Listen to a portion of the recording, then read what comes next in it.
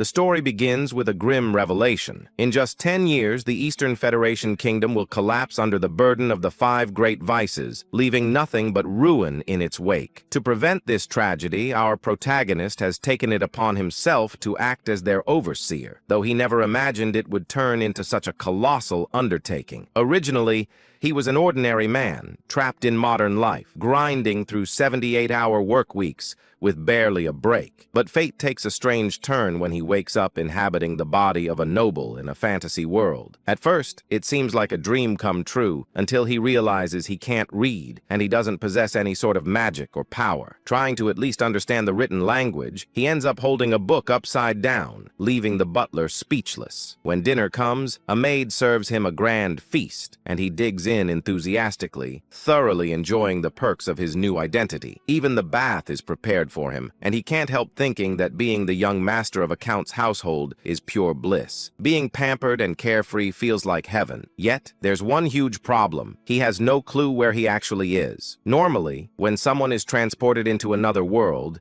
it's from a novel or game they're familiar with. So when one of the maids casually mentions that his older brothers, Leo and Tonio, will be returning tomorrow, he's baffled. The maid, in turn, is surprised that he seems to have forgotten his own family. As he mulls over their names, something clicks. They sound painfully familiar. Then it hits him like lightning. He's in the world of Psychedelia, a turn-based RPG he used to play during his rare moments of free time. But there's a catch. In every possible storyline of Psychedelia, once the 5 great vices, wrath, greed, sloth, pride, and obsession, emerge, the kingdom's nobility and cities fall into madness and destruction, and the Palacio family, where he now finds himself, is infamous in one of the game's early side quests. The eldest son, Leo Palacio, is dubbed the King of Lust, while the second son, Tonio, is known as the King of Vice. When he realizes this, he drops to his knees. He remembers this place vividly. It's the very first sub-quest of the game. Looking around, he sees that the mansion is exactly how it appeared in Psychedelia. The Palacio household is destined to be among the first noble families wiped out by the 5 great vices. And his current identity? The third son, Alan Palacio, a minor villain who meets a terrible end. His face remains blank as this truth sinks in. Even though he's just discovered that his death is certain, the only thing that crosses his mind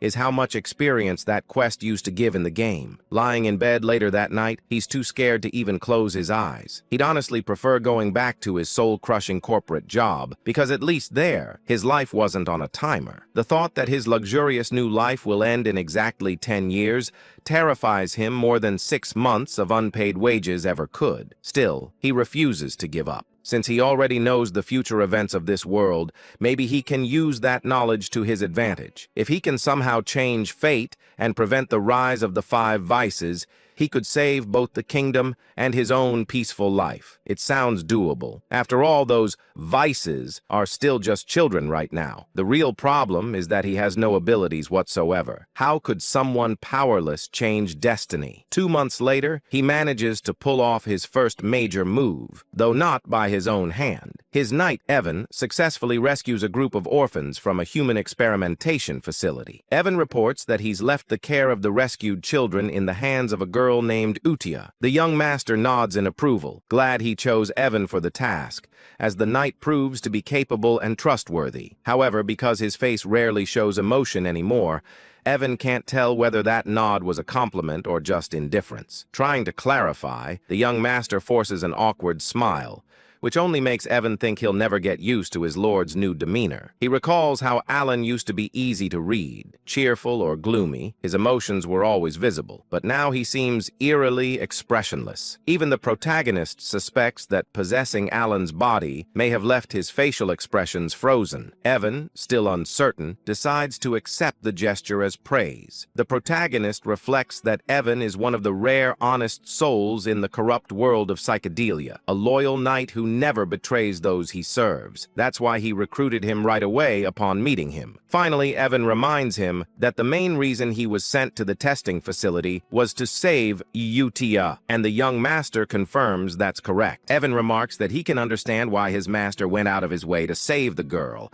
Even with all his years of experience as a mercenary, he can tell Utia is no ordinary child. Her strength alone makes it hard for him to fathom why she ever allowed herself to be locked up in the first first place. He then questions why the young master didn't bring her back to the manor, since keeping someone like her in an orphanage seems wasteful. Our protagonist agrees out loud, but has other thoughts in mind. He knows it might look like he's ignoring her potential, but leaving her there is actually part of his larger plan. Utia isn't human. In the original timeline of the game, she forms a pact with a being from another realm and eventually becomes the physical incarnation of Wrath, one of the 5 great vices responsible for countless deaths. Thanks to his interference, that dark fate has been diverted. He wants her to grow up peacefully, far away from corruption. To him, that means he's successfully neutralized one of the 4 remaining disasters. Of course, he can't tell Evan any of this, so he decides to act cryptic and simply says, "The time isn't right yet." Evan, ever curious,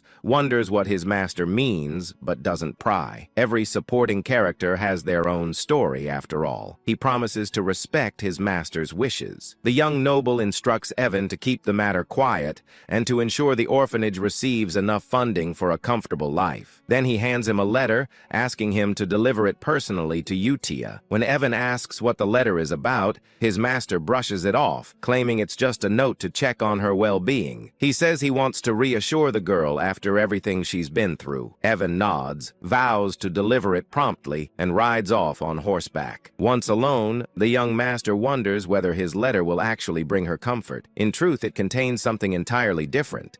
A few lines he remembers from the game. Back then, when Utia had already become the embodiment of wrath and was laying waste to the kingdom, the archbishop mentioned a strange phrase about a spell capable of reaching a non-human like her. The line went something like, "Cast agony from the shadows with the light of the fallen's grace." He never quite understood its meaning, but in the game, those words momentarily resonated with her before she killed the archbishop anyway. It wasn't that the spell failed, it had simply come too late, and her rage consumed her before peace could take root. Now, our protagonist believes that by sending those same words early, he might truly change her destiny this time. With wrath handled, at least for now, he's ready to move on to the next of the great vices. Still, he can't help but think how absurd it sounds to try befriending a potential monster with a single poetic quote. Yet, considering that these sins all seem to worship some mysterious higher entity, maybe there's something to it. To him, they all seem like fanatics. Meanwhile, we shift to Utia Sao, who's reading the letter herself, and she's not happy. Evan, watching her, can feel the immense surge of mana radiating from her small frame. It's beyond belief. He admits that she might be the strangest person he's ever met. Her face is emotionless, her voice calm, yet her power screams otherwise. She asks Evan to confirm whether the young master truly wrote the letter. When he nods, she explodes with fury, her mana flaring like a storm. The sheer force is enough to terrify even a seasoned warrior like Evan. Manifesting mana in tangible form, like she's doing, is something only master-level individuals can achieve. Her anger is unrestrained, like that of a jealous lover denied attention. Evan recalls his master's words that it simply wasn't time yet, and blurts them out in desperation. Miraculously, that line works. Utia stills, interpreting the phrase in the letter as a hidden message meant only for her, a secret promise she believes only her master could have made. Evan stands there speechless, completely lost as to what's happening. Utia, still wrapped in her eerie devotion, declares that she understands him perfectly. Her demeanor is chillingly similar to a certain vampire-like guardian from another story. She is, after all, the daughter of monsters, the Scarlet Queen Utia, destined to embody wrath. Back at the manor, our main character feels confident that he's bought himself more time to enjoy his comfortable life. As he drifts off to sleep, he imagines the bright moon smiling down at him in silent encouragement. Before lying down, he places a primrose flower on his bed, thinking it's just a cute decoration. All he really wants is to live peacefully and luxuriously. Is that really too much to ask? Unbeknownst to him, in the Astria kingdom, primrose flowers are used in funeral rites, plants placed on the wounds or graves of the deceased. Symbolically, it's a terrible omen. The next morning, he's in the library, buried under falling books that seem to be punishing him for his illiteracy. He's currently researching the third vice, or as he likes to call them, the landmines. The process is frustrating beyond belief. Evan soon returns, reporting that they've successfully rescued another child, thanks to the young master's directions. When asked, our protagonist makes sure the child was treated gently after being saved from an underground slave market. Evan assures him that she was, but before their conversation can continue, the library doors slam open with a deafening crash, sending papers flying everywhere. The intruder? Tonio, the second son of the Palacio family. He immediately starts mocking his younger brother, demanding to know how an illiterate fool like him dares to hold a book. Our MC, expressionless as always, just stares back. Tonio's taunting escalates, but the young master decides it's not worth the effort. He plays it cool, saying Tonio can use the library if he wants. He'll be taking his leave. Tonio, thinking he's asserted dominance, grinds his heel onto his brother's head with a smirk. Before things can go further, a knife suddenly whistles through the air, lodging itself into the wall beside them. A new voice cuts through the tension, scolding them for being too loud. The newcomer is Leo, the eldest son of the family. As Leo and Tonio start bickering, our protagonist takes the chance to quietly crawl away, completely unbothered. He remembers that in the game, the Palacio family was wiped out early on, but seeing them in person, he realizes how powerful and dangerous they truly are. The two brothers are constantly at each other's throats, fighting over who will become head of the household. Leo controls the city's underground pleasure network, earning the title of King of Desire, while Tonio runs the region's largest drug ring, known as the King of Vice. Watching them fight, the young master decides there's absolutely no point getting tangled in their mess if he wants to preserve his comfortable lifestyle. And so, with his usual deadpan look, he literally crawls away from the chaos while Evan calmly follows, as if this absurd escape were the most normal thing in the world. As Evan adjusts his young master's hair, our protagonist silently vows to live happily, even if it means staying a powerless, incompetent, illegitimate son. A bit later, Evan comments that the second child they rescued didn't seem like an ordinary kid either. Watching his master lazily recline in his chair,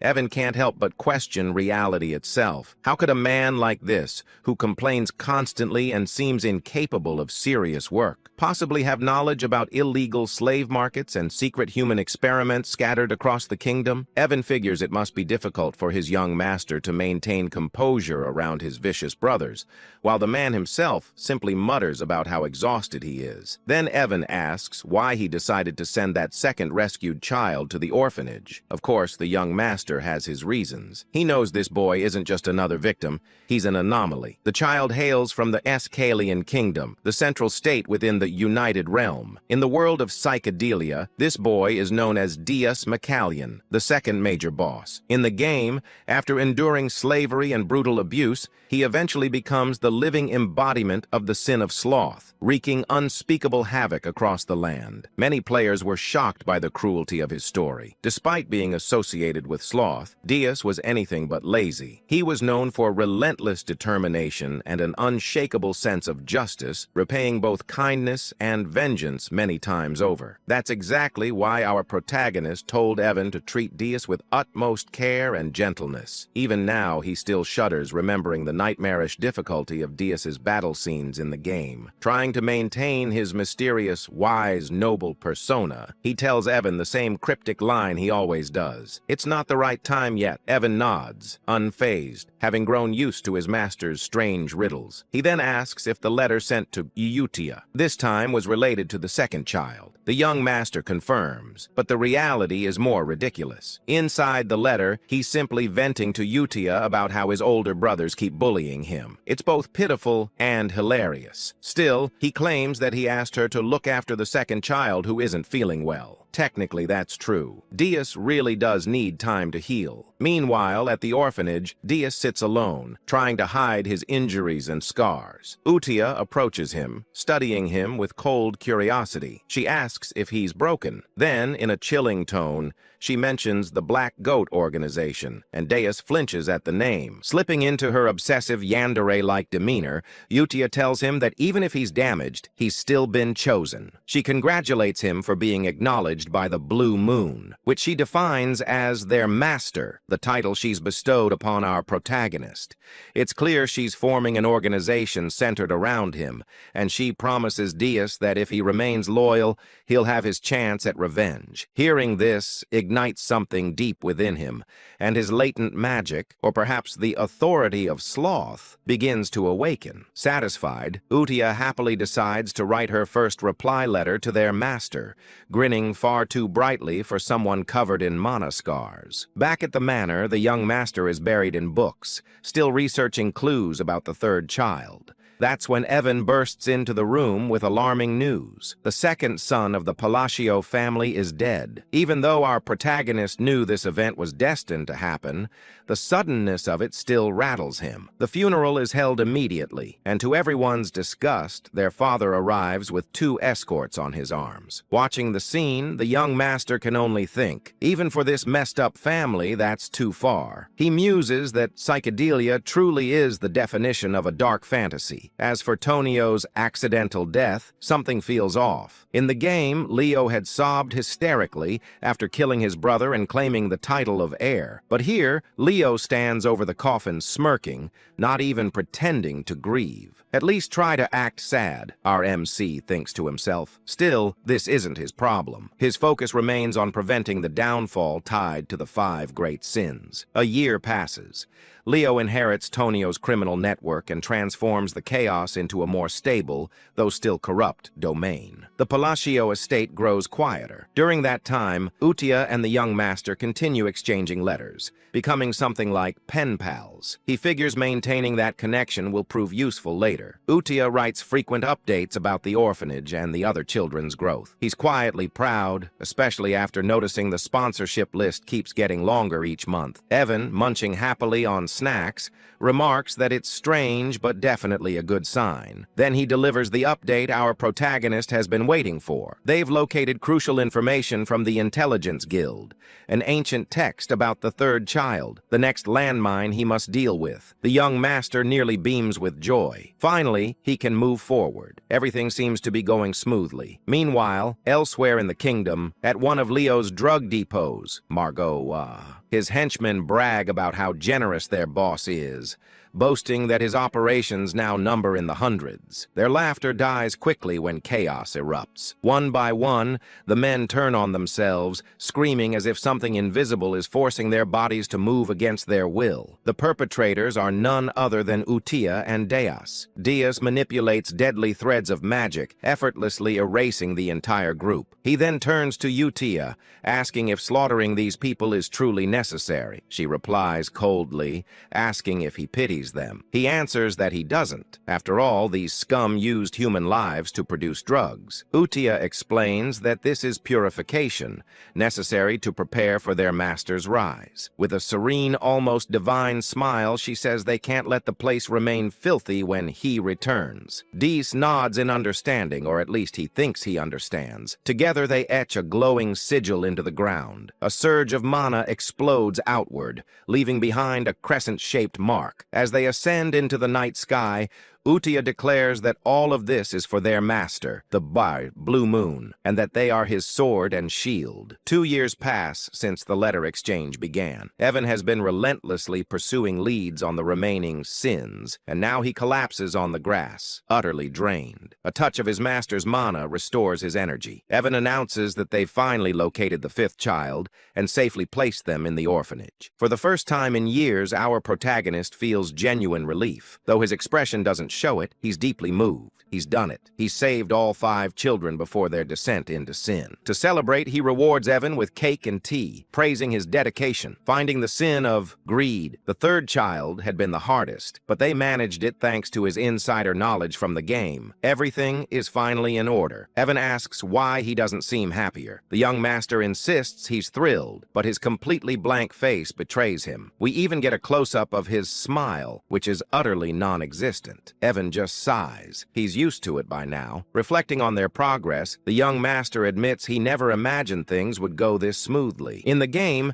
the 5 bosses became the great vices because of unbearable suffering. Saving them before that transformation seemed nearly impossible, but somehow he's managed it. When he asks about the orphanage's current state, Evan hands him a letter reporting that everything is running smoothly and the children seem happier every day. The young master remarks that if that's true, they might not even need a new caretaker. He's surprised Utia has handled things so well, though it makes sense, considering her deep attachment to the orphanage in the game's story. Reading Utia's letter, he finds that she's written warmly about each child's progress, especially Dias, reassuring him that everyone is doing fine. For the first time, a faint smile appears on his lips. He's genuinely glad they're growing up well. Evan asks when he plans to finally meet them in person. As always, the young master replies vaguely that the right time will come. In truth, he has no intention of meeting them anytime soon. He's terrified of the power they'll eventually wield. For now, distance feels safest. Still, he's aware that if he wants to survive in this grim world, he needs to get stronger. The answer lies in magic, and luckily, this body has the potential for it. While training, Evan mentions a new group rising across the continent called the Blue Moon. The young master feigns ignorance,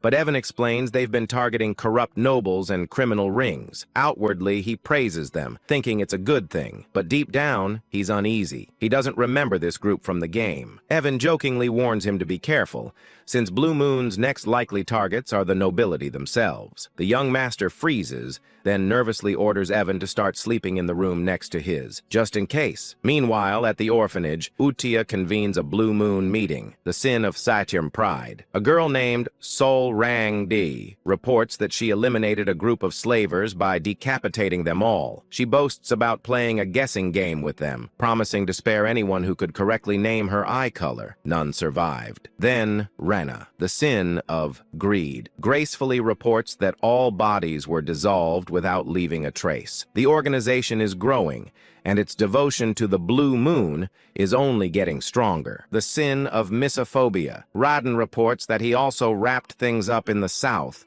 taking care of the illegal human testing grounds and turning those Avalon bastards who were causing trouble into minced meat. These kids are seriously scary, I tell you. Anyway, the scariest of them all, Utia praises them for a job well done. Talking about how everything will go according to his will, she emphasizes that they all exist for the sake of the Great Moon. This secret organization worships the Great Moon, the Blue Moon, who just so happens to be our main character. Suddenly, Deus reports a problem which makes Utia question what could possibly be wrong when everything seems perfect under his command. These fools are treating our MC like some kind of deity. Deus explains that the head of Avalon is the eldest son of the Palatio Count family, where their lord resides. He claims to have found a dangerous written order while cleaning up the south. It turns out that the eldest son, Leo, is targeting our MC. Naturally, Utia can't let this slide. She unleashes an intense, murderous aura that sends the other kids cowering in fear. The letter reveals that Leo's plan is to slowly poison our boy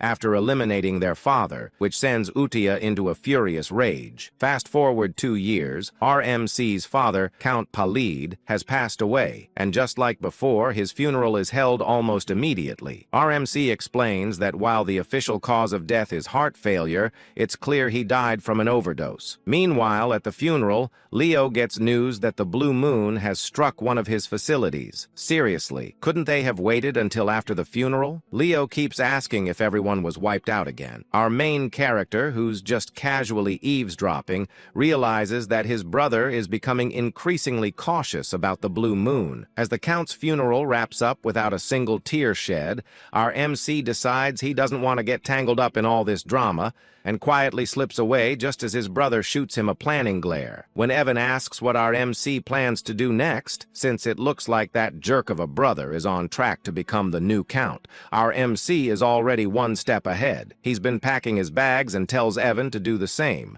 The plan to run away from this mess. Evan questions whether he really intends to flee, and our MC clarifies that it's not a complete getaway. They're just heading downtown to lay low for a bit. When Evan asks if he means the town of Rodmill, our guy confirms it. He's been eyeing Rodmill for a while now, and it's a small town in the south of Paleo, making it the perfect hideout. Plus, he's timed it well since Leo has been giving him some seriously unsettling looks. Once they arrive in Rodmill, our MC actually starts enjoying life, whipping up some delicious-looking toast while Evan just goes along with everything like it's the most normal thing ever. But 3 days later, their peaceful existence is shattered when our MC is forced to return home for his brother's funeral. He can't believe he's back so soon. According to the game, Leo wasn't supposed to die yet.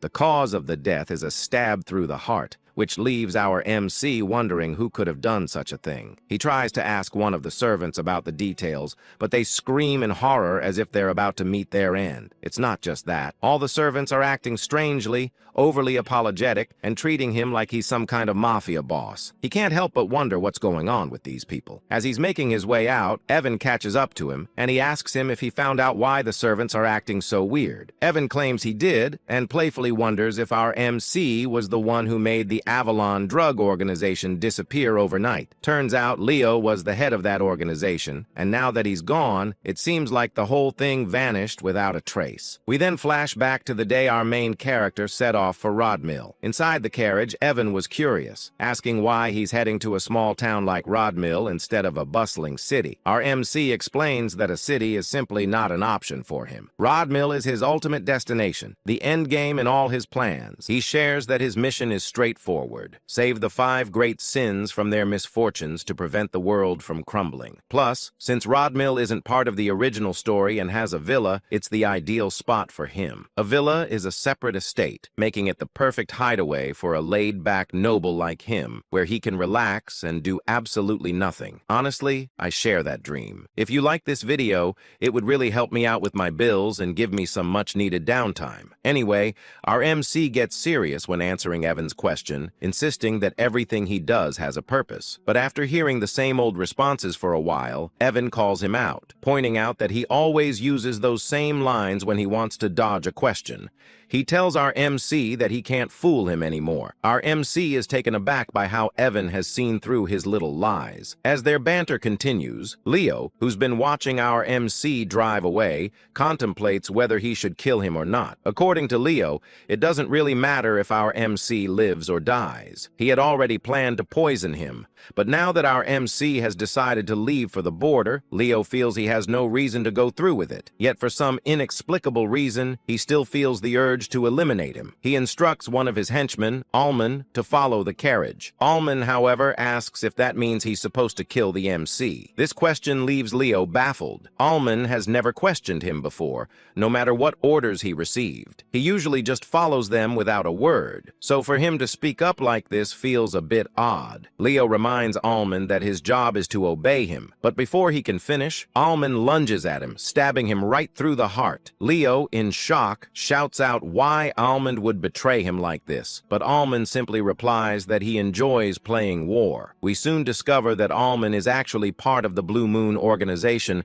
and his real name is Hidden. He explains that they've been taught a creed by Blue Moon. Since the Blue Moon is essentially RMC's sword, it makes sense for them to act according to his wishes. However, if anyone dares to threaten the Great Blue Moon, RMC, they're allowed to take matters into their own hands, meaning they can eliminate the threat. Hidden reveals he's been waiting for Leo to give the order to kill their lord, and he can't believe it took 2 years for that to happen. Leo tries to argue that his subordinates won't let Hidden live, but Hidden counters that with Leo's death, the entire organization will be wiped off the continent forever. Looking at Leo's lifeless body, Hidden can't help but comment on how unfortunate this all is. If Leo hadn't tried to kill their great master, he might have lived a few more months or even years. Meanwhile, in the present, present, our MC is enjoying his dream life in the small town of Rodmill. He wakes up whenever he wants and shares delicious meals with Evan, living the life of a true noble. But his fate would have it. His peaceful existence is shattered when he receives a letter. The letter requested that he step up as the next head of the family. Just like that, his carefree life came to an end a mere 4 days after it began, forcing him to return to the palatial state. However, things felt off. The maids and other staff were acting strangely around him. He couldn't help but wonder what was behind their odd behavior. Then Evan teasingly asked him when he had become the shadow leader, leaving him completely baffled. It dawned on him that all this fuss was due to the bizarre circumstances surrounding his brother's death, which had led to his current predicament. In his usual dramatic fashion,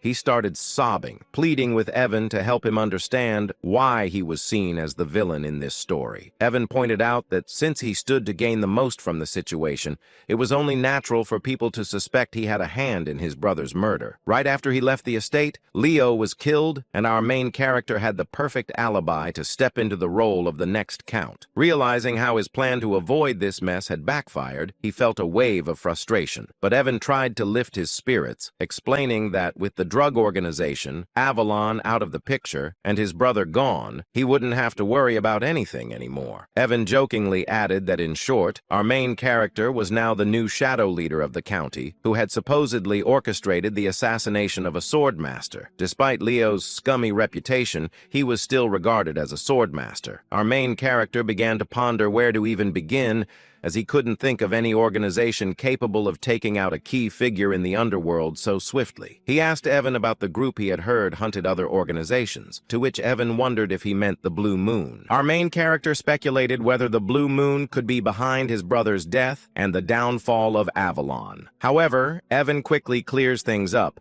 saying that according to the Information Guild, the Blue Moon isn't to blame. Instead of leaving behind bodies, the Blue Moon is known for marking the moon itself. That's just how it operates. But it's rumored that all the members of Avalon met their end with a sword through the heart. Evan can't help but tease our MC, joking that the road to hell has been opened. But putting jokes aside, our MC reflects on his game knowledge, realizing there shouldn't be any organization called the Blue Moon, which means they can't be responsible for this mess. But if it's not them, then who could it be? As he tries to piece everything together, the scene shifts to the orphanage where Utia is holding a meeting with the other great sins. She asks if everything went smoothly, and Reina, the sin of greed, confirms that she left no traces behind. Surang, the sin of pride, adds that there was no one left alive on her end, just corpses. Dias chimes in, boasting that he took out all 486 soldiers of Avalon. His magic is quite something, like a beautiful butterfly tangled in spiderweb. Then there's Rodon, the sin of misophobia, who also confirms that he cut down all the bad guys in half. Utia praises them for their work, but she's a pretty intimidating child. There are whispers that she's actually over 1,000 years old in the novel, but who really knows? That's how Avalon, the most notorious drug organization in the world that brought doom to the Asteria Kingdom, was wiped out in just 5 days. But suddenly, Rodon mentions that he doesn't think the cleanup was flawless. When Utia asks what he means, Rodon explains that he stumbled upon some intriguing documents linked to the nobles associated with Avalon, particularly the Altia Doctor, which has some deep ties. Hearing this, Utia's magic starts to flare up, and she tells the others they already know what she's about to say. It's time to wipe them out. Redden promises to handle it quietly. Moving on, Udikai then asks if the Information Guild is clean and whether they have any ties to Avalon. Rena confirms this, explaining that the guild matter is being dealt with separately from the other issue concerning the Blue Moon. Deiji, on the other hand, claims that all the guilds behave similarly, referring to it as the Hell Sword crafted by the Swordmaster. Hearing this, Reina inquires if she should keep tabs on our MC's movements, to which Udikai agrees, emphasizing that this entire situation must not reach that person's ears. She insists she has mentioned this multiple times, and they should all be aware of it. When she refers to that person, she essentially means our MC. Dias points out that since that person's family targeted them first, the order to eliminate them wasn't sanctioned by them. Upon hearing this, Yudia starts to panic. In her opinion, all their actions must be driven by a direct order from RMC. She claims they are essentially swords and a sword should never think for itself. She declares to the other sins that from this moment on,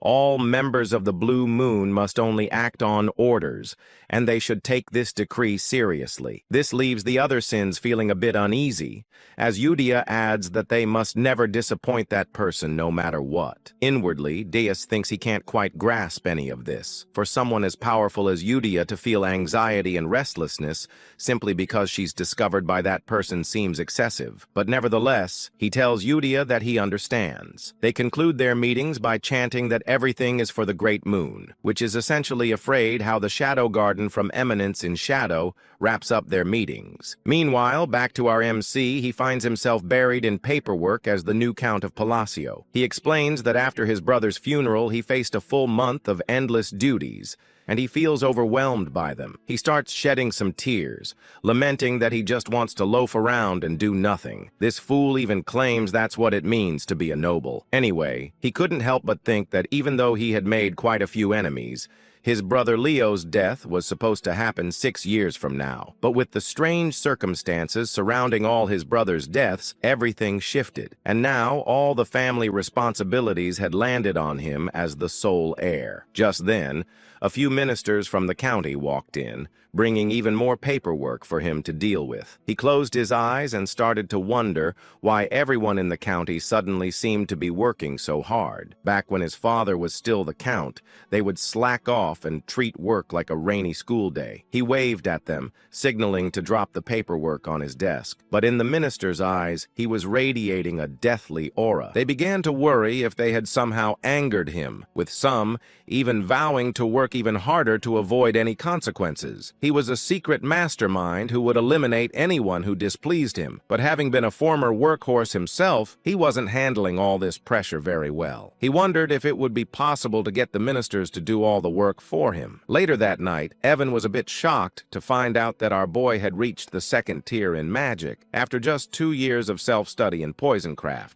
which meant he was quite talented and not shy about showing it. The little rascal was casting spells all over the house. Normally, it takes about 4 to 5 years of instruction to reach the 2nd tier in magic, and it often requires a natural talent as well. Our protagonist agreed that his magical talent was pretty decent. Deep down, though, he knows he's been practicing hard for self-defense because something just doesn't feel right. To wield magic effectively for protection, one must have perfect control over their mana, just like he's managing to do at this moment. Still, he can't help but wonder what good his magic is if it's only half-baked. He insists he's tried every type of magic this fantasy world offers, and at first, it was thrilling. He thought that mastering magic would mean he'd have nothing to fear, but now it feels more like he's scrambling to learn magic just to save his own skin. That's when the harsh reality hits him. His mana capacity is alarmingly small.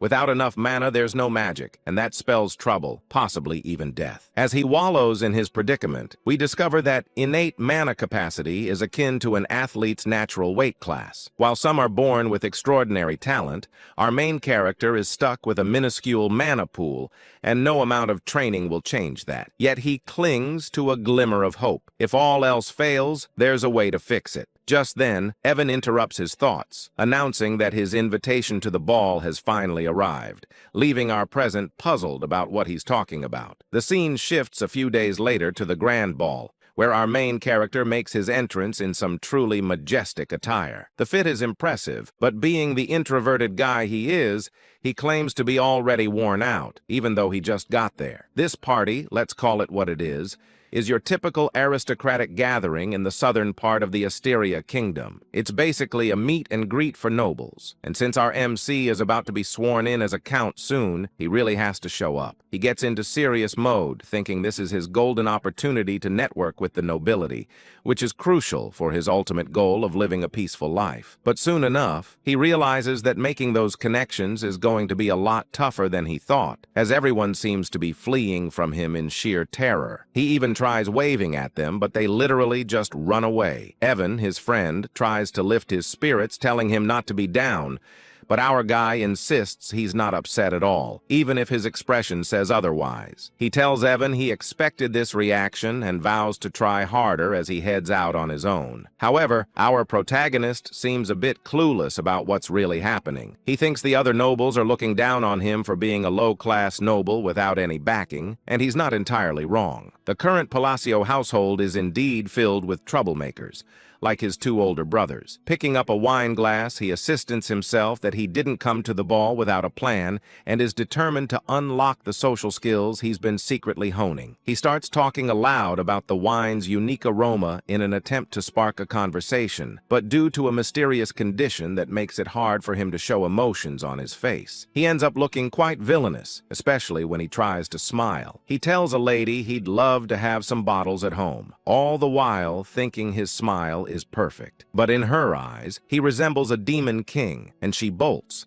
saying she'll tell her father to prepare them right away. To the other nobles, it looks like our protagonist just extorted and blackmailed the poor lady into giving him a limited edition regional wine. What a mess. Evan tries to comfort him while our protagonist insists that the lady must have just been shy. Later, we find him sulking in a corner while Evan is happily munching on food, teasing him about how his list of gifts has grown. It turns out the wine incident wasn't a one-off. Every time he tries to talk to someone, they think he's trying to blackmail them, handing him things like a panacea, citrus tea, and more. He can't shake the thought that Pazio has become way more notorious than he ever imagined. With rumors swirling about him having killed his two brothers, he's basically turned into a figure of fear and dread. Feeling down, he tells Evan he needs some fresh air. As he steps outside, a certain red-haired beauty catches his eye. While he's out there, he can't help but wonder where it all went wrong. Suddenly, a soft voice calls out to him from behind,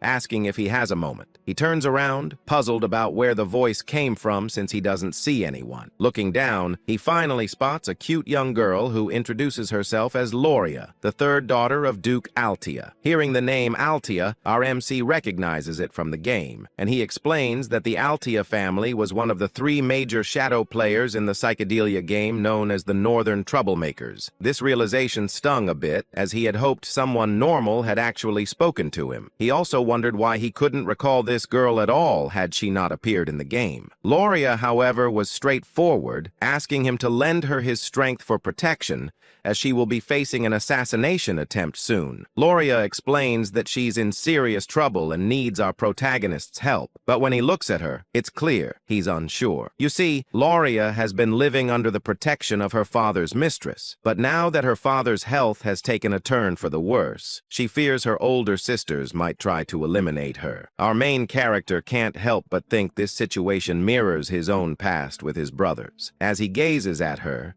it dawns on him that the reason he didn't recognize Loria from the game is that she must have already been dead and never made an appearance. Loria, looking as adorable as ever, pleads for his assistance, claiming that with his abilities he could really make a difference. But our protagonist firmly turns her down. She insists she's not coming to him empty-handed. If he saves her, she promises to share half of the Ultia family fortune.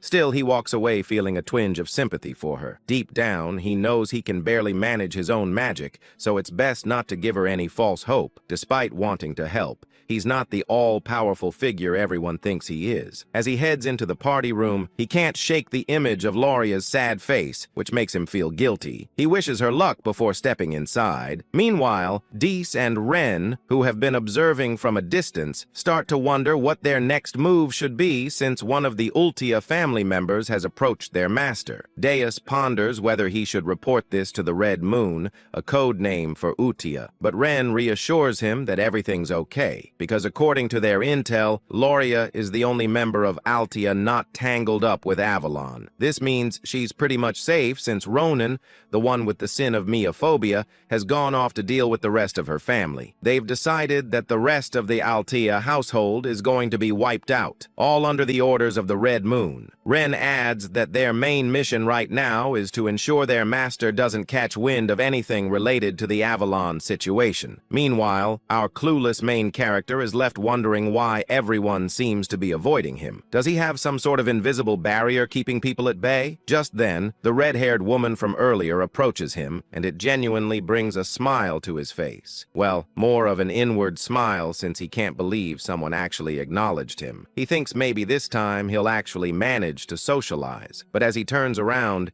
he realizes she's not just any ordinary woman. She's another shadow player. Looking at her, he recalls seeing her face in the game, and it hits him that no normal person would approach him first unless they were trouble. He greets her, calling her Lady Zenonia, which surprises her. How does he know her name? Our protagonist explains that she's quite famous in her own right. In the Asteria Kingdom, there are 3 prominent shadow player families: the Altia in the north, the Patio in the east, and the Zenonia in the west. This stunning curvy lady is introduced as the eldest daughter of Count Zenonia, Clea. She asks him if she's really that well known, and he explains that while Clea Patio runs a gang, the Zenonia family operates more like a clever criminal syndicate. Just thinking about it makes him shudder. He insists that what he really needs are some solid connections to help him maintain his peaceful, noble life. For the sake of that easy life he's always dreamed of, he believes he must steer clear of this curvy, stunning woman who seems like trouble. With a respectful bow,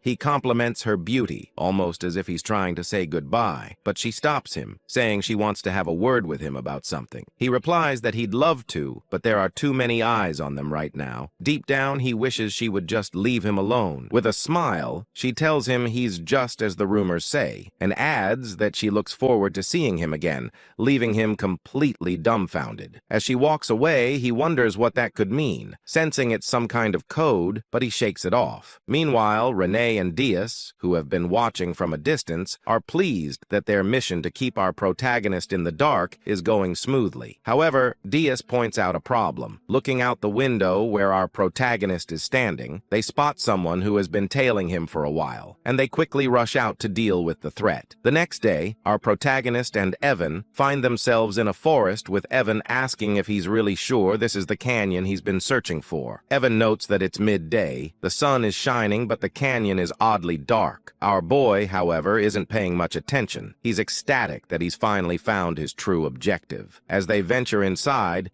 he jokes that if this place turns out to be empty like the others, he might actually cry. But as he looks at the symbols on the walls, he realizes this is the real deal. He explains that in the game, finding this place was a breeze. Truthfully, he admits that the only reason he traveled all the way to the south under the guise of attending the ball was to discover this labyrinth right here. The labyrinth is called the Labyrinth of Whispers, and if you can crack all the riddles in its 8 rooms, you'll earn a powerful artifact as a reward. Exactly what he's after. He claims to have memorized all the routes and puzzles this labyrinth has to offer. Finally, he arrives at a massive door, and as he gazes at it, he confesses that seeing the labyrinth entrance in person is breathtaking. It feels so much more real than it did in the game. In the game, he tackled this labyrinth countless times. Evan, on the other hand, asks how our protagonist even knew a place like this existed. Our boy, without thinking, replies that he's been here often, leaving Evan puzzled about what this guy is talking about. Realizing he might have slipped up, our protagonist quickly backtracks, saying he was just kidding, and suggests they head inside. Once inside, they encounter some monsters and giant golem hands that could easily crush them like twigs. Evan wonders if these creatures are tied to the riddle, and if our boy gets the answer wrong, those giant hands will show no mercy. But our boy, unfazed, starts solving the riddle, leaving Evan to wonder how he can remain so calm in such a dire situation. Evan reflects that they've been together for 4 years now, yet he still doesn't understand him at all. Things like saving orphans, repaying random debts, helping free slaves, and even delivering seemingly pointless messages. Yeah, in Evan's eyes, our boy is a total weirdo. Still, watching him solve the riddles with ease makes Evan question how this is even possible. This guy has barely left the estate, yet he seems to know everything about this labyrinth. Regardless, Evan admits that the reason he keeps following this mysterious master of his is simple. Everything he does somehow leads to a good outcome. They finally make it inside, but our main character can't shake off the gruesome visuals of the game. He's feeling queasy, but as they step into a lavish room brimming with treasures and gold, his attention is immediately drawn to a hand statue adorned with multiple rings. He declares that their goal is the black ring and insists they should grab it and get out fast. Meanwhile, Evan, who's busy stuffing his pockets with gold, questions why our protagonist is so fixated on the black ring, which looks like the least valuable of the bunch. Our hero explains that taking anything else could lead to trouble down the line. Deep down, he realizes he's finally got his hands on the ring that holds the oath of restraint. As they start to head back, our MC feels pretty pleased with himself, thinking that snagging the ring was a breeze thanks to his gaming knowledge. But Evan suddenly gets a bad vibe and points out that the rock piles they passed while entering the canyon are actually golems, and they seem to be stirring. Evan quickly gets into battle mode, feeling anxious about their situation. To him, these golems are total unknowns, making this a nightmare scenario. He thinks that if he can just get his young master out safely,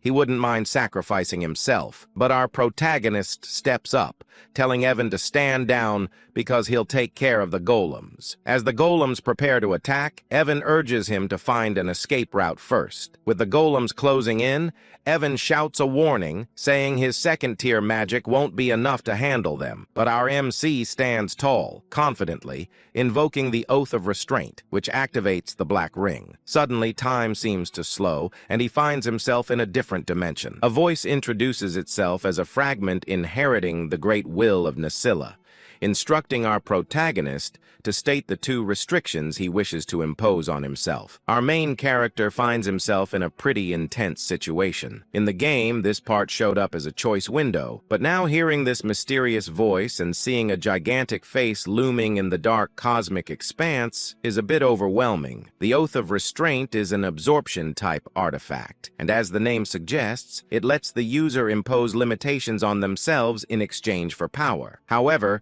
the sheer force of the voice makes our MC tremble a bit. The voice urges him to declare his first restraint, and with a hand sign, he states that he will always perform the hand signs of Babylonia when casting magic. The voice then asks what he hopes to gain from this restriction, and our boy responds that he desires the ability to bend the laws of the world just a little more. The voice grants him this power. For his second restraint, our boy explains that he will strictly chant the words of Babylonia when using magic. When the voice inquires about his desire behind this restriction, he boldly claims he wants even greater power to defy the laws of the world, which momentarily surprises the mysterious entity. Our protagonist starts to worry that he might have messed something up, especially since the entity paused. He even mimicked the exact skill icon from the game just to be safe. By choosing both the hand signs and the word restrictions, he believes he can achieve the highest possible magic attack power. Thanks to all his repeated gameplay, he has memorized every combination used in the game. So, this should work. Finally, the entity speaks again, confirming that his restraint has been granted. It expresses gratitude to the human who has remembered all the gestures and mysteries of the forgotten god. Our protagonist is puzzled by what the entity means, but he quickly notices that the ring is being absorbed,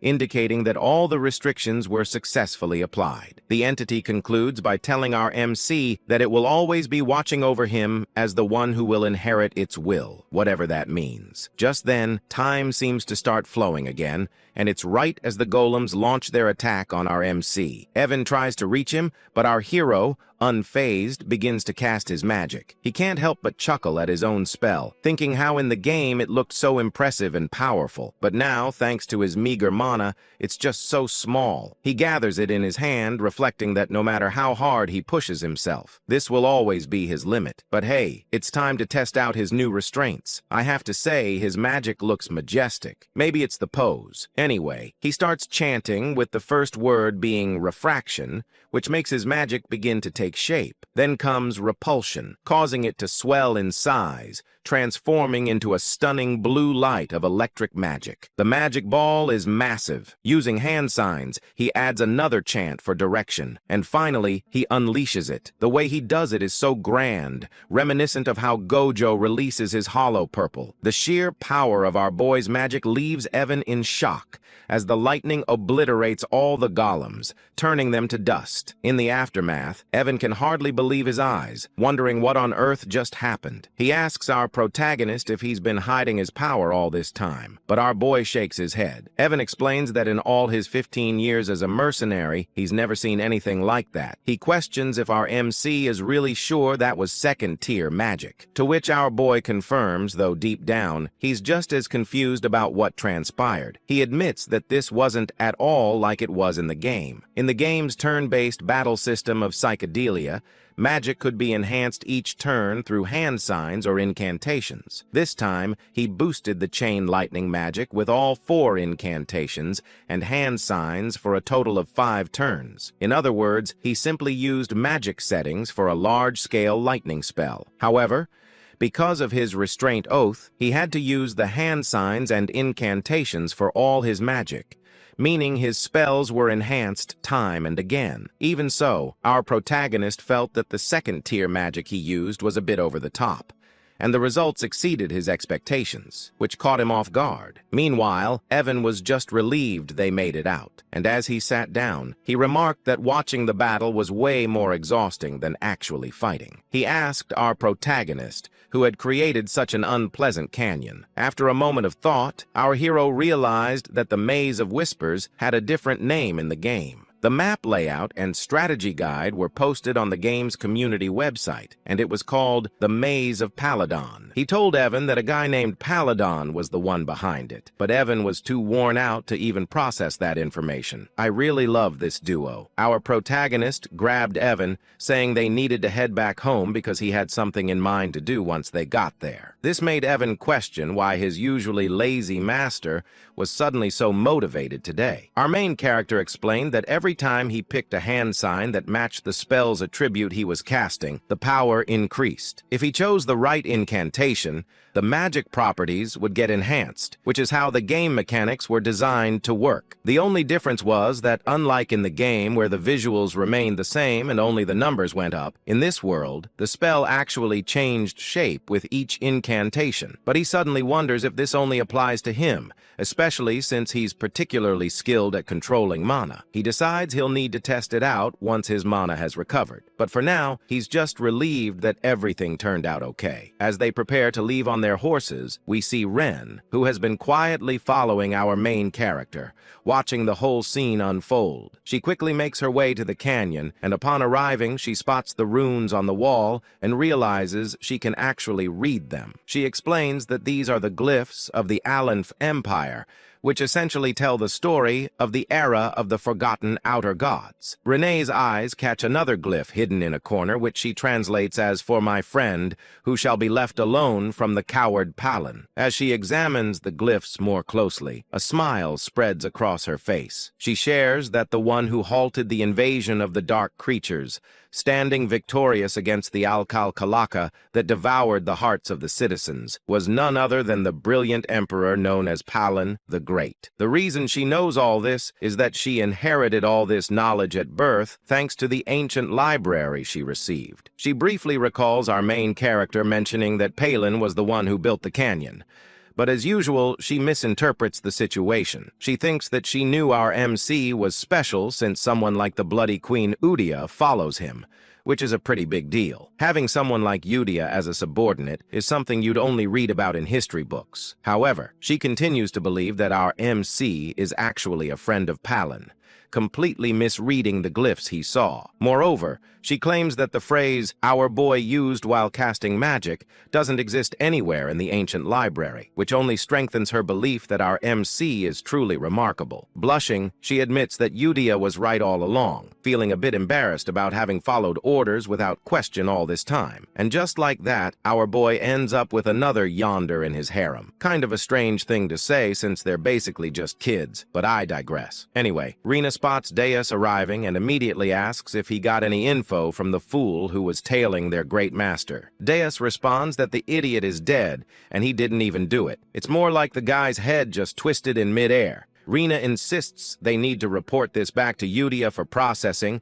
and disagrees. So they head out. Meanwhile, in Zenonia County, Lady Kalia is sipping her tea, pondering how our main character is, just as the rumors say. She notes his chilling, emotionless expression and those abyss-like eyes. It bothers her that he called her famous. Count Zenonia is indeed strong and well-known, but for our boy to label her as famous despite not being involved in social activities is quite intriguing. What's really going on here is that Kalia is the true mastermind, using black magic to control her father, the Count, making her the real head of the family. The fact that our boy called her famous makes her think he might know something about her secret, which terrifies her since no one is aware that she's turned her father into a puppet. She recalls how our boy mentioned there are too many eyes on them, which she misinterprets as him having discovered the person she had following him. Now, that's a classic case of misunderstanding, like something out of an Eminence and Shadow scenario. Suddenly, Klaya gets a call from one of her servants who says there's a problem. Well, she asks what's going on, and the servant insists that it's better for her to see it for herself. When she heads to her room, she discovers that the person she had following our boy is dead. The servant explains that since the seal on the body didn't activate, it means he didn't spill any secrets. But Klaya quickly points out that the person who killed her man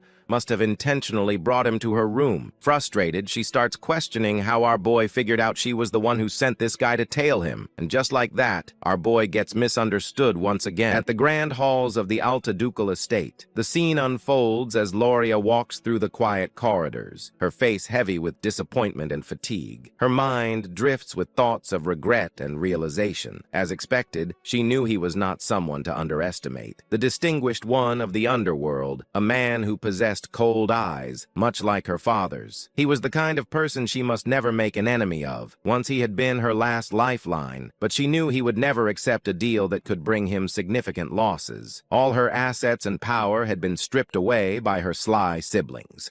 The eldest daughter, Mararian, the second son, Ki, the eldest son, Tamion, and the second daughter, Pai. With nothing left, she had survived only through her father's love and mercy. But now, even that seemed uncertain. As she walked deeper into the estate, lost in despair, she whispered to herself that she no longer knew what to do. The moment she entered the estate, the maids rushed toward her in panic, their voices trembling. They cried out, calling for Lady Loria, their faces pale with fear. They told her that Lady Pine and Key had taken their own lives. Shock spread across Loria's face, her body frozen in disbelief. Her thoughts raced. Those people would rather stab their own family, and yet they took their own lives. It didn't make any sense. Fear gripped her heart as she asked about Tamalian and Marianne. Soon after, she was shown a horrifying sight. Both Talon and Mararian lying lifeless, their swords buried into each other's chests. Gloria's body trembled as terror consumed her. Her mind screamed with confusion, wondering why and how such a tragedy had occurred. Meanwhile, outside the Altia estate, Radon was seen leaving swiftly, a faint smirk curling on his lips as he muttered to himself, "Successfully eliminated." Gloria's mind flashed back to Alon's earlier words, the ones that had hinted that good things would soon happen. Remembering that, she felt an icy dread run through her veins. A realization struck her. The true mastermind of the Count's household, the one who had hidden his claws and waited for the right moment to seize power, had finally made his move. This was exactly what he meant. Now she had become the only successor in the ducal family overnight. A bitter laugh escaped her lips as she wondered what kind of monstrous devil she had made a pact with. But she knew there was no going back now. Those who betrayed him had already met terrible fates. There were too many precedents. She told herself that she must walk the path she had chosen, no matter how dark it became. A sudden determination lit up her eyes. 2 months later, a grand gift arrived at Duke Alia's estate, addressed to Elon. Upon seeing it, Evan's eyes widened in surprise. It was a bottle of Cernant's wine, a rare and luxurious drink that cost thousands of gold per bottle. He was amazed, saying he had never expected to see such a treasure. When Alon read the letter accompanying it, he realized that the gift had not been sent by Duke Altia himself, but by Loria Aliyah. It seemed that the youngest daughter had prepared it personally. He was confused, wondering why she would send it to him. The thought stung his conscience, reminding him that he hadn't been able to help her when she needed it most. He turned to the servant and asked if it was truly meant for him. The servant confirmed that the Duke herself had prepared it and ordered him to deliver it personally. That single phrase of the Duke herself made Alan pause. Realization struck him. The youngest Loria had become the Duke. In the next scene, Loria was shown in her office, busy with documents. When her work was finally done, she leaned back, stretching her arms as she softly remarked how quickly 2 months had passed. After her father's funeral, who had passed away due to illness, she had officially become the Duke following the succession ceremony. She recalled how she couldn't even enter that office before. The death of her siblings had happened so suddenly, yet no one had suspected her at all. She had an alibi. She was attending the ball at the time. Back then, her secret organization had been destroyed by her siblings,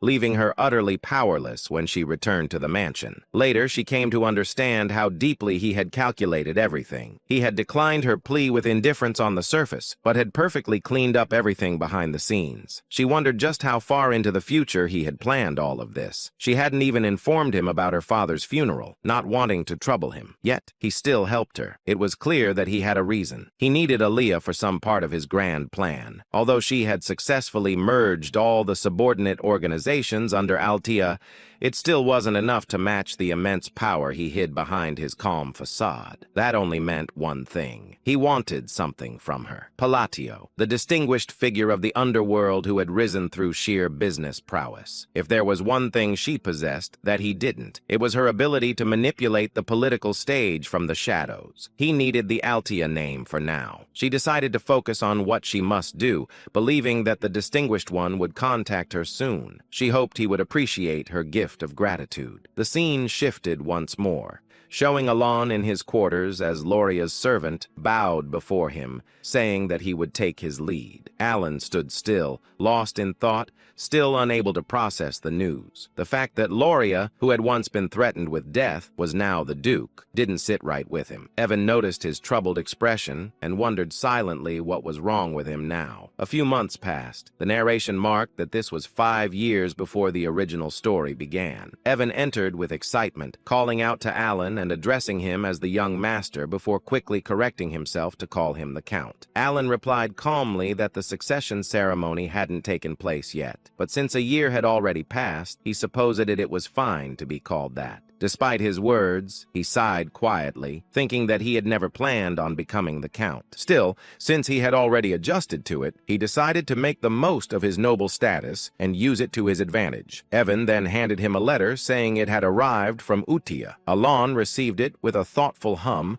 asking if there had been any information found about the assassins who killed Leo. The two men walked into the library, and as they took their seats, Evan responded that nothing had been revealed yet. The Information Guild was still investigating, and they would have to give it more time. He then looked at Alon curiously and asked what his next goal would be. Assuming that revenge was not his intention anymore, both of them sat in silence within the Grand Library. Alan sat in deep thought, realizing that all the things that slightly differed from the original game were probably butterfly effects caused by his own actions. Accepting this, he decided that he would simply be prepared for any unexpected events that might come his way. Evan, observing him, remarked that he suddenly sounded like a real Count. Alan responded casually and brushed it off, but his curiosity soon drifted to the letter he had received. He wondered what Utia had written this time. Opening the letter, Alan began to read. Utia had written warmly, asking if he had been well. She mentioned that, as always, they were all doing okay, and that everyone was pursuing their own hobbies. Dios's puppet shows had now reached a professional level, while Cioler loved to play and learn with her friends. Reinar quietly spent her days reading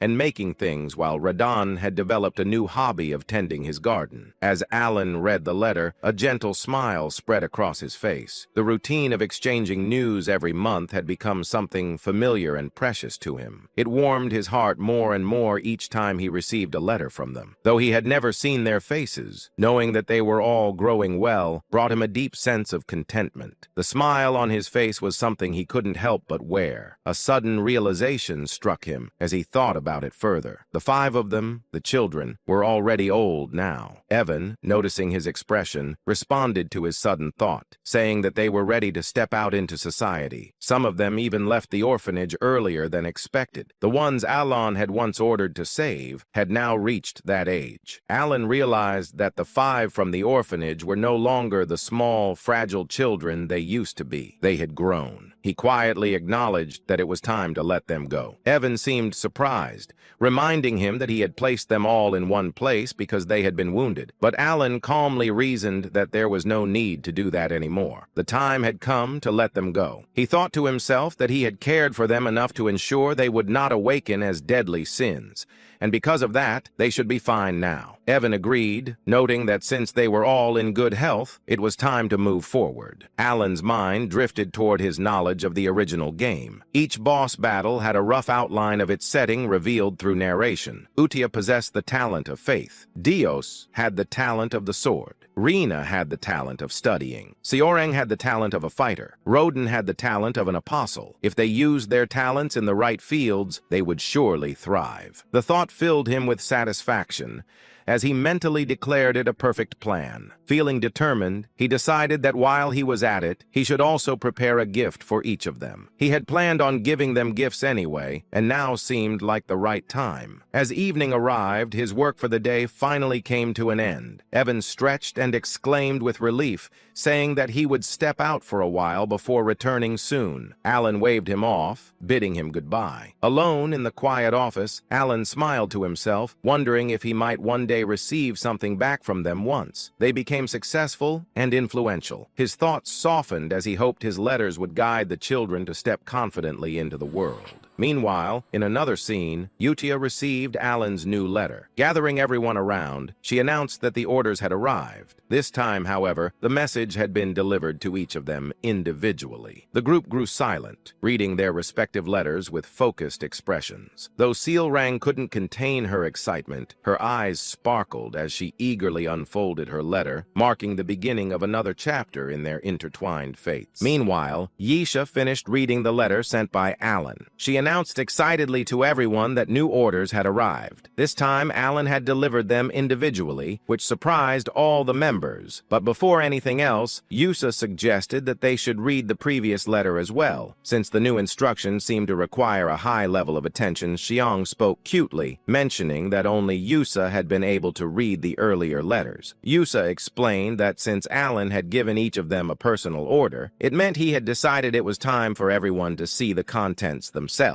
The letter written by Alan made Seorang and the other sins react like curious kitten. Seorang clumsily repeated the first line of the message Alan had written. "How have you been lately? It seems you have many talented friends. If you need anything, let me know." Renee commented that it sounded like ordinary small talk, but Yusa smiled. She understood that Alan had intentionally kept the opening simple. After the greeting letter, this was the first true order he had issued. He had defined the elimination targets, assigned missions, and instructed them to report the results afterward. It was during this time that he entrusted Blue Moon to her. As everyone could see, he had personally chosen each of them, and all the sins were excited to meet him. Deus nodded and said it made sense. This prevented information leaked. She remembered her first order and smiled, recalling how firmly she had been told to understand the instruction clearly and carry out the mission without fail. Deus then wondered aloud if it would be better to visit Alan directly or contact him through magic communication. Raiden agreed that if leaks were the issue,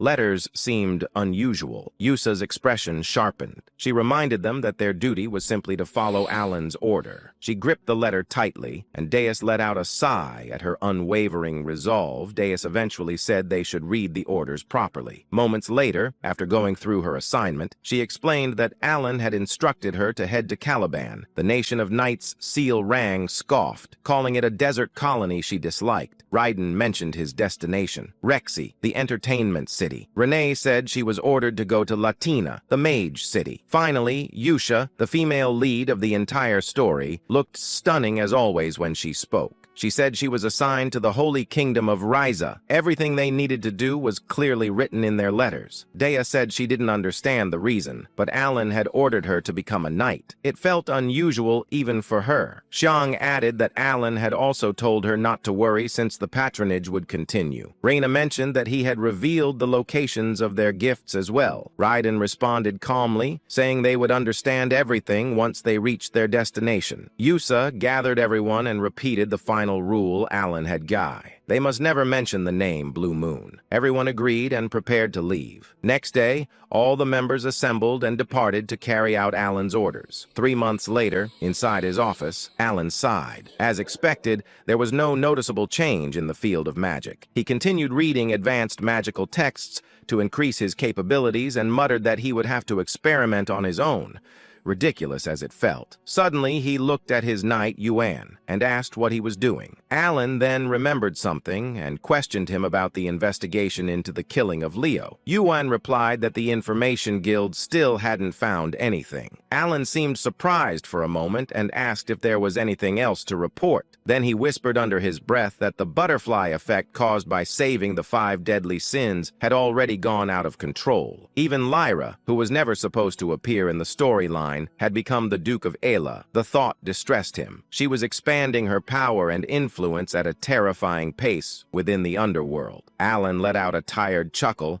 and told Yuan they should stop investigating the Ascension altogether. It was dull work, and he already had far too many responsibilities piling up. Yuan looked at him with surprise and really master. Alan explained that the entire situation was clearly the result of his own ignorance. In a place like this, almost nothing escaped the network of the Information Guild. Even he felt uneasy about it. If he tried to uncover things he was not meant to touch, the consequences that returned to him could be far worse. He muttered that if an unexpected complication led directly to death, then the investigation was meaning. In the end, organizations like that wouldn't harm him as long as he didn't interfere with their affair. He clarified to himself and to Yuan that there was no reason for any secret group to target him unless he approached them first. That was why he believed there was no point in continuing the investigation into Leo's death. Yuan nodded and agreed to inform the guild to stop. Then he suddenly remembered something. Right, there's another piece of news, he said. Apparently, Deus has been appointed as a knight in Caliban recently. Alan looked up in surprise. Really? Good for her. 3 months later, Yuan entered the room carrying snacks. Count, there's something else, he said. Apparently, Deus has created an entire knight order. Alan straightened. A knight order? Then she must be at least expert level or higher. Could she already be at the level of a sword master? Yuan replied that Deus had indeed reached the level of sword expert. Alan thought quietly, noting that it hadn't been long since she was first appointed. Students across the continent were now talking about it, claiming the world would see a 5th Master Knight within 10 years. Alan raised an eyebrow. Deus, the future Master Knight. You mean the one they call the Sword of Caliban? Yuan chuckled. Yes. She's incredibly talented. Caliban must be in an uproar because of her. She keeps gaining more recognition and followers with her swordsmanship. Alan silently admired her progress. 6 months later, almost a full year had passed since the 5 deadly sins left the orphanage. Alan had slowly grown accustomed to the responsibilities of a count.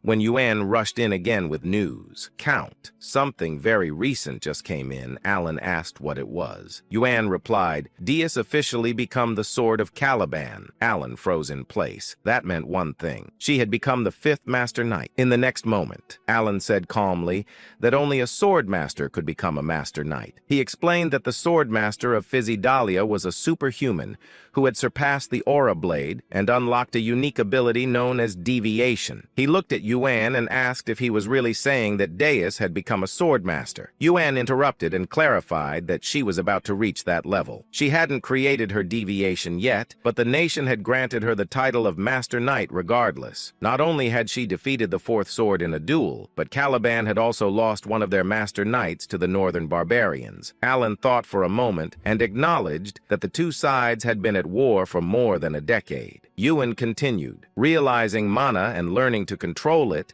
took around 5 years, while creating a deviation usually required decades. The first sword, Reharnet, had been 32 when he became the youngest Master Knight in history. He had wielded a sword since the age of 5 and was unmatched in strength. Even with that talent, it had taken Reharnet over 20 years to reach that level. Yet now, a child who once knew nothing about swords, Deus was becoming a Master Knight. Alan's eyes widened. So, if she's only waiting for her deviation, does that mean she has already surpassed Reharnet? She might reach Swordmaster status soon. A small smile appeared on his face. Maybe I can benefit from her sooner than I thought. Yuan quietly took note of his reaction. Alan looked at the letter with surprise and murmured that perhaps he couldn't do anything more. But Yuan immediately insisted that he should not blame himself. Alan held the letter again and explained that he only ever received letters from Yusha. Even after she left for the Holy Kingdom, she continued to send them regularly. Every letter contained news about the 5 deadly sins she grew up with. It seemed they stayed in close contact. He sighed,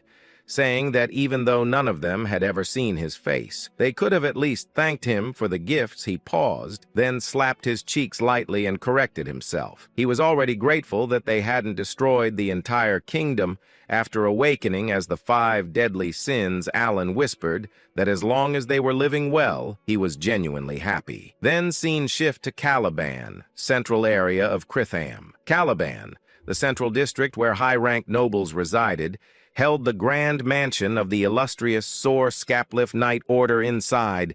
Countless knights practiced their swordsmanship. At the top of the hill stood Deus, now in full knight uniform. He looked immense, calm, and strikingly handsome. His title echoed across Caliban. Deus Mark Lane, captain of the Sor Scapliff Knight Order, youngest Master Knight in history. A girl suddenly waved at him with joy. Brother Deus smiled back. He looked far older and more composed than in his childhood. He smirked softly, thinking that even after a full year had passed, the memories still made him feel embarrassed. He remembered the day he lost everything to the black corruption, how his sister fell into darkness. Deus had been consumed with uncontrollable rage trying to protect her. His hatred dragged him down repeatedly to the point where he was nearly imprisoned. He had completely fallen into the dark. The fact that the great moon saved his life wasn't reason enough. He had sworn his allegiance out of desperation, believing it was the only path left. He thought of Yosha's voice and reminded himself of the promise he had made to take revenge with his own hands. Working under Blue Moon placed him in countless dangerous missions. He never complained, never hesitated. Each assignment became a stepping stone toward facing the black forces. After several years, he finally received his first personal order. When he opened the last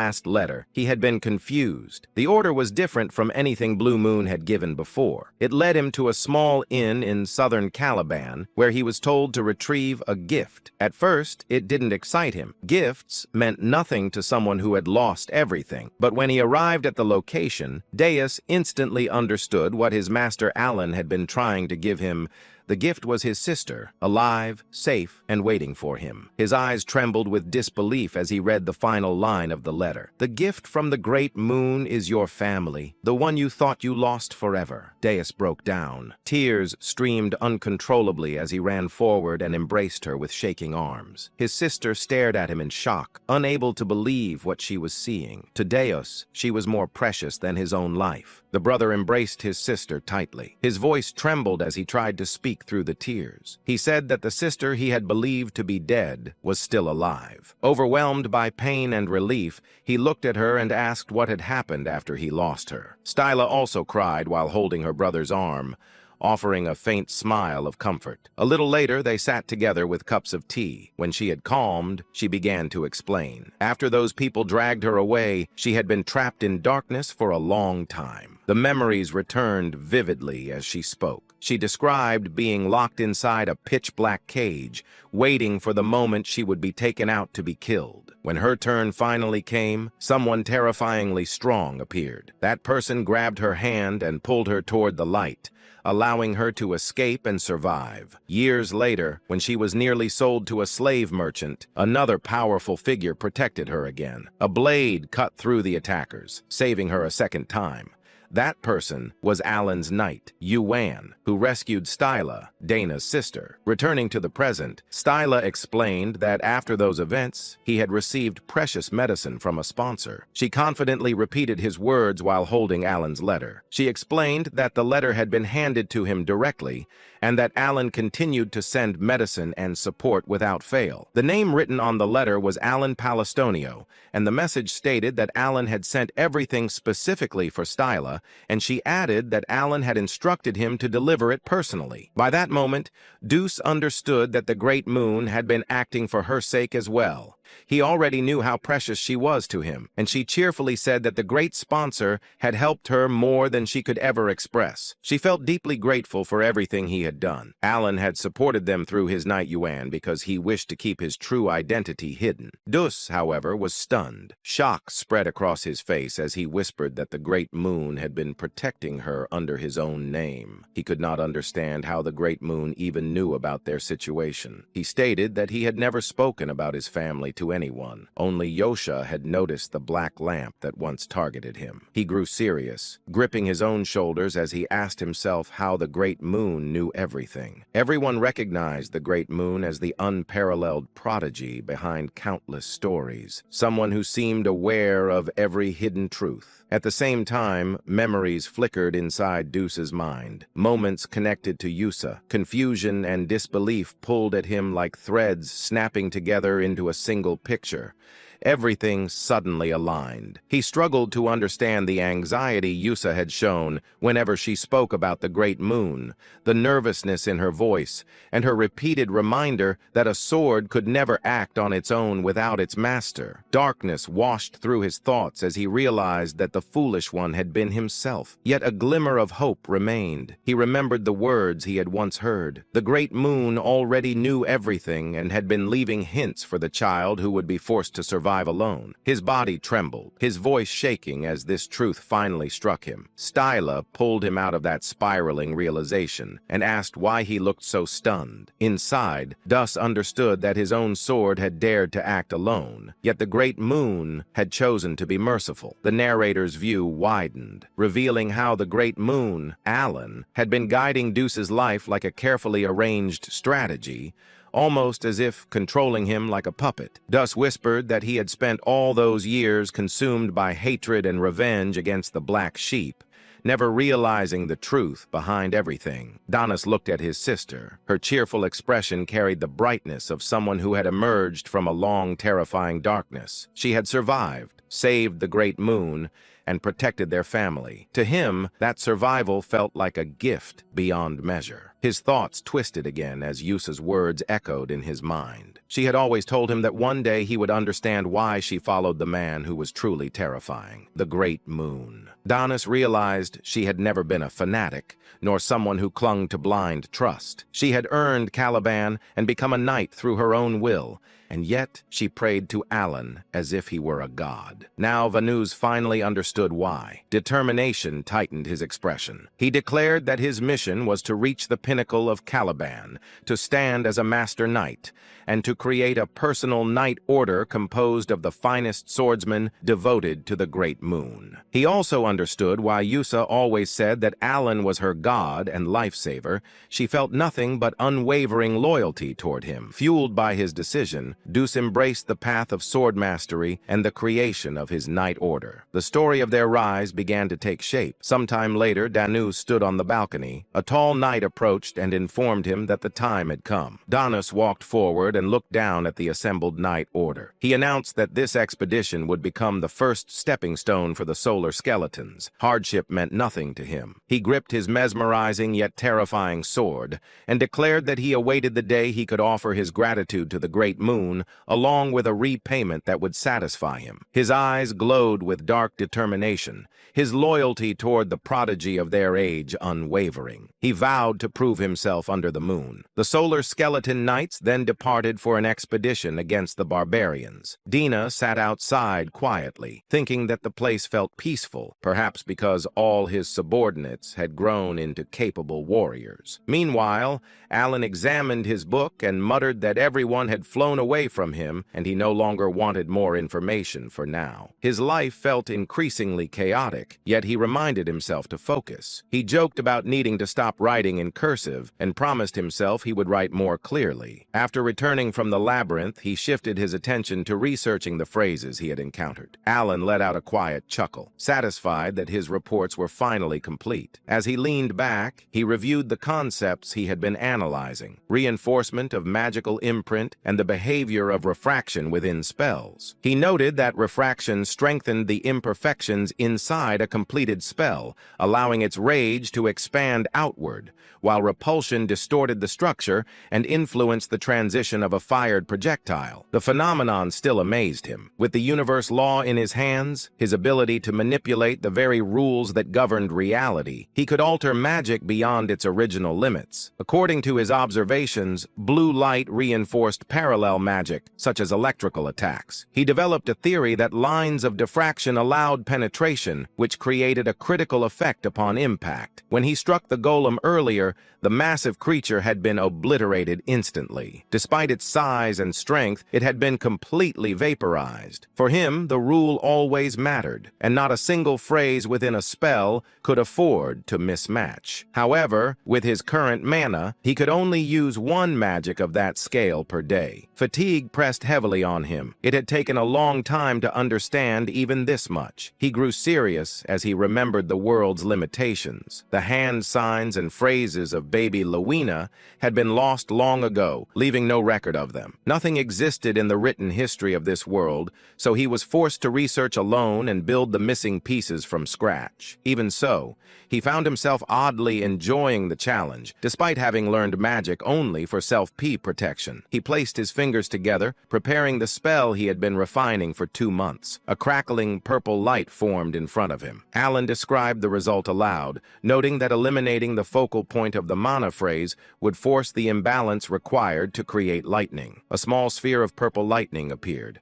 Alan called it a weak and limited form, merely a fluxation spell. Yet the moment he finished the chant, a wave of thunder rippled from it, completing the structure. He continued chanting again. Compression. The condensed magic canon tightened as the phrases broke down and reshaped themselves. At the final instant, he completed the last hand sign, triggering the purpose built into the spell. A violent thunder cannon erupted upward, blasting into the sky. Massive energy flooded the area, shaking the ground as bright blue lightning washed across the field like a roaring tide. Alan stood frozen, unable to believe the force that had been released. The order of the spell phrases had mattered more than anything. When he had attempted to use breakdown first, the spell failed instantly. But now, a voice echoed behind him. Impossible. Alan turned sharply. Shock stiffened his expression when he saw the figure standing there. Kalia, the red-haired woman, villain of her kingdom, murderer of her father, and the one who had always wanted to turn Alan into her puppet, stood with her butler. Her eyes were fixed on the remnants of lightning still flickering in the air. The butler's eyes widened. Origin magic. Using origin magic means he stands at the caliber of a 7th circle mage. Alan stiffened again, stunned by the term origin circle. He had never heard his abilities described like that. Yet the truth was clear. Someone had just named what he had become. Alan's expression twisted with disbelief as he watched the two of them stare at him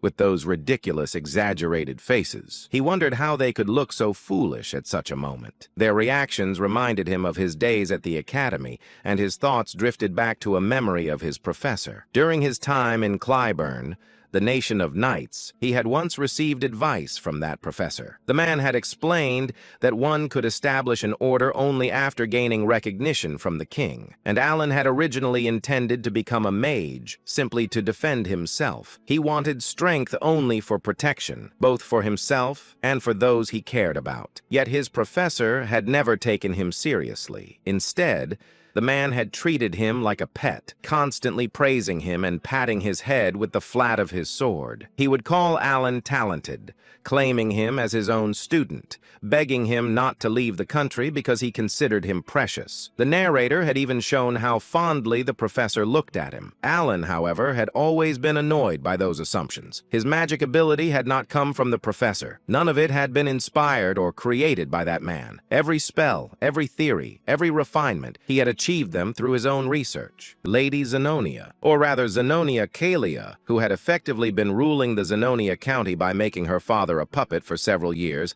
had come to Count Palatio's estate for two main reasons. One reason was to gauge the intentions of Elon, now Count Palatio. Despite holding cards that could cause substantial damage to the current Zenonia County, he hadn't used them. The relationship between Zenonia County and Palatio County wasn't necessarily bad, but she knew that the essence of the Count was similar to her own, a kindred spirit, so to speak. In other words, she easily understood that Elon wasn't the type to wield such powerful cards out of some trivial sentimentality or misplaced compassion. She had come to ascertain his true intentions. The second reason was to assess the power of the organization that Count Palatio was rumored to control. Of course, Kalia knew that just meeting the Count wouldn't reveal the full extent of the shadowy organization he commanded. However, Kalia had a way to glimpse at the fringes of that power. There was the wizard Biankel. He had once proposed a new theory on forgotten era magic within the Magic Tower,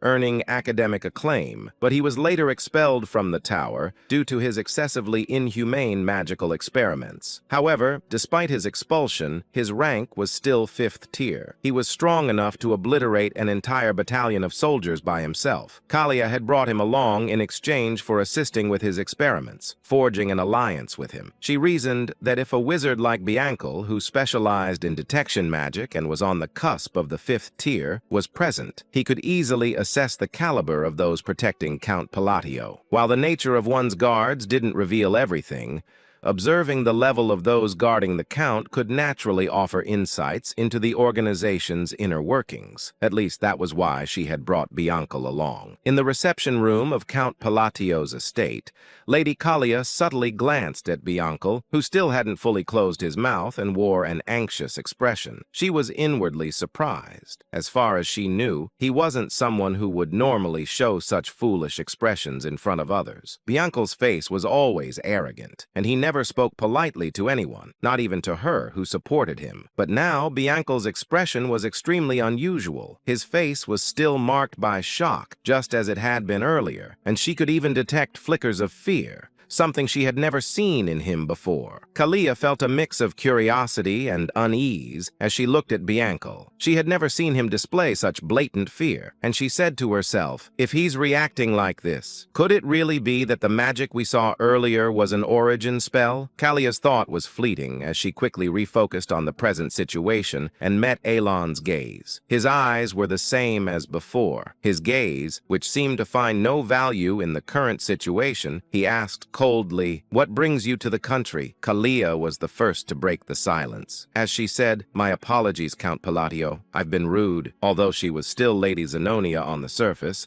she respectfully addressed the Count and apologized for entering the training grounds, and for the sudden visit. She added, I've been wanting to meet you so much.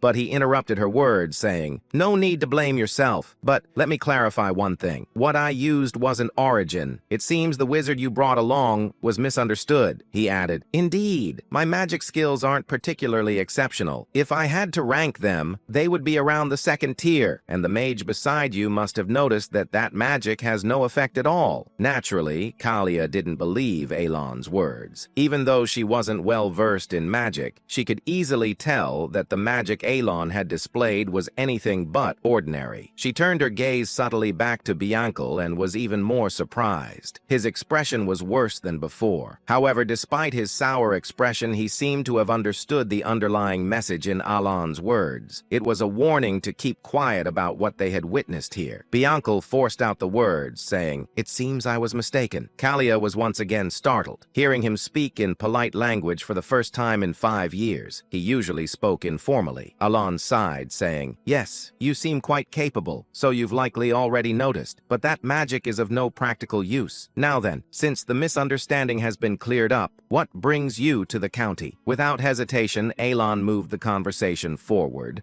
prompting Kalia to quickly collect herself and said, "It wasn't anything special. I happened to be in the area for some business and thought of you, so I decided to stop by briefly." Alon inquired, "Is that so?" She replied, "Yes." After pondering for a moment, Alon said, "Unfortunately, I'm quite busy and won't be able to chat for long." She stooped ready to leave and said, "That's fine. I only stopped by briefly. I just wanted to pay my respects." But Alon spoke with an indifferent expression, saying, "If you're in need of conversation, it might be a good idea to visit the Duke of Altia. I think the two of you would get along quite well." Lady Zenonia smiled and replied politely, "If you say so, I'll consider visiting the Duke." However, her mouth was dry. Watching as Lady Zenonia's carriage gradually disappeared into the distance, Evan asked, "Why would Lady Zenonia from that notorious family in the West visit you?" Alon answered, "How would I know?" Evan looked puzzled, but Alon genuinely had nothing more to say this time. He couldn't guess why Kalia had come either, and he said to himself, "It's annoying that I showed her my magic. And let's just hope rumors about me using Origin don't start spreading. In this world, rumors carried more power than one might think. If a rumor spread that Alon could use Origin, a spell only supreme wizards in this world could cast, it might seem advantageous at first glance, but it would actually be a major headache. In this dark fantasy world, it wasn't hard to find madmen who couldn't resist picking fights with anyone strong. He thought that there was no way Lady Zenonia would actually seek out the Duke. Even so, the reason he introduced her to the Duke of Altia was more about sending a message that he had no interest in associating with her. With that thought, Alon ended his musings about Kalia. Meanwhile, inside the carriage, Kalia asked, "Was the magic Count Palatio really used Origin?" Unlike his usual immediate responses, Bianca remained silent. Just as Kalia was about to speak again, Bianca finally spoke, saying, "It wasn't Origin." She asked, "It wasn't Origin? Then what was that earlier display?" As Kalia questioned him, clearly not understanding, Bianca trembled in fear and began to explain, saying, "Origin is the endpoint of all wizards, a canvas of sorts. It is a canvas allowed only to those who have established magic as a truth, where they can draw their own unique laws. Magic that possesses its own unique arrangements and manifestation formulas, painted onto an unchanging canvas. This is what we call Origin." However, he swallowed and continued, "Count Palatio's magic was different. It wasn't drawing on a canvas.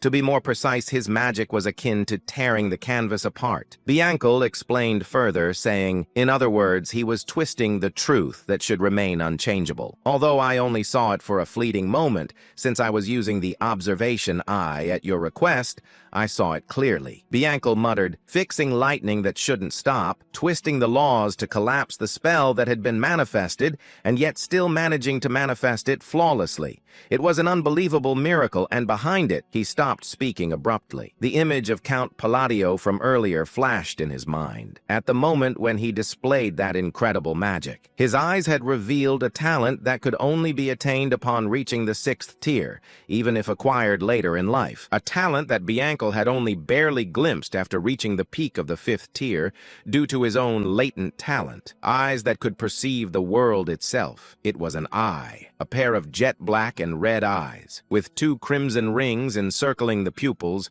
Those eyes had appeared when the Count used his magic. Recalling this, Bianca could not hide the fear that filled his own eyes. If it was what he thought it was, the Count had accessed the power of a forgotten ancient god when he used that magic. But Bianca cut off his own thoughts, even using magic to force himself to stop thinking. Having delved into ancient knowledge, he was well aware of how dangerous it was to try to infer the truth behind such things through further thought. And he added, "Let me give you one piece of advice. Never make an enemy of him. Do not oppose Count Palatio. That's all the advice I can give." Having said that much, Bianca fell silent. Lady Zenonia also kept her silence. At the same time, Kalia naturally recalled Alon's expressionless face and his calm gaze as he had looked at her. Without realizing it, she let out a self-deprecating smile, because through Bianca's words, she had realized something. There was no point in trying to understand Count Palatio's intentions from the start, and she had also realized that she had already become nothing more than a pawn on his chessboard. And then, about 5 months later, 2 years had passed since the children had been sent off on their individual paths. Inside his office, Alan asked calmly, "Any new information? Preferably news about that kid?" Evan shook his head, saying, "Nothing about the children, Count, but there is something else." Alan glanced up, uninterested at first. Evan continued, giving news that struck like lightning. "Zenonia County and Altea Duchy have formed an alliance." Alan froze, inquiring, "What the hell did you just say? The two pillars of the underworld have united," Evan confirmed, saying, "On the surface, it appears harmless, but in the underworld, the alliance is confirmed." Alan dragged a hand down his face in pure frustration, saying to himself, "I went through all that effort, raising those little sinners, and now the world gives me a shadow alliance instead. Is the Astria Kingdom going to collapse next?" Exhaustion washed over him. A creeping fear followed, and he said, "No way she didn't. Kalia didn't actually take my words seriously that day, right?" He remembered his cold suggestion. Visit Duke Altea. He certainly hadn't meant form an alliance with him. He slapped his forehead again, saying, "Come on, it has to be temporary. With Kalia's personality, cold, arrogant, hostile, it's impossible, but I should prepare." He picked up his pen to write a letter. "Kalia, if I came off blunt, if I sounded cold, I was not intending to insult you." He stared at the line. This doesn't sound like an excuse at all. Still, he folded the letter and handed it to Evan, saying, "I'm leaving this to you." Evan nodded, saying, "I'll deliver the message to Lady Zenonia through the Machinery Guild. I'll continue searching for the children as well." Alan sank back, scanning several reports, and he said to himself, "I wonder what Randan and Seol Rang are doing now. Even Utia." His eyes landed on a blood-stained letter the two had sent after reaching their destination, and he said, "Seol Rang wouldn't have died, right?" The thought was dark, but it slipped out. He continued reading. "If they followed the instructions and found the gift, they should have gained their warrior symbol, maybe even escaped Baba Yaga by accident." Alan reviewed the note describing the ability of the gold mana beast's hand glove, the treasure he had given Siren. That girl received something valuable. She wasn't born with the sin of pride. She could have become a strong warrior instead of a fallen sinner. He sighed, saying it was right there in the item description. If I had told her about the treasure's hidden value, she could have sold it or used it for funding. With her talent, she could have made a living anywhere. His gaze drifted toward the balcony and the stretching horizon beyond. He murmured, "After all, this land is a place where anyone can seize the world through strength." Night draped the desert colony in a quiet, shimmering glow. Deep inside a hidden cave, Seol Rang stretched her arms with a tired yawn and waved her hand as she walked forward. She murmured cheerfully, "At last, the ordeal is finally over." She lifted the golden hand glove, the treasure Alan, Great Moon, had given her, saying, "Oh, Great Moon, thank you," she whispered, eyes sparkling. "This gift is incredible." Clutching the glove with affection, she thought of the pale, gold, kitten-like spirit that had appeared earlier. She said, "I always believed the essence of the Golden Mane tribe was just some random charm. But what I heard as a child wasn't some fairy tale at all." Memories surfaced. Her mother's gentle voice, the warmth of their old home, her tribe's forgotten pride. "Our Lenjin are descendants of the Golden Mane tribe." Her mother had once told her, "Kings of all beastkin." The essence of the Golden Mane tribe is a high relic passed down for hundreds of years. It grants us power and divine authority. Returning to the present, Seol Rang held her breath, and she found that very essence inside this desert cave. The moment she had put on the golden glove, pain had surged through her entire body, so real, so overwhelming. She had faced trial after trial inside her own consciousness, each challenge tearing at her mind. But she endured. Looking at her hand, she whispered, "One day I nearly died as a test subject, yet the great moon saved my life." The memory stung her heart. Abandoned orphan, treated as nothing. But Alan had changed her fate, she said, voice trembling with emotion. "He gave me the power to take revenge on the Black Dragon, the monster who killed my parents." She tightened her fist. Golden aura burst from her palm, flaring across the cave like sunlight tearing through darkness. She added, "I must repay the great moon's grace." Energy surged violently from her body, golden essence blooming outward with force strong enough to shake dust from the walls. She stared at her glowing hand, amazed, saying, "This gift was never meant to make me an ordinary gladiator. Not at all." Testing the glove's strength, she felt the awakened lineage roaring behind her blood. She said, "All I have to do is become the strongest gladiator alive, gather the scattered golden mane relics, and restore our trib's glory." Golden light erupted again, brighter, fiercer, unstoppable. Raising her hand high, she declared with absolute resolve, "I will slay the Black Dragon." Meanwhile, a few moments later, she stepped out of the cave and looked up at the beautiful moon. With confidence, she said, "All of this is for my savior. Let us begin." She continued, "The golden man who commands the greatest of all beast kind, the kings among their race, shall rise again under the blue moon after 500 years. Alan, holding the documents in front of him, and a small detail brought back a vague memory. Before the thought settled, Evan said, "The Information Guild obtained news about the children. I wanted to tell you back at the training ground, but I forgot." Alan placed the documents down and inquired calmly, "All right, what is it?" Evan continued, saying, "Seoring has been performing very well in the colony. She even earned the golden flesh from the allied group." Alan tensed, asking golden flesh. "Where did I hear that? I can't remember." Even so, he exhaled lightly and said, "I'm glad she's doing fine." Evan nodded. "Right. In that land, strength decides everything." Alan asked, "What about Radan? I haven't heard from him since he said he was learning how to work in Raxus. He said he was sent there." Evan adjusted the sword on his waist, saying, "There is information on him, but they are still verifying its integrity." Alan looked at him and said, "I see. By the way, Evan, aren't you supposed to be busy?" Evan froze, confusion spreading across his face like a short-circuited machine, saying, "My lord, why are you looking at me like that all of a sudden? I did everything you told me." His voice trembled. Alan smiled and said, "You need to prepare. It takes at least a month to reach the Magic Tower." Evan's eyes widened in disbelief,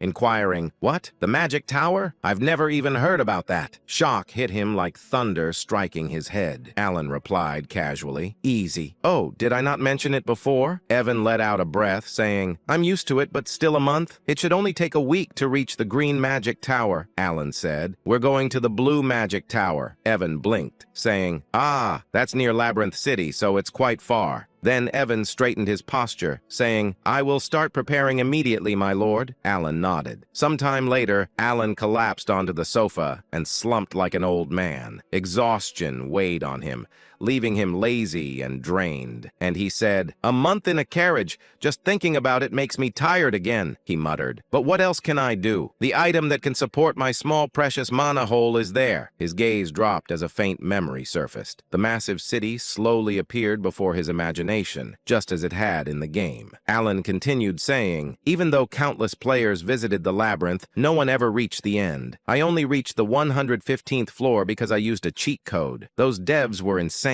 There were even more floors below that, and the item I need is on the 151st floor. Because of that, the job of official magic appraiser has become so popular that it guarantees a stable life." His thoughts drifting to Rinne, her calm eyes, her knowledge, her talent with stones and elixirs. "She'll be taking the appraiser exam soon," Alan said. With her talent and sense for magical items, she should pass easily. But when the moment quieted, reality slid back in. Alan frowned faintly, saying, "Maybe I gave Rinne too small a gift compared to the others." Alan leaned back and added quietly, "All it does is suppress equipment items. If that gift wasn't enough, I should send her additional support." His thoughts returned to their destination. Labyrinth City, Labyrinthia, a city ruled by no one, a place of explorers, machines, and endless opportunity. Beyond the crowded streets and countless shops in the southern district stood a hidden appraisal shop known as Marita. It was discreet, but its reputation had grown among nobles and A-rank explorers because of its rare specialized service. The scene shifted inside Merd.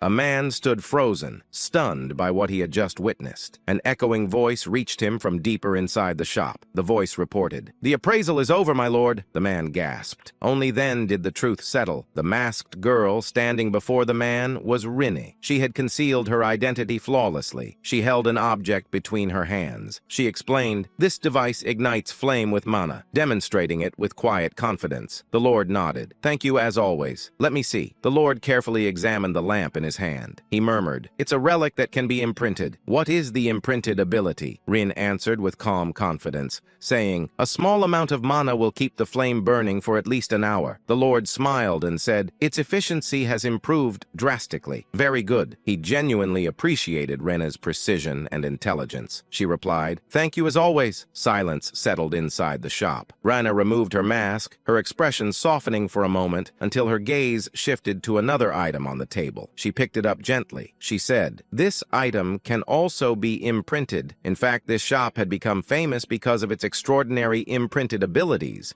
things seen nowhere else. Inside the shop, a mystical item rested on a pedestal. Alan's voice echoed in Rin's memory. A gift from the great moon. An item sent directly by him. Rin stepped closer. It looked like an eye-shaped device glowing faintly with blue flames, swirling behind layers of sealed energy. She smiled, excitement rising inside her. She whispered, "When the great moon told me to become an oppressor, I didn't understand the reason. But the thought of Alan made the meaning clearer. His true identity, a friend of Palin from the forgotten era of the Outer Gods. Everything he had done was meant to eliminate the black things." When she had read Alan's letter instructing her to head to Labyrinth City and become a magic oppressor, she could not connect the order to the goal. But later, she understood Alan wanted influence inside the Labyrinth Empire, a foundation strong enough to reach the Magic Tower. Even so, in the present moment, she wondered aloud, what does becoming an oppressor have to do with killing the black things? She entered the appraisal room fully. She whispered, "The eye of the stalker repeatedly identifies items below a certain mana threshold to assist with oppression. It was dangerous, deadly even. Red demonic chains wrapped around it, and a dark presence seeped from the relic. It was nothing like normal magical wisdom."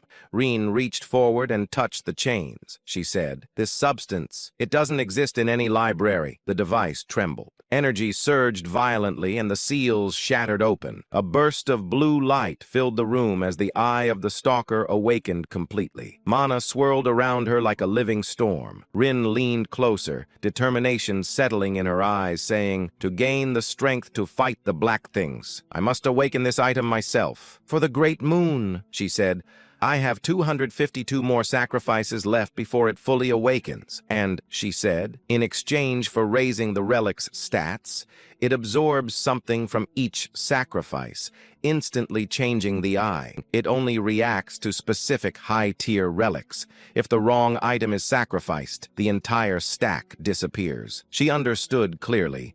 The relic demanded high-tier offerings, many of them, to ascend fully, and when it finally awakened, it would become a weapon entrusted by Alan, the Great Moon. Rin felt a determined thrill. She wanted to awaken it completely. She murmured, accurately appraising all relics and selecting the proper high-tier sacrifices for imprinting. "This is something only I can do." She lifted the divine eye-shaped relic in her hands, saying, "I was born with the Library of Eternity. Everything is for killing the Black Wolf." Her voice deepened with resolve, saying, "All is according to the will of the Great Moon." 3 weeks later, Blue Magic Tower. The master of the tower was absent. A small young girl stood in the entry hall, her expression cute, but her tone impatient, saying, "State your business and leave. The tower master isn't here." She was Fina, the wise tower master of the Blue Magic Tower, a sixth circle mage despite her childlike appearance. She glanced up at Alan and waved her hand, saying, "I'm very busy. Say it quickly." Alan stood there, puzzled by her attitude. Her words left him silent for a moment as he looked at the tiny mage in disbelief. Alan stared at the woman, and a memory from the game surfaced. He said to himself, I know her. I've seen her in the main story. Right now, she was still only the wise tower master because the main storyline had not begun yet. But in the game, she was remembered as a once-in-a-lifetime genius, a prodigy who reached the 8th circle at the age of 20, eventually becoming the tower master. He straightened his posture and introduced himself, saying, I am Count Palatio. As I relayed earlier, I came to discuss the matter of the time gate. The girl froze in the middle of her scattered documents.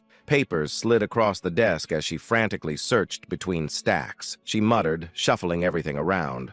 All right, I need the right document for that. Where is it? So, what did you say? You can eliminate the time gate? Wait, where is that file? I really need to find it. Alan kept his composure and explained the time gate, saying, It's cracking. It connects to a mysterious subspace that appears in areas where magic is frequently used.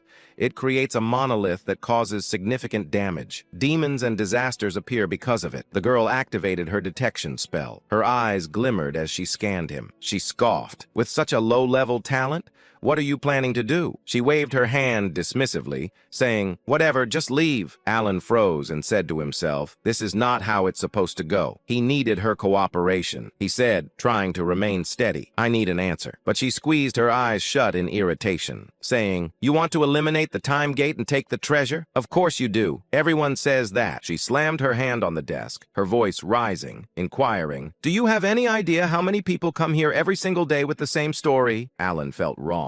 He forced his frustration down and said, I am speaking the truth. Guide me to the time gate, and I will prove it. And he asked himself, why won't she believe me? Why is she so? His thought cut off as he watched her glare back at him, clearly unconvinced. The Vice Tower leader clicked her tongue. She said sharply, Listen, I get that you need something huge to change the public's opinion. People are starting to discover that the only reason you became Count was because you got lucky when your siblings died. A violent wave of mana burst from her, chaotic, oppressive, swirling through the tower like a storm. She continued, However, that doesn't mean you can storm in here and cause trouble for us. She had no idea who she was provoking. She didn't know she was talking to the Great Moon. Alan froze, stunned. He swallowed, saying, There's a rumor like that? Well, it fits the truth, but still, she's insane. Despite her small size and frantic behavior, she clearly kept up with every piece of information from the outside world. Alan stared at her, realizing how terrifying she really was. And he said, This Vice Tower leader, she's scary. Evan leaned toward his ear and whispered, tense and pale, saying, Not going to lie, she scared me too. When I got annoyed earlier, she put me back in my place immediately. He lowered his voice even more, saying, And that wasn't even her full mana. If we try anything stupid, we'll drown in it. Alan sighed and said, I'm honestly depressed now, but then something shifted inside him. He squared his shoulders, stepped forward,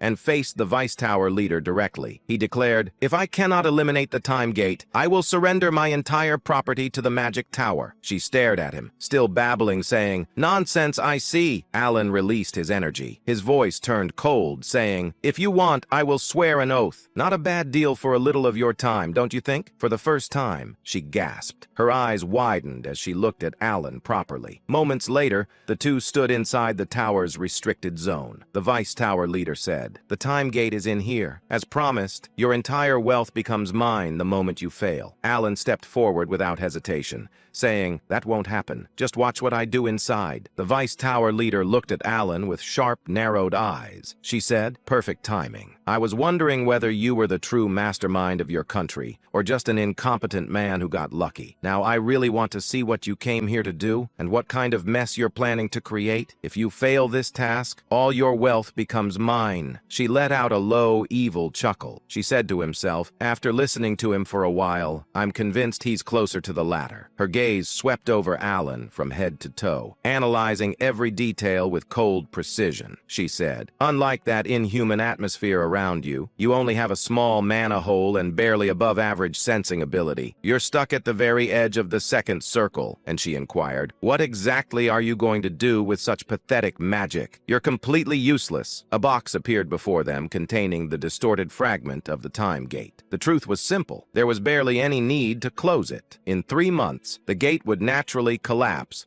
after spitting out the remaining relics. The research team had already concluded this. Alan said calmly, "Not a single mage capable of closing the time gate will show up." The Vice Tower leader scoffed. "And yet, the time gate inside the blue magic tower has been causing chaos for over 2 years." She said, her tone almost dismissive. "If you can't do anything, you may simply leave the room." Alan ignored her completely. Her expression twisted in irritation. She released a disbelieving laugh, clenching her teeth, inquiring, "You're going to use your hand as the minimum state of your staff?" Even ancient magical tomes classify that as a primal method, something practically treated like a fairy tale. The Vice Tower leader tried to stop him, her voice rising sharply. "For goodness sake, hey you stupid brat, stop enchanting here. Enchantment is an ancient form of magic. You can't possibly pull this off. Just leave the room." But Alan ignored her completely, continuing his quiet chant as if she didn't exist. A strange shift rippled through the chamber. Darkness crept in from the edges, swallowing the light. The air grew so cold it stabbed at the bone. The Vice Tower leader's breath caught, inquiring, "What? What is this?" A chilling terror washed over her as the entire room dimmed. Her body froze in place and she said, I can't move." Everything stopped. Time itself had paused. Desperate, she activated the divine eye, wanting to see exactly what Alan was doing. The moment her vision shifted, her expression collapsed. Particles cracked apart in midair like reality itself was splintering. And behind them, a gigantic red eye appeared. A demon's eye. Ancient, violent, insane. She trembled, saying, "To that thing, it's insane." Then Alan's body erupted with a deep red aura. The monstrous eye snapped fully open, glaring directly at her. The killing intent it radiated was overwhelming enough to freeze her soul in place. She couldn't breathe. She couldn't look away, and she inquired, "What is he trying to accomplish inside the time gate? How is this possible for someone barely at the second circle? And what is the connection between that demon's eye, the great moon, and Reyna forging the divine eye to slay the black entity?" The room shook as if it would collapse beneath the pressure. When she raised her head again, she saw that dark demon god's eye lingering behind Alan. Her ability stopped entirely. Overwhelmed by its pressure, she froze where she stood. A chilling voice echoed from behind Alan, an absolute command. "Stop your thoughts. Cut them off." The Voice Tower Mage Master went pale. Sweat covered her face as she stuttered, saying, I understand. I understand the demand." The demon god's eyes shut at once. Time, which had seemed halted, slowly began to move again. The room sank into complete silence. At that moment, the red demon moved to close the gate of time. When Alan turned and looked back, he said, "Finally, the gate is closed." His expression remained calm, as if he hadn't done anything. The ancient demon god's presence faded, leaving the mage girl stunned. Alan let out a small breath, saying, "That was easier than I expected. All I needed were special items and the correct meth." Alan showed the relic and said, "I'll take the item Sharon crafted.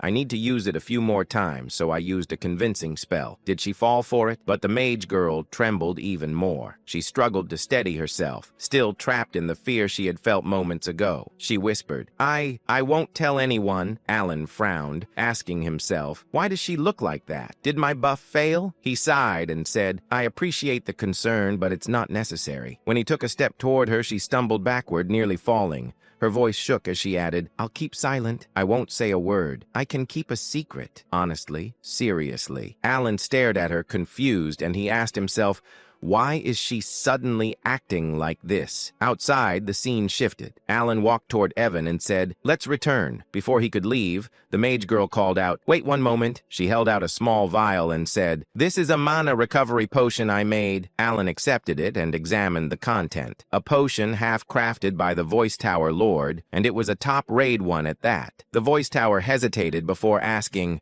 "Do you really like it?" Alan looked surprised and said to himself, 2 bottles cost as much as several lower-ranked treasures. When I checked the price, I almost fainted. He glanced toward the Tower Master's safe and wondered, is she really this grateful that I closed the gate of time? But the mage girl trembled as she replied, "That's what the Count requested. I will absolutely remain silent. Seriously, if you want, I can even make a mana oath for certainty and loyalty." Alan blinked, asking himself, an oath for something like this? this? What is she even talking about? He paused, saying, wait, she's clearly misunderstanding something. Before he could explain, the air rumbled. Magical chains formed above them. The Tower Master raised her staff toward the sky and began chanting, taking the mana oath for the prom. She glanced at the Count's direction and proudly declared, see, I keep my word perfect. Alan felt the tension rise in his chest, saying to himself, I see. She showed no intention of clearing the misunderstanding, and he had no way to stop her. The Blue Magic Tower officially acquired the relic. Alan considered what he had gained. 5 bottles of potion and an oath. For him, it was more than enough. The journey had been worth it. Dean shifted to outside the tower. Alan stepped into Evan's carriage. Evan examined the treasure in Alan's hand, and he said, Lord Alan, is that the item from the gate? It was difficult to obtain, but it looks more primitive than I expected. Does its performance match its reputation? Alan fastened the treasure to his wrist and said, either way, this is something I absolutely needed. He focused on the bracelet seal of the Unholy One, and he said to himself, I'm glad I secured it. The chain embedded in the bracelet absorbed mana from the air, and the stone embedded within it glowed faint. Alan murmured, it's working. Its storage capacity wasn't large, but it was more than enough for him. His mana hollowed out quickly, and he slumped back with a quiet sigh, saying, a body with less mana than a support tool. He reminded himself softly, my goal is magical research and self-preservation, not fighting. That's enough. Evan tilted his head, unsure why Alan looked so exhausted. Alan breathed out and muttered, by the way, what exactly did she misunderstand? He thought of the Voice Tower Master. Her sudden politeness felt unnatural. When he left, she had even said, I know you're exactly like a second circle wizard, which left him stunned. Alan assumed saying, she's mocking me, but the reaction was familiar. Kalia had behaved the same way last time, completely shaken by his butler. The memory still left him uneasy. He tried to calm himself, saying, it doesn't matter. I won't meet any of them again. That's good enough. Then scene shifted to Duke Altia. Inside the Duke's mansion, Duke Altia, she sat quietly with a cup of tea in his hand. It has been a while, she said warmly. I hope you enjoy your stay, young lady. Lady Zenonia narrowed her eyes slightly before giving Altia a sharp smile. Of course, Altia. You haven't changed either. I'm simply glad to see you, Altia replied calmly. It's convenient that we don't need to discuss class or authority between us. Both of them understood the situation clearly. Lady Zenonia had come for Duke Altia's alliance. Zenonia said, Count Palatio's foresight is remarkable as always. She recalled the moment she received the Count's command to visit Altia. The Count's intentions became clear only after she followed his advice. When she arrived at Duke Altia's residence, both she and Altia realized the same thing. Neither of them could match Palatonio. Their alliance existed because he ordered it. Yet despite that, they were becoming more comfortable working together. In the struggle surrounding the Great Moon, most conflicts were meaningless when compared to the overwhelming influence of a single person. At present, Altia spoke first. She inquired, the conference is next month. Why come today? Zenonia replied, the Count sent a letter the day I arrived. He gave me an excuse to visit early. Laura looked puzzled. What could it possibly be? Zenonia handed her the letter. Laura skimmed through it, frowning. Some nobles complained to me about this and regarding your visit that day. This command. The topic shifted to the conversation involving several noble family. Many nobles don't suit me, Laura muttered. There must be some misunderstanding. Zenonia nodded. It doesn't feel like a normal apology letter. Something about it is different. Laura leaned back sharply, saying, there must be a scheme hidden inside. Zenonia smiled and said, yes, that's why we need to discuss it. And Baron Kenya belongs to the noble faction. Marcus Martonio is a key figure in the royal faction. Viscount Bland is also tied to the royal faction. And you, Duke Altia, are an important figure among the nobles. Laura summarized in short, saying, he doesn't seem to side with either faction. Zenonia finished the thought, saying, which means he wants to push out the nobles heading toward extinction. Both women shivered at the idea. The thought that Alan, whom they believed to be dangerous, had sent that apology letter felt unsettling. Laura looked up, saying to herself, this must be the reason Altia needed my reputation and named me a duke. And the hangman of the West stands with him. That certainty explains explains everything." Zenobia nodded calmly. "Then we should discuss a new plan." "What plan?" "A plan to deal with their misunderstanding of Alan, whose letter was simply a normal apology, yet they believed he intended to erase noble factions entirely." Zenobia found the confusion useful and began weaving new schemes. Seeing change to blue magic tower inside the tower, Fina collapsed onto the desk. The Tower Lord approached, saying, "Tell me in detail, Fina. Why were you so nervous?" She looked up, still shaken, then seen back to the Alan. He sat outside, casually eating a roasted sweet potato. Evan asked, "Are you all right, Lord Alan?" Alan nodded. "I almost fainted, but it's still delicious." He exhaled and added, "I want to go home. Utia's letter should arrive soon." The scene changed to the Holy Kingdom glowed under a beautiful sky. Utia stood in the sanctuary wearing her priest robes, elegant, radiant, breathtaking. Those who saw her wondered what fate awaited someone like her. A gift of beauty, yet capable of becoming something frightening. Sometime earlier at the Blue Magic Tower, Master Salim Micardo had just returned from a long journey when a faint sense of unease crossed his mind. He paused, frowning slightly. He could no longer feel the presence of their time gate. Concerned, he immediately sought out Fenya. When he entered her office, he found her slumped over her desk, visibly exhausted. As soon as she noticed his arrival, she forced herself upright and informed him that she had completed every task he had entrusted to her during his absence. Selim froze. This was the first time he had ever seen Fenya behave this way. Normally, the Vice Tower Master would greet him with irritation or sharp complaints, often bragging about how she had reduced yet another arrogant newcomer to tears. Seeing her so subdued unsettled him. He asked calmly whether something had happened. Instead of answering immediately, Fenya collapsed forward again, resting her forehead against the desk. Salim observed her quietly. Fenya had become Vice Tower Master at an exceptionally young age, blessed with overwhelming magical talent. Her arrogance had once been sky-high, almost unbearable, yet he had never bothered correcting her personality. As far as he was concerned, geniuses like her inevitably reached a point where they realized how insignificant their achievements truly were. Once she reached the seventh circle, humility would come naturally. That was why her current state felt so strange. Letting out an awkward laugh, Salim mentioned that his business trip to the north had taken longer than expected. He casually asked whether she had been overwhelmed with work while he was away. At that point, Fenya finally spoke. With a drained expression, she explained everything she could, carefully avoiding certain details. She revealed that the time gate had been closed, and that the one responsible was Count Alan Palatio. However, she could not explain how it had been done. She stated plainly that she was bound by an oath and could say no more. Besides, she added,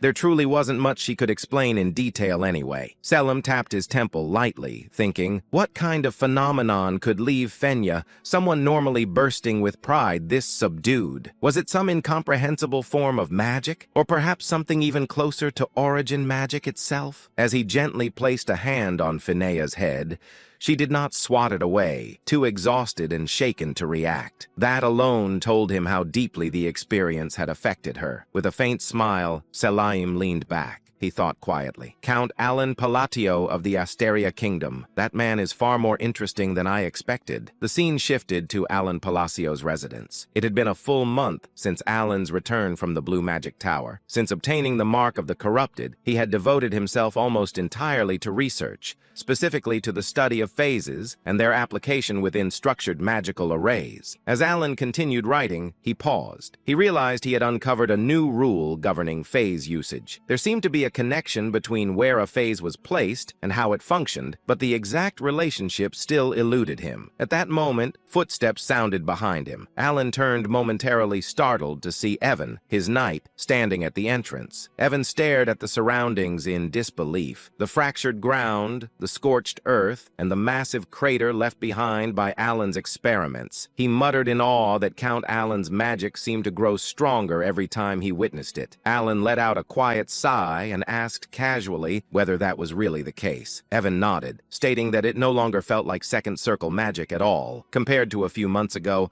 Alan's spells operated on an entirely different level. Alan glanced toward the crater in front of him and remarked that an ordinary gravity spell should never be capable of of causing such destruction. Even at maximum output, a second circle gravity mage should not be able to crush something to death so thoroughly. Inwardly, Alan acknowledged the truth of that statement. He thought, I really am getting stronger, and this doesn't feel like an illusion. In the end, the only improvement he had achieved was greater stability, not increased destructive power. That made the current situation illogical. Aloud, Alan told Evan that there was no clear reason for his magic's firepower to increase suddenly. Perhaps he suggested he was simply in better physical condition these days. Evan accepted the explanation, though he remained unconvinced. Changing subject, Evan informed Alan that Utia's letter had arrived. Alan thanked him and said he would return to his room to read it at leisure. When Evan asked whether he intended to continue practicing magic, Alan replied that he had already exhausted his daily limit, 3 full uses. As Evan departed, Alan's thoughts drifted once more. If there is a reason my magic has grown stronger, could it be a reward tied to a curse? In certain Eastern rituals, a curse functioned as a sacrifice. The caster lost something, health, lifespan, or fate, but received a proportional compensation in return.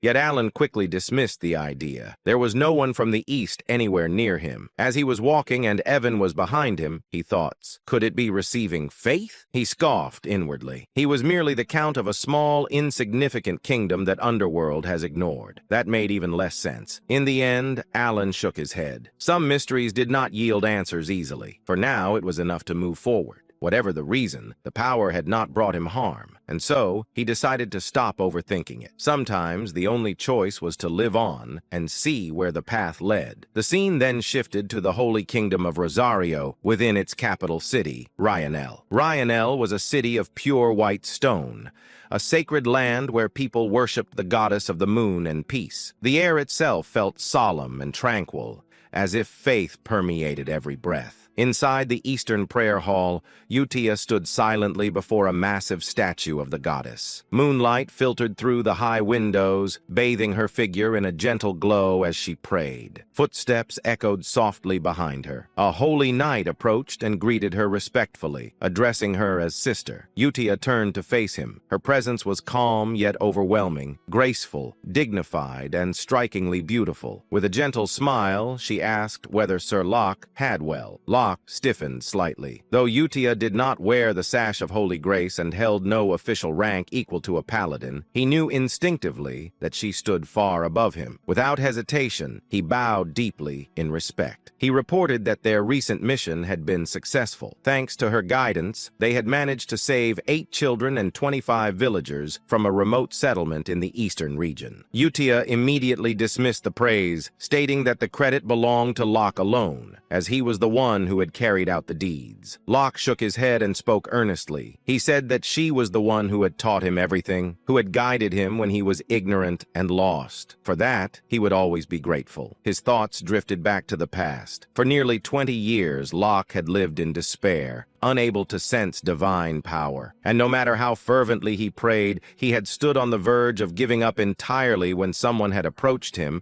and asked whether there was something he desired with all his heart. That person had been Utia. With her calm expression and crimson eyes, she had told him to place his faith in the moon. Confused and desperate, Locke had asked what the moon truly was. Utia had only replied that he would understand once he tried. Clinging to that faint hope, he had prayed to the moon for several days, just as she instructed. Then, impossibly, a miracle occurred. He awakened to divine power, finally able to wield it as others did. The joy had been overwhelming, yet along with that joy came doubt. He feared he had committed heresy by placing his faith in the moon rather than directly in goddess Chironia. However, the divine artifacts bestowed in the goddess's name still responded to him, glowing brilliantly in his hands. That alone proved his power was genuine. One day, he had asked Utia why she had guided him toward the moon instead of the goddess herself. Utia had smiled softly and explained that faith was an invisible belief,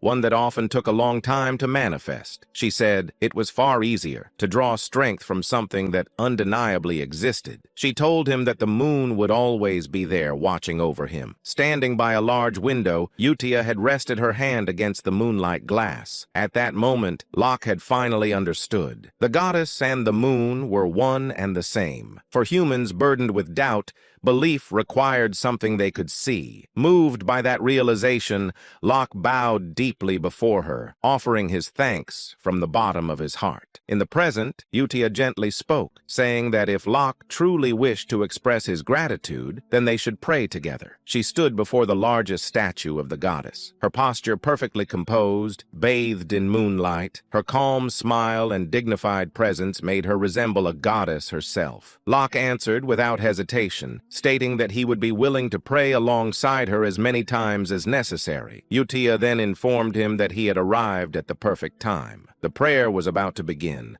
and many believers had already gathered inside. As the massive doors of the prayer hall were opened, a vast crowd came into view. Countless worshippers filled the hall, their heads bowed in reverence as a solemn atmosphere settled over the space. Utia walked forward toward the elevated stage, while Locke took his place before it among the faithful. Stepping onto the stage, she activated a ceremonial instrument. Raising her hand toward the gathered crowd, she addressed them with a serene voice. She announced that the prayer to the great moon would now begin. At that moment, she stood not merely as an individual, but as Utia, a sister of the Holy Kingdom of Rosario, guiding the faith of all who stood before. The scene shifted to Alan Palacio's office, where silence hung heavily in the air. Alan sat behind his desk, holding a letter in his hands. It was one he had already read more than once. The letter was from Utia. As Alan reread its contents, he realized once again that there was nothing extraordinary written inside. It spoke only of her daily life. When he finished, Alan released a slow sigh. Nothing special had happened. That meant she was living well. He lowered his head and rested his forehead against the desk, the letter still in his grasp. To him, this was proof that the children were safe, living normal lives, exactly as he had intended. And yet, a faint sense of loneliness crept into his heart. Of the 5 children he had raised and guided away from becoming embodiment of sin, only Utia continued to send him letters. The others remained silent. From their perspective, it was understandable. To them, Alan was merely someone from the past, a man they had barely known, someone who had intervened briefly and then disappeared. He reasoned that this was fine. His purpose had never been to be remembered or thanked. His goal had been fulfilled the moment they chose paths that would not lead to the world's destruction. There was no reason for him to feel sad. Ellen repeated that thought to himself, trying to accept it. Still, exhaustion showed on his face. Despite her own busy life, Utia continued to write regularly. Half of him felt comforted by that fact. The other half felt a quiet ache he refused to acknowledge. At that moment, a voice spoke from within the room. Evan asked whether Alan was busy. Startled, Alan lifted his head abruptly, having failed to notice Evan's presence. He remarked that Evan had frightened him and questioned whether he was still there. Evan responded calmly, explaining that he had remained because new intelligence had arrived from the Information Guild. That immediately drew Alan's attention. He asked Evan to report. Evan informed him that the information concerned one of the children. Alan told him to continue. Evan then stated that the report was about Radan, the child Alan had asked about previously. Evan reported that, according to confirmed intelligence, Radan had become a pirate. Alan was visibly taken back. He repeated the word internally, disbelief filling his thoughts. Piracy was synonymous with lawlessness, bloodshed, and cruelty, far removed from the life Alan had envisioned for the child. Suppressing his reaction, Alan demanded a full explanation. Evan continued his report without pause, clearly prepared for the weight of what he was about to reveal. He informed Alan that among all the circulating rumors, the most prominent ones concerned Seolang and Deus. At the mention of Seolang's name, Alan's attention sharpened. Evan explained that Seolang had already achieved a 32 consecutive win streak in official combat matches. Out of the 100 victories required for qualification, she had reached nearly 1/3 of the threshold needed to earn the title of Baba Yaga. The moment Alan processed the number, his expression changed. 32. He stopped Evan mid-sentence and asked who currently held the longest longest win streak? Before Evan could fully answer,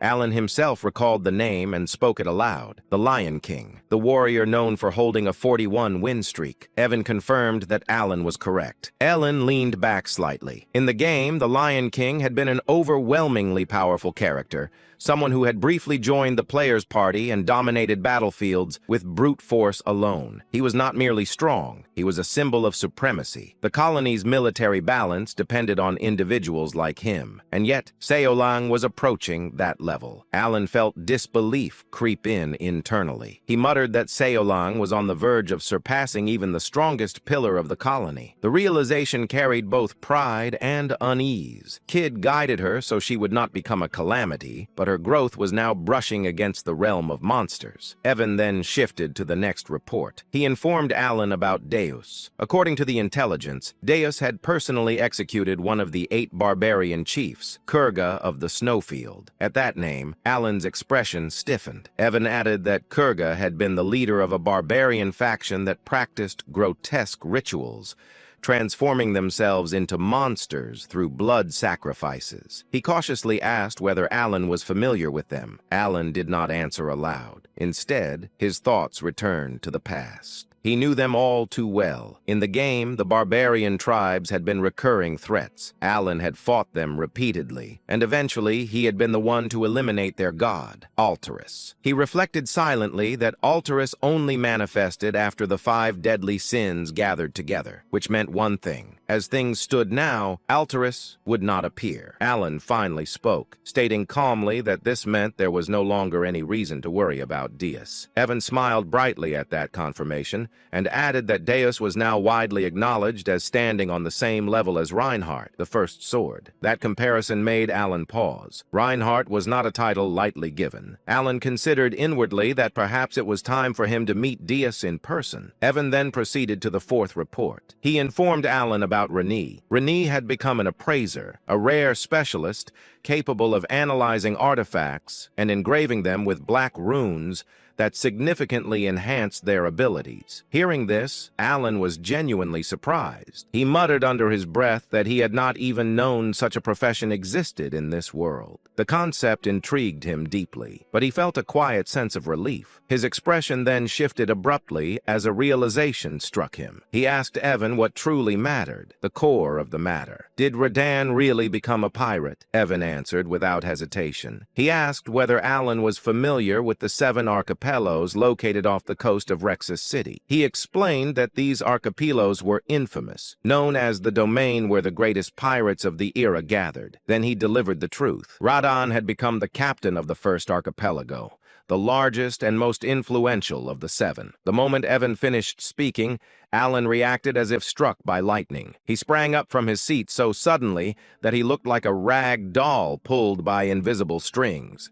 He shouted that it was impossible. Internally, a strange sense of déjà vu washed over him. Memories from his past life surfaced. Old internet posts he had once laughed at. One in particular echoed in his mind. A person joking about donating for years so Radan could live a proud yet ordinary life, only for him to become a pirate. That ridiculous joke had now become reality. Alan felt tears well up as he muttered that he had not sent Radan to Raxus to become a pirate. Evan, maintaining his calm, continued his explanation. He stated that Radan possessed an exceptional talent for locating enemies and navigating danger. More importantly, he reminded Alan that Radan was a rare sea godkin, a being naturally attuned to the ocean and capable of moving freely through water without restriction. Evan added that the seas surrounding Rexus were filled with priceless relics from ancient eras. Because of this, he had initially recommended that Radan pursue the path of a treasure hunter,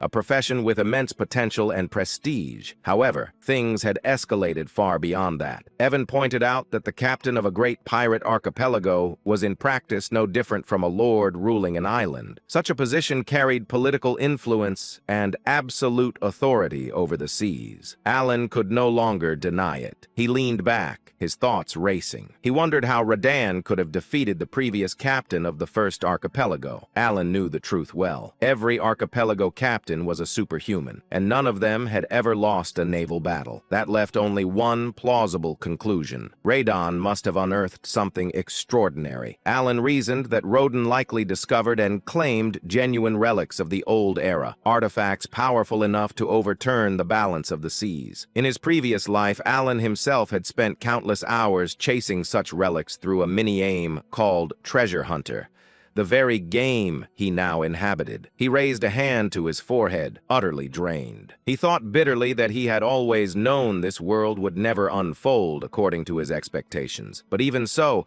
this outcome was strangely not the worst. In fact, it was almost impressive. Letting out a long breath, Alan slumped back into his chair, completely limp, as if life had momentarily left his body. Seeing this, Evan rushed to his side and asked with concern whether he was all right. The scene shifted to the very heart of the Principality of Korkia, the colossal maritime city of Rexus, a city of endless sails and salt-stained stone. Raxus stood as the gateway between land and sea. Beyond its sprawling coastline lay the infamous 7 pirate paradises, territories ruled not by law but by blood, strength, and greed. Among them all, the most powerful was the first archipelago. Once this domain had belonged to the great pirate Alcaride, the Red Slayer, a man who secured the protection of the so-called Heavenly King through obscene wealth and tribute. His reign ended the day he was defeated. The one who struck him down was Radan. Now Radan stood atop a rooftop overlooking the sea, the wind tugging at his cloak as the glow of sunset painted the horizon red. A faint smile rested on his lips, the smile of someone who had climbed to the summit through blood and fire. He was now the captain of the first archipelago. Radan leaned back against the wall, cracked his neck lazily, and muttered to himself that he still did not understand what the Great Moon truly was. He had never been interested enough to think deeply about it. At first, the Great Moon had simply been someone he felt grateful toward, someone who had altered his fate. He had been destined to die as a vivisection slave, cut apart piece by piece. But because of the Great Moon, he had met Utia, and because of that meeting, his power awakened. In truth, Radan felt that he had been following Utia's will far more than the Great Moon's. Even during his time as the Blue Moon, it had felt less like devotion and more like obedience to her guidance. So now, when he received a direct order from the Great Moon, an order wrapped in vague words about becoming a treasure hunter, he could not grasp its meaning. What did treasure hunting have to do with revenge? His thoughts darkened as memories surfaced. Once his clan had lived peacefully on a forgotten island, no one knew of their existence. They harmed no one. Then the Black Things appeared. Mysterious power descended without warning and massacred his people. Those who survived fled to another continent, only to be hunted down by so-called hunters. His parents, exhausted and wounded, were slaughtered without mercy. Radan himself was captured and sold as a slave. Standing now at the edge of a sea cliff, gazing toward a distant city glowing beneath the dying sun, Radan clenched his fists. He did not believe that becoming a treasure hunter or receiving some so-called gift from the Great Moon had anything to do with fulfilling the revenge he had sworn. If anything, he would simply pretend to follow the order, at least for now. As his gaze drifted across the sea, he noticed a large ship in the distance. Laughter echoed from it, fireworks bursting into the sky as celebration filled the air. Radan frowned. Why were they celebrating? Then realization struck him like lightning. That ship belonged to the chosen captain of the 7 archipelagos, the very ones who had once hunted down his parents. One of the voices from the ship rang out proudly, declaring that only those chosen by fate could receive the Heavenly King's protection through wealth. Radan's smile vanished. His expression turned pitch black. So this was it. He had finally found the bastards who murdered his parents, and now they had risen to power. He muttered coldly that the Heavenly King was spreading lies deliberately. Radan knew the truth. The power those captains wielded did not come from wealth or divine favor. It came from a secret ritual, one that required the body parts of sea godkin. Only by sacrificing their flesh could one receive the power of the sea god clad. Every captain of the 7 archipelagos had performed that ritual. As the laughter and fireworks continued, Radan's breathing grew heavy. His eyes trembled with restrained fury. In a low, broken voice, he realized the final truth. Those damned hunters had split his parents' bodies into 7. The moment he realized this, he felt an overwhelming surge of rage, joy, and confusion all at once. Even though Ladan had never shared his story after being rescued by the Blue Moon, it seemed as if the Great Moon had orchestrated everything from the very beginning. As if fulfilling a promise, he had given him the opportunity for revenge. However, just because the opportunity for revenge had come, it didn't mean it could be executed immediately. Objectively speaking, Ladan was currently no match for the captains who wielded the power of Cleod. Though he was strong, his strength wasn't enough to defeat those who had reached the realm of superhumans. As he began contemplating, it didn't take long for Ladan to realize that the answer lay in the gift bestowed upon him by the Great Moon. The gift, known as the Goggles of Amrita, had the ability to illuminate countless relics buried under the sea, making them easier to find. After discovering that some of these relics could compensate for his lack of power compared to the captains of the 7 archipelagos, Ladan realized that everything had been planned from the start. At the same time, he understood the true intention of the Great Moon: revenge and domination over the 7 archipelagos. The moment he understood this, the Great Moon became more than just a small entity he was grateful to. Not only had it laid out everything before Ladan, but he had also given him the strength to seek revenge. From start to finish, everything had been planned. Ladan muttered unconsciously. For the Great Moon, these words had once been meaningless to him, just a simple phrase without any real significance. But now, for the Great Moon, no longer felt hollow. Now, when those words left his mouth, they carried true meaning. Only then did they hold the significance of loyalty. About 3 months had passed since the news of the 5th son becoming a Somali pirate had reached him. As the unbearably hot summer began to fade, and the leaves in the forest started turning red, Alon boarded a carriage. He was on his way to the grand church held every 2 years at the Duke Rotegre's estate. I'd rather skip this if I could. While his body was moving in the carriage,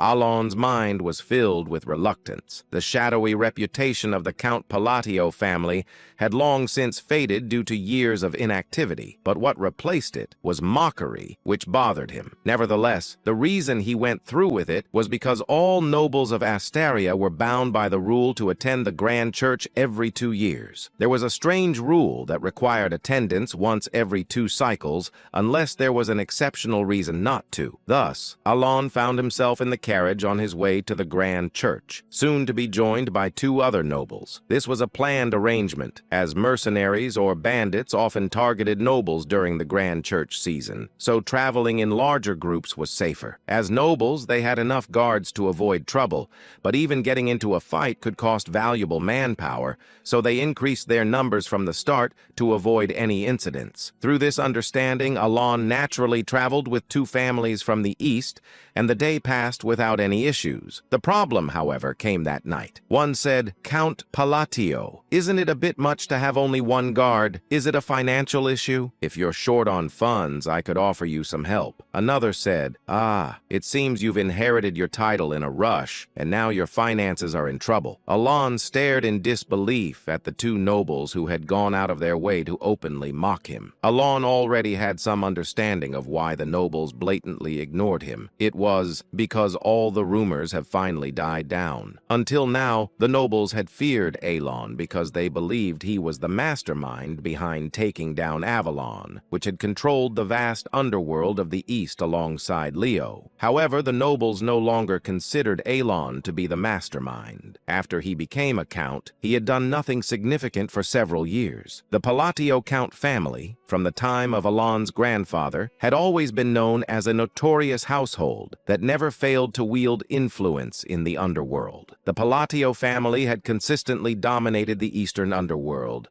though the degree of their control varied over time. But ever since Alon became the Count, the Palatio family no longer exerted influence in the underworld. As a result, the current Eastern underworld was now divided and devoured by packs of wolves that used to scavenge for the leftover crumbs outside the domain governed by the Palatio Count. Furthermore, the power of the Palatio Count family had also weakened, which was natural. The power they wielded up until now had mostly been fueled by the wealth generated from the underworld. However, since Alon became Count, he no longer used money to maintain power. His desired life was not one of grand success in the underworld, but rather a comfortable and prosperous life that any noble could enjoy. In other words, he had already achieved what he wanted. However, by completely withdrawing from the underworld, rumors began to spread among the nobles. Some speculated that perhaps the current Count Palladio wasn't a mastermind at all, but merely someone who became Count by chance. As time passed and Alon continued to do nothing, the rumor gradually became accepted as truth. Eventually, Alon's reputation had devolved into that of a lucky fool who happened to become Count in the place of the real mastermind. Of course, there were still a few nobles who remained suspicious of Alon, but even they had begun to agree with the spreading rumors. After all, it didn't make sense that Alon, if he truly had the power to destroy Avalon in a single day, would not have used that power until now. In any case, Alon had somewhat expected this kind of treatment, but he hadn't anticipated that people would go out of their way to mock him like this. Alon looked up at the two nobles, whose faces radiated slyness. He didn't recognize either of them. However, based on the crest engraved on their carriage, it was easy to tell that one was from the Krilda Count family and the other from the Edelon Count family. He said to himself, "They both look old enough, but isn't this too childish?" Alon laughed to himself as he noted how aged their faces were. He quickly understood why the two nobles had come all this way just to mock him. He thought, "I see, this is a gathering of the victims." The Palatio family, notorious as they were, had also been a powerful family in the underworld. As a result,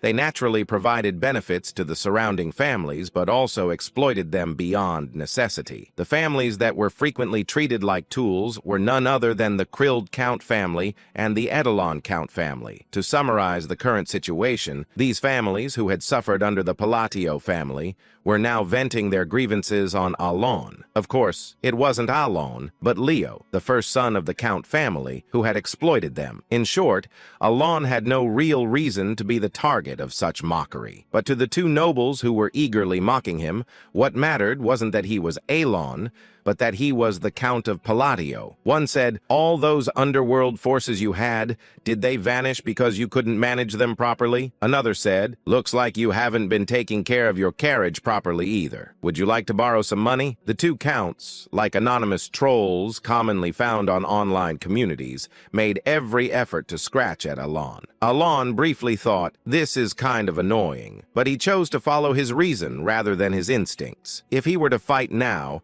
he could easily crush the two nobles before him, maybe not slaughter them, but leave them beaten to a pulp. However, doing so would only complicate things. The moment he fought with them, Alon would have to leave the gathering and move separately, and that might lead to unnecessary trouble like running into bandits. Clearly, responding to their provocations was exactly what they wanted. Alon decided to ignore them, saying, "There's no need to entertain these fools." He wasn't stupid enough to fall into such an obvious trap. That day, Alon ate 2 ears of corn, using the jeers from the two counts as background music. He said the roasted corn tasted even better in the slightly chilly weather. It would have been nice to have some butter. Going to the cold northern lands, a place where no living being should be able to survive, was gripped by an unrelenting, life-draining frost. In this bleak, cursed land, painted eternally in shades of gray by the relentless blizzard, a man had fallen. Where his right arm should have been, a crimson stain of blood marked the spot, and his left eye socket lay empty. This man was none other than one of the 8 barbarian chieftains, the great Kulkan, now awaiting death after his defeat at the hands of the cowardly knights of Caliban. Yet even in his final moments, his eyes were filled with rage. He cursed, "Those dishonorable dogs!" His rage wasn't because of his defeat. To the barbarians, death in battle was a glorious end, a noble fate. Kulkan's fury stemmed from the dishonorable way he was struck down. caught in an ambush, tricked by the knight's deceitful challenge to a duel. Blood spilled from Kulkan's mouth as his world grew dim. The gray landscape blurred, and his ears gradually stopped hearing the bitter winds. Despite his anger, his mind slowly began to sink into darkness. Just as everything was about to fade into nothingness, Kulkan whispered the name of the great god, Ultultus. At that very moment, time seemed to stop. The dim, fading vision cleared. The harsh northern wind blew in his ears once again, and his mind, slipping into unconsciousness, began to rise. A voice echoed, "Child of blood, call my name. Call upon the great name that you worshipped. Call upon my name, and I shall grant you what you desire." As if commanded by a divine force, Kulkan, entranced, murmured, "Great god Ulthultus, I dare to call upon your honorable name." And in that moment, the demon smiled and said, "Do that, and I shall grant your heart's desire." For the next few days, the uncomfortable coexistence continued. Every evening, Count Krild and Count Edelon would emerge to hurl their mocking remarks, and every time, Alon pretended not to care, brushing off their words as if they were nothing. The one who ignores, and the one who tries desperately not to be ignored. Naturally, the one who ignored always won. Alon had deeply internalized one of the life lessons he had learned from a certain online community. Don't feed the trolls. At least in this place, no one could beat him at that game. Of course, after several days of this, other nobles began to mock Alon as well, whispering that he lacked dignity as a noble or scoffing at him for staying silent under the insults of Krilda and Edelon. But despite this, Count Krilda and Count Edelon, who had been the ones persistently mocking him, were not feeling particularly satisfied. Count Krilda growled, "Damn it, this is absurd." Count Krilda frowned as he looked at Alon from a distance. Even though they had been mocking him, they were the ones being ignored, which was naturally infuriating. But after a moment of their sour mood, they exchanged low whispers. "Did you confirm?" "Yes, and it seems like he has no additional guards." In truth, the reason the two counts had openly mocked Alon wasn't just to vent their frustrations, it was also to assess his security. They continued, "Even with an artifact to secretly check, there was nothing. It's just that foolish brat and that rogue knight sitting next to him. So the rumors are true after all. It seems certain. If he had any forces, he wouldn't be moving around alone. Then we can proceed with the plan." The reason the two counts had been investigating Alon was because they were planning to expand into the underworld. They were well aware that Alon had no interest in the underworld, and that as a result it had become overrun by various packs of scavengers. While the rumors about Alon were already widely accepted, the two counts, having been tormented by the Palladio family for so long, wanted to confirm the truth for themselves. They needed to be sure that Alon truly had no power left. After days of checking and confirming that Alon had no personal guards, a smile spread across their faces. They said, "The gods are smiling upon us." Indeed, who would have thought we'd get a chance to step into the underworld? While most nobles hesitated to enter the underworld, these two were different. Having once acted as lackeys for the Palladio Count family,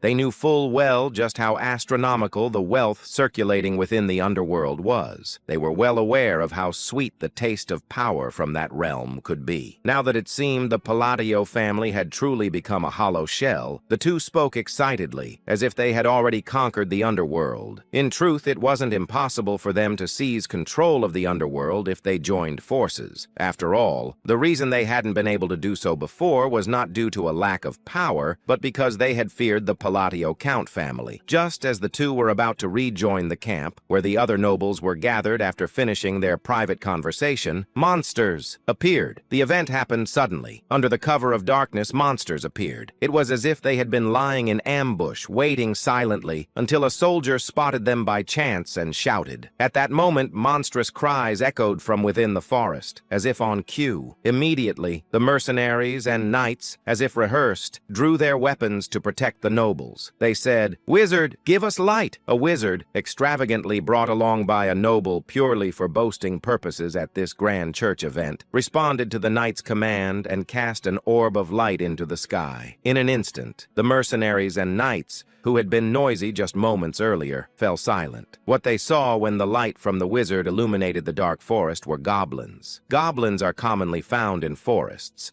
With the strength of a child, they are not dangerous monsters for anyone other than rookie mercenaries. Though the rusty swords and bows they wield can be dangerous, they pose little threat to seasoned mercenaries and knights. Goblins only become troublesome when their numbers swell, but even with dozens of them, they can still be easily driven off. However, if their numbers are enough to fill the forest before them, then they are undoubtedly a threat to the knights and mercenaries. Moreover, what heightened the tension for the knights was that the goblins before them were far from ordinary. A knight's voice, laced with both fear and confusion, was directed at the sight of the goblins. What on earth is that? The problem wasn't just that they were goblins, it was their grotesque appearance. Purple crystals were growing all over their bodies, including their heads, as if they had been afflicted by some kind of plague. To make matters worse, one said, "Wait, isn't that Mark?" Among the horde of goblins, the body of a seasoned mercenary who had been assigned to external surveillance for precautionary measures was being devoured savagely. In the hands of a massive goblin was what remained of Mark's body. The mercenaries who saw this sight felt a rising wave of fear within them, saying, This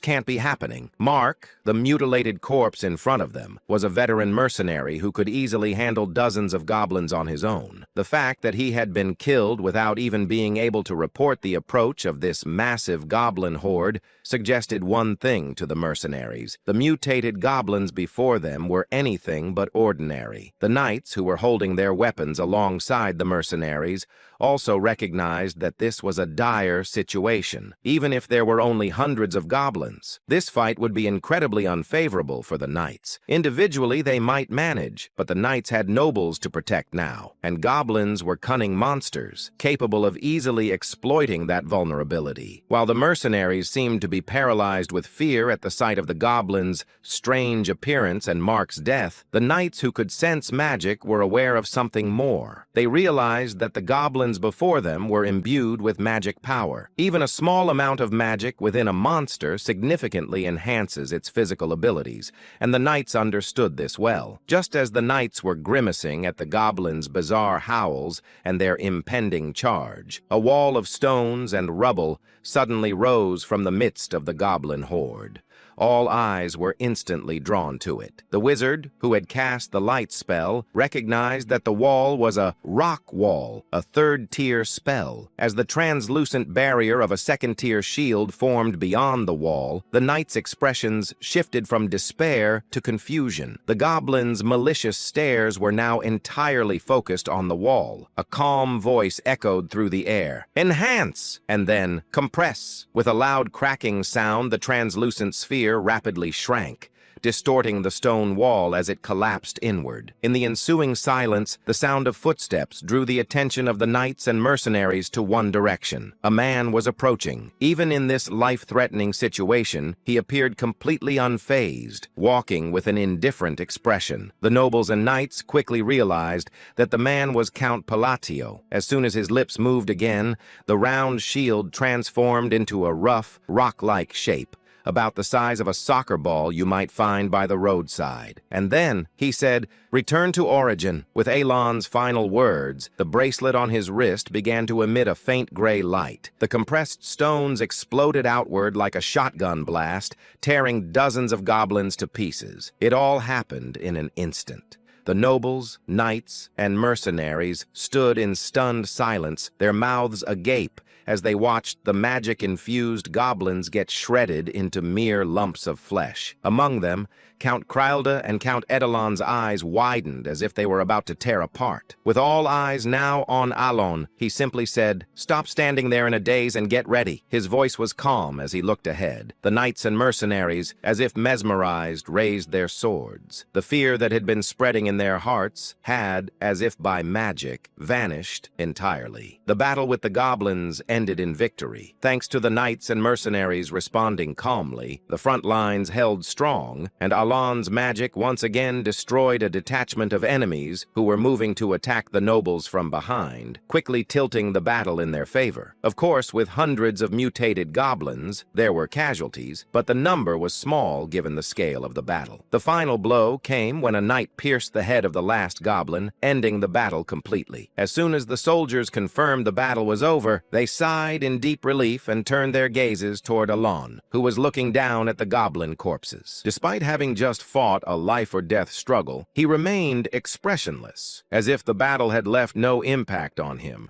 causing the mercenaries to look at him with awe. They couldn't forget the sight of Alan turning dozens of goblins into mere chunks of meat without even changing his expression. However, while the knights and mercenaries admired Alan, he was thinking, "I nearly died in a single strike." Though his face showed no sign, inside he was working hard to calm his wildly racing heart. Despite bearing the insignia of the impure, which allowed him to cast 3 times more spells than usual, after using walls and shields twice each, he had been reduced to a mere mortal due to the limitations of his mana capacity, he thought. It's a good thing the knights won. Though the odds of the knights and mercenaries losing were slim, even against mutated goblins, when he had lost all means of self-defense, he had felt a desperate fear. He said to himself, "Perhaps I should have just dropped out earlier. No, it was a good thing I stayed close." But more importantly, Alan praised his past self for acting rationally and, having calmed his heart, turned his gaze to the goblin before him, his expression growing serious. He knew all too well the significance of the purple amethyst emerging from the goblin's body. He inquired, "Why, a divine descent?" This was a strange phenomenon that occurred among the monsters of the continent when an outer god tried to descend upon the world. The monsters affected by divine descent became more ferocious and physically stronger. While the current group of soldiers could handle the monsters they would encounter on their journey to the Duke's territory, Alan was concerned about the fact that the divine descent had occurred at all. The phenomenon meant that an outer god would soon descend upon the land. Typically, such gods could not descend unless one of the 5 great sins manifested, but now even these borderland gods were about to arrive. He said, "This can't be good." The descent of outer gods was a grave matter for Alan. While not as catastrophic as the great sins, if these gods started rampaging, entire kingdoms could vanish easily. There were only 6 kingdoms on the continent excluding the Empire,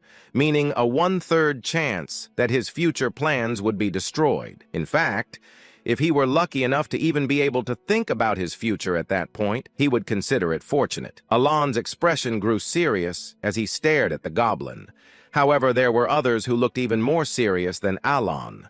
So serious, in fact, that their expressions seemed to suggest they had lost everything. Those individuals were Count Kralda and Count Edelon. The next day they arrived at the Duke's estate. But Alan wanted only one thing, sleeping. And I'll do the same. The scene opens inside Alan's castle, where a grand party is underway. The hall is filled with churches covered in gold, clearly built to show off wealth. Alan casually remarks that the purpose is to flaunt money and implies that taking one would not even matter, though something about the atmosphere feels off. Nearby, young noble ladies admire the scene and praise Duke Lodiger for his abilities. The Duke responds flirtatiously, enjoying the attention, while others around him express concern for his health. Watching all of this, Alan thinks to himself that nothing good ever comes from joining the ranks of nobles, and he has no desire to be part of their world, even though he still needs to complete the required formalities. At that moment, someone calls out to him. Alan turns around and sees the same 2 annoying nobles from before. Trembling with fear, they approach him carrying gifts, including clothes and gold coins, and address him as Count Palladius. They politely ask for a moment of his time and present the highest quality meat from their territory, suggesting he take it. They also express their desire to support his land. Alan questions why they are suddenly acting this way. He gives them a cold, piercing look, causing both nobles to panic internally as they interpret interpret his expression as a serious threat. To them, it feels like an unspoken warning not to mess with him. The narration then shifts back to a day earlier, right after the battle with the goblins. At that time, the two nobles had watched Alan defeat the goblins using only his mana. They were left completely speechless, frozen in terror by what they had witnessed. One of them asks the other if he saw it, while the other nervously identifies it as magic. Soon after, another noble urgently calls out to Baron Armin, begging to borrow his wizard. Baron Armin is shocked by the sudden request. It is then explained that the Baron had brought along a third-tier wizard simply to show off his wealth. The two nobles take the wizard aside, claiming they have a question. They ask him about the Pavak magic used earlier, assuming it must have been second tier at best. The wizard confirms it was not second tier at all, and explains that the spell was far beyond his own level. Hearing this, both nobles freeze in shock as they realize the magic must have been third tier or even higher. They conclude that Count Palladius must possess overwhelming power, even if it appeared to be by luck. To them, the situation feels like a complete mess, and the odds of survival seem almost non-existent. They recall rumors about Palacio being cold, cruel, and hiding his true nature. Convinced that he spared their lives only because of a bribe, they resign themselves to their fate and can do nothing but pray. The memory of Alan's death glare haunts them, and they cling to each other in fear, breaking down in tears. The story then returns to the present. Still shaking, the two nobles bow deeply before Alan and beg for mercy, ashamed of their earlier insolent behavior toward Count Palladius. They curse their own foolish pride and inflated dreams, realizing they had completely lost their minds. Overcome with fear and regret, they plead desperately for forgiveness, hoping to escape his wrath alive. Seeing the nobles behave this way, Alan becomes visibly annoyed. Evan quietly whispers to him, pointing out that Alan seems to be using the truth here as well. Alan reflects that he cannot even begin to understand what Evan is thinking. Evan comments on those nobles and casually suggests that maybe they should just kill them. He then adds that making a scene would only make things more exhausting. Alan thinks to himself that no matter how impressive or cool the country might be, the situation has crossed a line that cannot be ignored. Internally, he makes an irritated face and thinks that even though he does not have the strength to act recklessly, they should be as scared as they want. Outwardly, Alan gives the nobles a sharp death glare and tells Evan that he will handle the matter separately. The nobles immediately start crying, convinced they are completely finished. In their minds, this feels like a huge problem, and they believe they are already dead. The scene then moves forward to Alan eating at the party. While calmly enjoying the food, he thinks about how Evan was sent to the Information Guild and hopes to hear some new updates about the nobles. As he looks around the hall, he notices two men talking quietly. Alan senses that they are having a secret conversation using magic to enhance his hearing. Alan listens closely. The two men discuss rumors involving a baron and mention the Duke of Altia and the Count of Zenonia. They acknowledge the situation and note that those nobles are now trying to form factions. One of them admits that he never trusted the alliance in the first place. Hearing this, Alan thinks it is not a big deal and sees no reason to worry. He reasons that the two dark families have never gotten along well, so the alliance is unlikely to last long anyway. Relaxed, he continues eating and is impressed by the taste, thinking that the egg tart is exceptionally good. As he keeps listening, the conversation takes a more shocking turn. The men mention something even more surprising and warn each other to be careful. After hearing it, they reveal that the head of the faction is neither of the two nobles previously mentioned. When the name Palacio comes up, Alan is stunned. They continue stating clearly that the head of the faction is called Count Palladius. Alan is so shocked that the egg tart slips from his hand. Internally, he questions what they are even talking about. He recalls seeing the Duke of Alia only once when she was young and having met young Eye of Zenonia only a couple of times. He also remembers that the current Count of Zenonia has never even met him face to face. To him, the spread of such ridiculous rumors makes no sense. He judges the information as exaggerated and largely false at first glance, concluding that this is just how rumors about nobles circulate. Just then, someone approaches him and addresses him as Count Palladius. Alan feels uneasy, wondering why so many people are suddenly talking to him today. The man introduces himself as Carmine, the third son of Duke Comian from the kingdom of Ashtalin,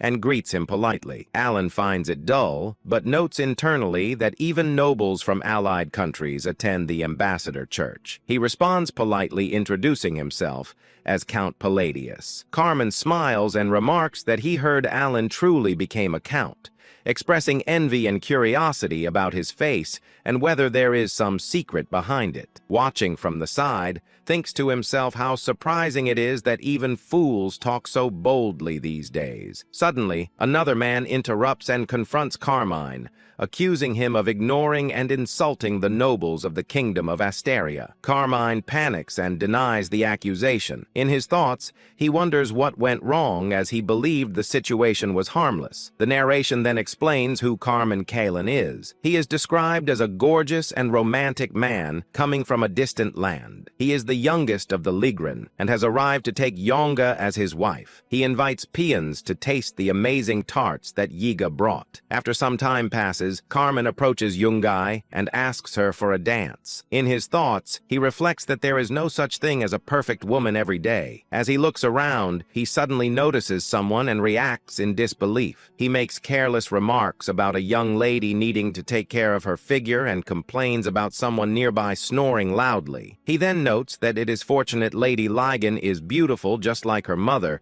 and thinks of it as his moment to appeal. Embarrassed and irritated, Young responds by suggesting they reconsider their marriage proposal. Carmine is shocked and calls out to her, but she leaves without looking back. For reasons unknown, the marriage proposal with the youngest daughter of the Lot family falls apart. Left behind, Carmine fumes internally, thinking about how much he suffered just to come here and how unbearably annoying the entire situation has become. Carmine's gaze slowly shifts toward Alan. He sticks his tongue out slightly and grins, noticing the same hair color and the cold impression. In his thoughts, he connects those features and concludes that the man must be Count Palladius. He recalls hearing rumors that the Count was nothing more than a lucky fool with no real connections. To him, someone like that feels like the perfect and easy stress reliever, and he quietly resolves to act tomorrow. The scene then returns to the present. Several nobles and dukes glare sharply at Carmine and reprimand him for losing his sense of respect. They remind him that the kingdom of Ashtalin has been a long-time ally. Carmine panics and hurriedly denies any disrespect, insisting that was not his intention.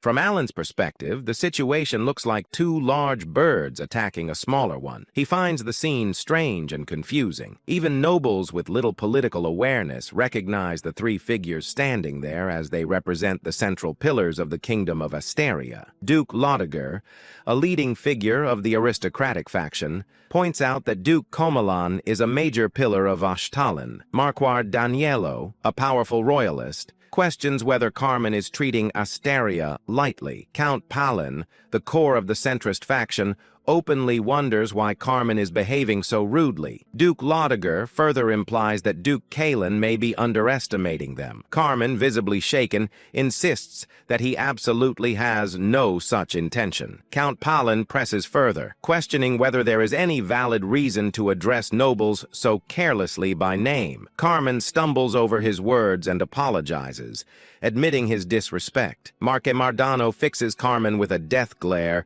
and criticizes him for forming an attitude based on ignorance. Carmine freezes, unable to figure out what to say next. Alan quietly observes the scene and thinks about how unlucky Carmine is for ending up as a shield in front of him at such a moment. He also realizes why the nobleman's spinning wheel had looked so familiar earlier. Eventually, Carmine bows deeply and apologizes to the three nobles. The Marquis responds coldly, implying that apologies alone do not erase consequences, and sarcastically questioning whether an apology could end military service. Carmine continues apologizing repeatedly while the Marquis presses the point again, reinforcing the severity of the situation. Watching this, Alan thinks about how traumatic the scene is and how it reminds him of unpleasant memories. Tearfully, Carmine leaves the area while muttering that he committed an offense so rude that he nearly lost his life. Duke Loiger then turns to Alan and checks on his condition. Alan assures him that he is fine, though internally he feels unsettled. He wonders why everyone is acting this way toward him today and feels an unfamiliar sense of pressure and fear. Even as things calm down, Alan's enhanced senses still pick up the conversation of two nobles nearby. They discuss how the powerful figures are already moving and confirm that the rumors are true. They speculate that if Altia and Zenonia fully enter politics, the power of their leader Palacio will become overwhelming. Hearing this, Alan realizes the chaos is being fueled by those rumors. He thinks that if this continues, it will only become more annoying and decides that it would be better to expose the rumor as false. Marca Mardano then reflects that he has never had a proper conversation with Count Palladius. Alan hesitates briefly in response. The three nobles quickly conclude that Alan must be extremely busy. They mention hearing that he has been researching magic lately and bring up a valuable artifact they recently acquired. They propose gifting him a relic capable of storing magical power and add that they have prepared additional presents as well, asking him to accept their small favor. As Alan considers the situation, he thinks that accepting may be the fastest way to put an end to the rumor. At that moment, a system window appears, stating that Alan remains silent, unable to resist the flow of events. The notification then confirms the acquisition of 5 magic artifacts identified as magic recovery lines. At dawn, the scene shifts to the annex of the Duke of Liger, where a calm yet meaningful conversation unfolds. The Marquis speaks with Alita, and she seeks to understand what has transpired. He explains that the gift was fortunately well received. Among nobles, exchanging gifts is a common courtesy, but when the item is valuable, such as a relic, it carries deeper significance. Such offerings are not mere formalities. They represent intent. Those who wish to join a faction present precious gifts to the faction's leader as a sign of loyalty and alignment. Alita expresses her relief that permission was granted. The Marquis responds with light-hearted gratitude, attributing the outcome to the Duke of Altia's consideration. Alita then formally welcomes Mark Mardano, acknowledging the mutual understanding behind the exchange. It becomes clear that in essence these formalities all carry the same underlying meaning. Altia expressed her satisfaction that everyone shared the same objective. She then asked how things went for the others. Marque responded that it was a great honor, and it was clear that everyone accepted without hesitation. Marque reflected on the situation. Duke Altia, who rarely took action himself, had personally appeared and given his word, but only after carefully selecting the necessary cards. After that, they were made to go through a rite of passage that involved a sincere bribe. Even though rumors were spreading rapidly, this was clearly part of the current political flow. Realizing the importance of the moment, Mark decided that he had to seize this opportunity. Altia's expression darkened as she concluded that they could finally begin moving seriously, but only with a select few. The focus then shifted to Alan, who explained that on the 4th day of the banquet, spoils were somehow being added one by one. He assumed this was because he was being treated well due to the false rumor linking him to Altia and Zenonia. He decided to take the spoils for now, wondering if they would later be taken back, and internally planned it as a complete hit and run. At that moment, Evan appeared from behind and placed a hand on Alan's shoulder. Announcing his return, Alan reacted with a hiccup. Evan questioned why Alan looked so surprised and confirmed that he was back. Alan quickly brushed it off, explaining that he had simply been lost in thought for a moment. The scene then transitioned to a private conversation between Evan and Alan. After hearing Evan's information, Alan was left in shock upon learning that an outer god had descended in the north. Evan confirmed it and added that Caliban was currently in an uproar. According to ancient texts, scholars were speculating that the amethysts were connected to the outer gods. Alan then asked about the additional information he had requested. Evan revealed that the person Alan was searching for was located in a village north of Ashtan. Hearing this, Alan stated that they could stop by there on their way, before firmly deciding that their destination was Caliban. Evan was visibly shocked by the sudden decision and wondered why Caliban was chosen. Suspecting that Alan was planning to head north, Alan stated that he would explain the details along the way and ordered Evan to prepare for immediate departure. Evan acknowledged and left to make preparations. After Evan departed, Alan let out a long sigh and reflected on the situation. He had truly hoped it would not come come to this. Calamitous beings like the five great sins and the outer gods were beyond prediction. It was impossible to know which outer god would descend or when a divine descent would occur. That uncertainty was the reason he had tried to gather information and act as quickly as possible. Yet he had never expected events to unfold this fast. As fragments of data and probabilities crossed his mind, memories from playing the game resurfaced. Having seen hundreds of possible outcomes, the ending now painted itself clearly. The allied kingdoms would crumble and collapse, falling into ruin as they fought foolish wars in lands contaminated by otherworldly powers. In the end, his own life would be shattered in an instant. He reminded himself that he had devised a plan to deal with this crisis. After descending, an outer god entered a stabilization period lasting several months before awakening as a living god. During that time, they could not fully exert their power as heroic spirits,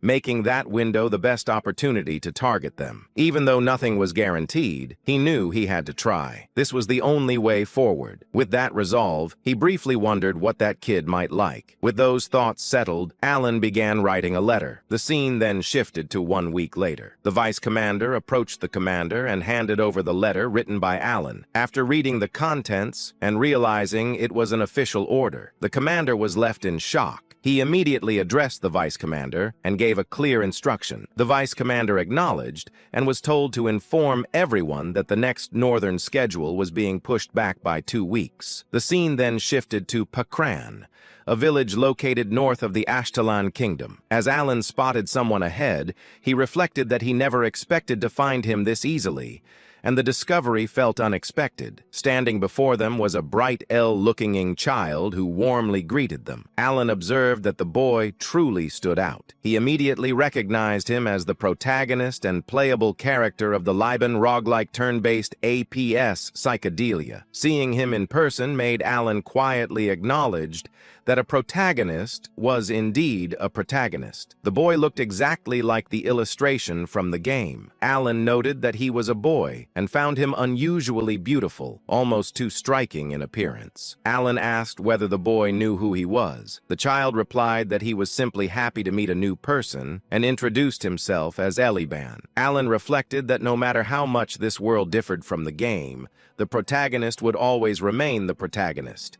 Eventually, Eliban would become famous and strong. Alan remarked that Eliban had a very bright personality, while internally admitting that facing a character he once played as felt strange. Alan then handed Eliban a small bag and told him it was for him to take. When Eliban opened it, he found a large number of gold coins inside. Alan then instructed Evan to bring the other item. Evan stepped forward, opened another box in front of Eliban, and revealed that it was filled with potions, explaining that all of it belonged to him. Eliban reacted with joy, overwhelmed by happiness, and expressed disbelief that everything was really for him, wondering why it was being given so suddenly. Alan explained that it was an investment. Internally, he affirmed that he had brought everything necessary for a protagonist's early growth. Alan explained to Eliban that he was doing this because Eliban was destined to become a big deal in the future. Internally, Alan urged him to grow quickly so that he could one day deal with threats like the outer gods in his place. As more indicators crossed his mind, Alan briefly wondered whether this treatment was generous enough and assumed that he must have won Eliban over. Suddenly, Alan realized he had forgotten something and introduced himself as Count Palatio. This was the name of the patron he should be grateful to when he succeeded. He quickly corrected himself, thanked the Count sincerely, and promised to remember the name. Filled with excitement,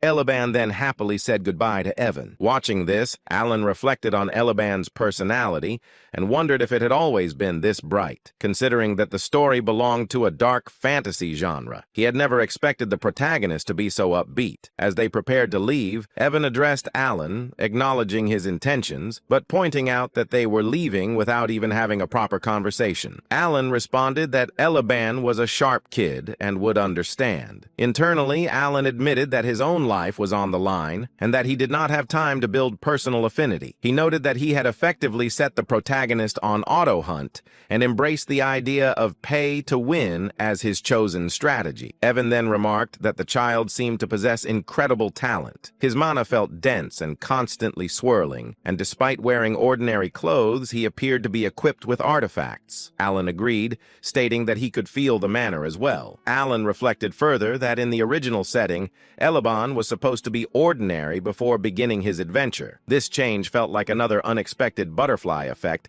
that differed from the game, especially since Elaban was the protagonist. Even so, Alan concluded that what mattered most was preserving his plan for an easy life. Alan addressed them with confidence, explaining that the stronger he became, the better the outcome would be, and that it would all be worth the investment. He reassured them that Liban was one of the few kind-hearted people in that wretched, dark fantasy world, so there was nothing to worry about. A moment later, doubt crept in, and the idea of Liban being kind-hearted suddenly felt questionable. Alan then brought up Evan while talking about Deus, stating that Deus would meet him. Internally, Alan reflected that he had never even visited before because he was scared, and he never imagined things would end up like this. Evan, filled with anxiety, wondered whether they would at least let him see them. Alan responded uncertainly, suggesting that it would probably happen, capturing the quiet grief of a young transmigrator. After that exchange, Alan went into his room and checked all of his belongings. Evan noticed the clutter and expressed disbelief at why Alan had bought so many random items. Alan calmly explained that these items were bribes meant to be offered to his future lifeline. 10 days later, the journey reached the capital of Caliban. Kurdum, the massive northern gate of Kurdum, stood ahead, imposing and orderly, marking the end of a long road. As the carriage continued forward, Evan grew heavily fatigued from constant travel. Boredom and exhaustion settled deep into his body, and he openly expressed how completely worn out he felt. Alan, equally exhausted but composed, reflected that long journeys were naturally draining and unavoidable. Evan, still pushing through his frustration, thought about how the final stretch had been made worse by the bizarre labyrinth they were forced to pass through, feeling that without it, he could have at least maintained some pride in their arrival. Alan accepted the hardship calmly, understanding that nothing could have been done to change it. While the carriage rolled onward, Alan gently held the locket in his hand and sank into his thoughts. He reflected on how they had traveled from place to place in preparation for the coming war against the outer gods, gathering strength and securing gifts along the way. His thoughts turned to Deus, wondering whether those efforts would be enough to please him. Within him stirred the heart of a father, one who wished to give without restraint or hesitation. As the capital gates drew closer, Evan noted that their turn for inspection was approaching. Soon after, Evan stepped down from the carriage and moved ahead for the capital inspection, the process to conclude with nothing more than simple identity verification. He assured Alan that he would return shortly. Alan, remaining relaxed, waved him off casually and encouraged him to take as much time as needed. Left alone, Alan sat back comfortably within the carriage. He allowed himself a brief moment of rest, closing his eyes and feeling relief that, at least in this city, things seemed to move quickly and efficiently. That calm did not last long. Evan soon returned with a tense expression and urgently addressed Alan, informing him that a minor issue had arisen. Alan sought clarification, and Evan explained that they had been asked to step aside. Although Alan's identity had already been verified, something else appeared to be causing concern. Responding without visible agitation, Alan stepped out of the carriage. At that moment, a knight approached from behind. The man wore a twisted, overconfident smile, raising an eyebrow as he closed the distance. He identified Alan directly, confirming whether he was Count Palatio. The knight introduced himself as Varain,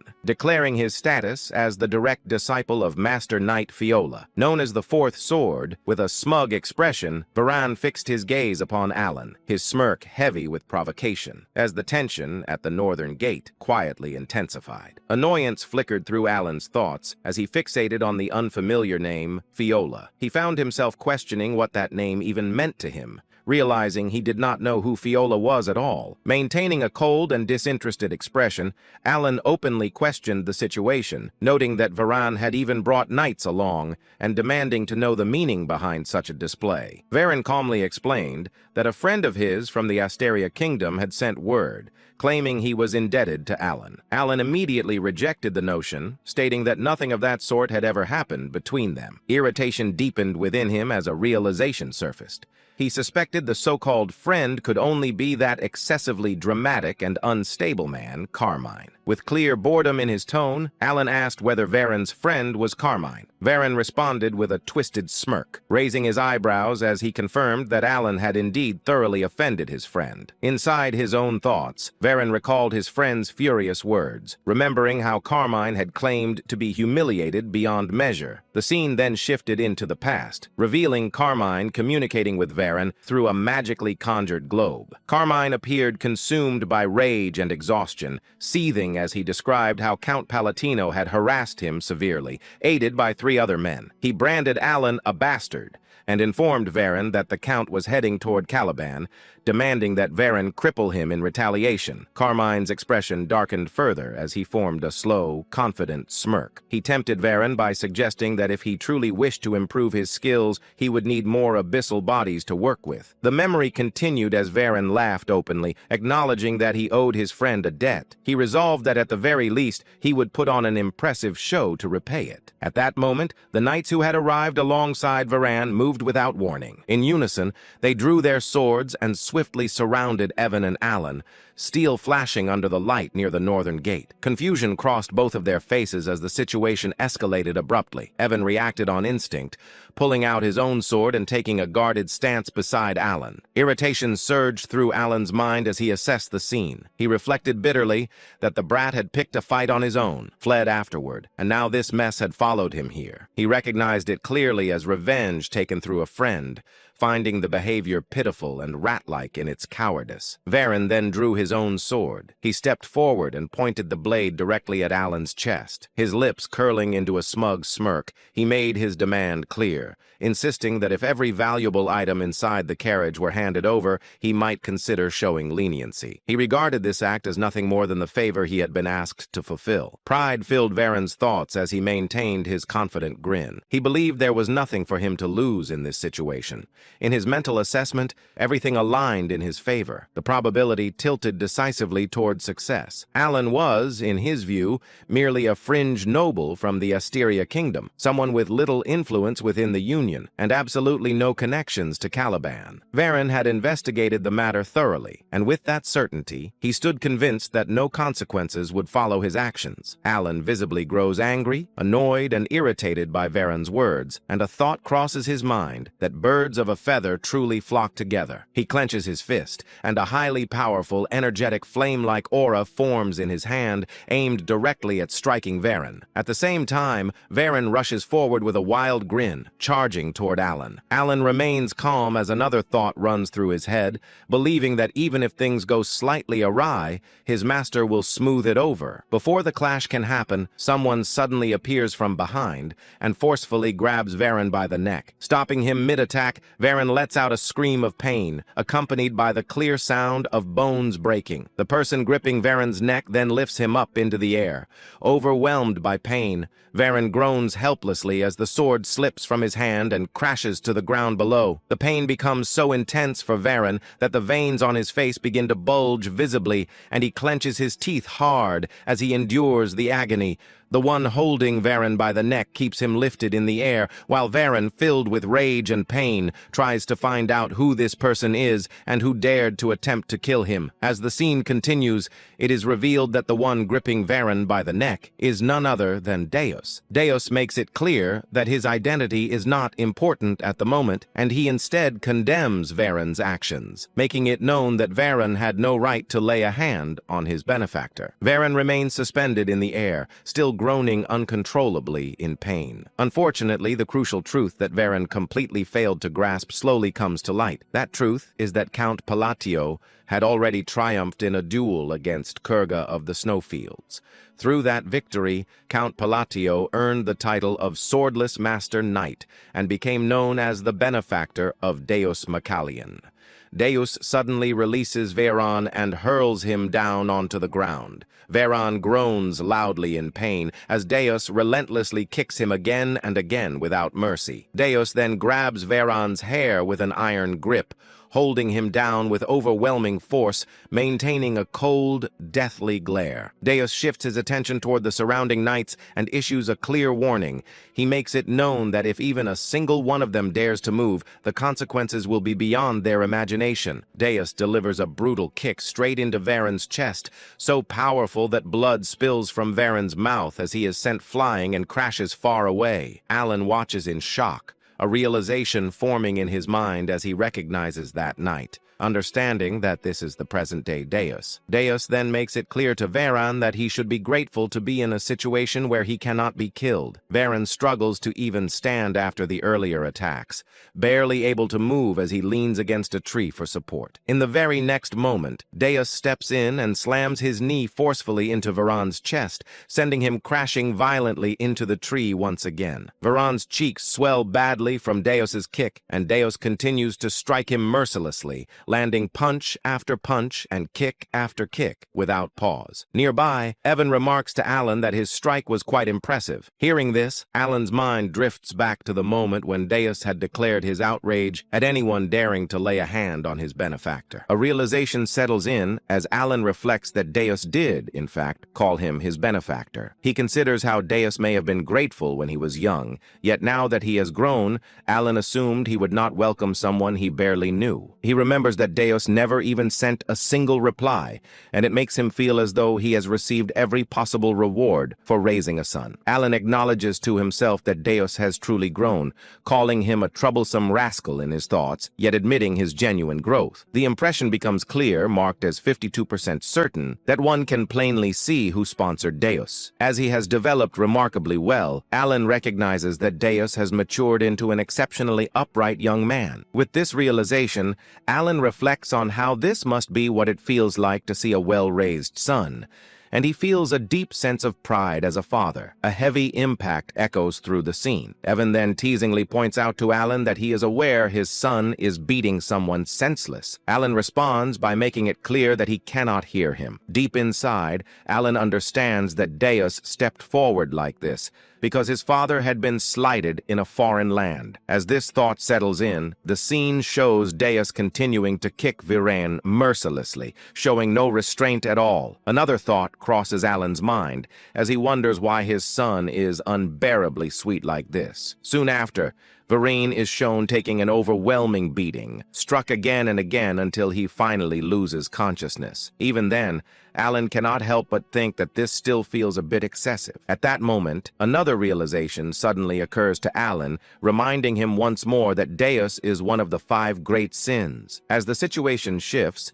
Deus is seen turning and walking toward Alan. He then stops in front of him, bows respectfully, and wears a confident smile as he states that he will escort him. Hearing this, the remaining knights are left completely shocked by what they witness. The scene opens in a frozen, icy land where a brutal war has taken place. Dead bodies lie scattered across the battlefield, their frozen forms covering the ground. Some of the corpses are engulfed in flames as the opposing side burns them without mercy. In the midst of this aftermath stands Delman, the wielder of Caliburn's 3rd sword and the commander of the Crimson Flame. Overcome with triumph, he raises his sword high, celebrating the outcome of the battle. Delman shouted, "One of the 8 chieftains, the Great Khan, along with his entire tribe, has been wiped out. The Red Flame Knights have emerged victorious on the kingdom's land." Hearing this declaration, all the Crimson Flame Knights erupt in joy. They cheer loudly, jumping and celebrating their hard-earned victory. After allowing the celebration to settle, Delman said, "Return to the outpost and begin preparations." The knights responded in unison, "Yes, Captain." As they begin to move, Delman's expression hardens. In his mind, he reflects on his achievements, believing that after accomplishing something so significant, he should no longer be pushed around by the newly appointed Master Knight. His anger deepens as he clenches his teeth. Delman thought, "Even if that man used underhanded methods unknown to others, I know the truth." Caliban and the barbarians had shared a long-standing conflict, a war governed by mutual honor and unspoken rules. But this time, everything was different. K.L. Khan had been tricked. He was lured out alone and eliminated by an undercover force. Delman remembered how the great Khan's knights were slaughtered and how unfair the entire operation truly was. By exploiting the momentum of the battle, the tribe was completely annihilated. Delman muttered, "That bastard!" He remembered how that same man sent him a victory report, claiming the defeat of the Kurga of the snowfield. It had all happened because Delman demanded a decisive result from the expedition. Khan's body had vanished during the chaos of the battle. Even if he had survived, the poison would have ensured his death. Eventually, Delman convinced himself there was nothing left to do except return to Caliban and report the mission's success. A smirk formed on his face as he stepped forward, but suddenly stopped. In the distance, he noticed a lone man standing still near the forward base. Confusion flashed across Delman's face. The man slowly turned toward him. The man said, "Delman," filled with rage. Delman gritted his teeth and swung his sword. Flames burst from the blade as fire erupted into the air. A strange unease crawled up Delman's spine. Delman thought, "Clank should already be dead." As he looked closer, an overwhelming aura began to rise from Clank's body. Within Clank's shadow, Delman perceived the shape of a demon forming. Clank said, "You defiled a sacred duel, a duel meant to be fought with honor." Terror radiated from his presence. Even superhumans capable of ending hundreds of lives could be devoured by this being. Cold sweat poured down Delman's face. Delman realized this is not Clank. Driven by desperation, Delman launched another attack. Flames exploded violently from his sword. The man dodged effortlessly. The man said, "Answer me first." Refusing to hesitate, Delman attacked again, unleashing even greater flames. Once again, the man evaded him with ease. Delman thought bitterly, "Believing in duels on a battlefield and was foolish." The flames scorched the land, melting the ice around them. The man stared at him with a deathly glare. The man said, "You are strong. For a human, I will give you one last chance. Duel me." Sensing danger, Delman shouted, "Prepare for battle." The knights surrounded the man from all sides. The man smirked. Demonic mana gathered in both his hands. The man said, "A mortal without honor does not deserve an honorable death. There will be no duel between me and a barbarian like you." From his hands, poisonous mana erupted and spread into the fallen knights' bodies. The toxin infected every corpse. The knights began screaming in unbearable pain. Their eyes turned blood red as their bodies collapsed. Several knights cried, "Kill us! Please, end it!" As their screams faded, the man stepped forward. He slashed Delman's throat with his bare hand. Immediately after, he struck the ice, triggering a massive explosion. The remaining knights were blasted into the air and slammed violently into the ground. Blood spread across the sky like a grim mist. The man then delivered a devastating punch. His fist pierced straight through Delman's chest. Blood poured from Delman's mouth. Delman whispered weakly, "What alternative remains?" He collapsed to the ground, trembling in agony. Delman cried, "It hurts! Kill me! Please kill me!" Moments later, Delman died. As his life faded, the man's eyes turned blood red. The man said, "Savages, all of you, creatures formed from the dead, robbed of your rightful death." The fallen knights began to rise, surrounding the remaining Crimson Knights. Shock spread through their ranks. The man announced, "The bloody Colosseum is now open." Suddenly, a terrifying presence descended. Althus appeared with a twisted smirk. Althus declared, "I am the god of all barbarians, the father of duels. I will personally grant you honorable deaths. If you claim you are not barbarians, prove it in a duel." Blood began raining from the sky. The scene then shifts away from the battlefield. Deus lowered his head respectfully. Deus said, "I will take you there, Count Alan." The surrounding knights froze in shock. The narration explained that in Caliban, the prestige of the swordless Duke Deus Massilian stood as high as the sky itself. He once defeated the second prince and never showed courtesy to anyone except the king. Alan observed him carefully. The knights thought, "What kind of man is Count Palladius to receive such respect?" The surrounding knights stared at Alan in disbelief. One knight whispered, "Who is he?" Deus summoned a luxurious carriage. Deus said, "Please sit inside." Alan felt burdened by the excessive attention. Evan quietly said, "Go ahead, Alan. I will follow behind." Soon, Alan arrived at Deus's mansion. Stepping out of the carriage, he saw an enormous, brightly lit structure resembling a massive crab-like fortress. Inside, silence filled the mansion. Alan thought, "Coming here is technically a success. I obtained Kim Dong Dong, but something feels wrong." After thinking carefully, Alan decided to be honest. Alan said, "I would like to speak with you for a moment." But I came here with a purpose. I have a favor to ask. Deus looked shocked. Deus said, "You came to ask something from me? Please explain." Alan nodded. Alan said, "I will explain everything clearly." Deus responded immediately. Deus said, "Helping you would be my honor." Inside, he realized this was not an order, but a request. Deus then said, "Let us sit and speak properly." They sat at a tea table. Silence filled the room. Alan thought, isn't the owner supposed to sit at the head of the table? Despite the awkwardness, he felt strangely comfortable. After a long pause, Alan spoke again. Alan said, "I have two requests. I know they may not be easy to accept." He continued, "I must travel north, and I would like you to travel with me." Deus smiled slightly. Deus said, "I would gladly accompany you." Alan felt uncertain. Then Deus revealed something unexpected. Deus said, "I was already planning an expedition to the north." Relief appeared on Alan's face. But then Alan spoke again. Alan said, "The second request involves the royal treasury of Caliban." The atmosphere grew heavy. Alan said, "I want to borrow an artifact." He looked directly at Deus. Alan said, "The ring of the madman." Outside the estate,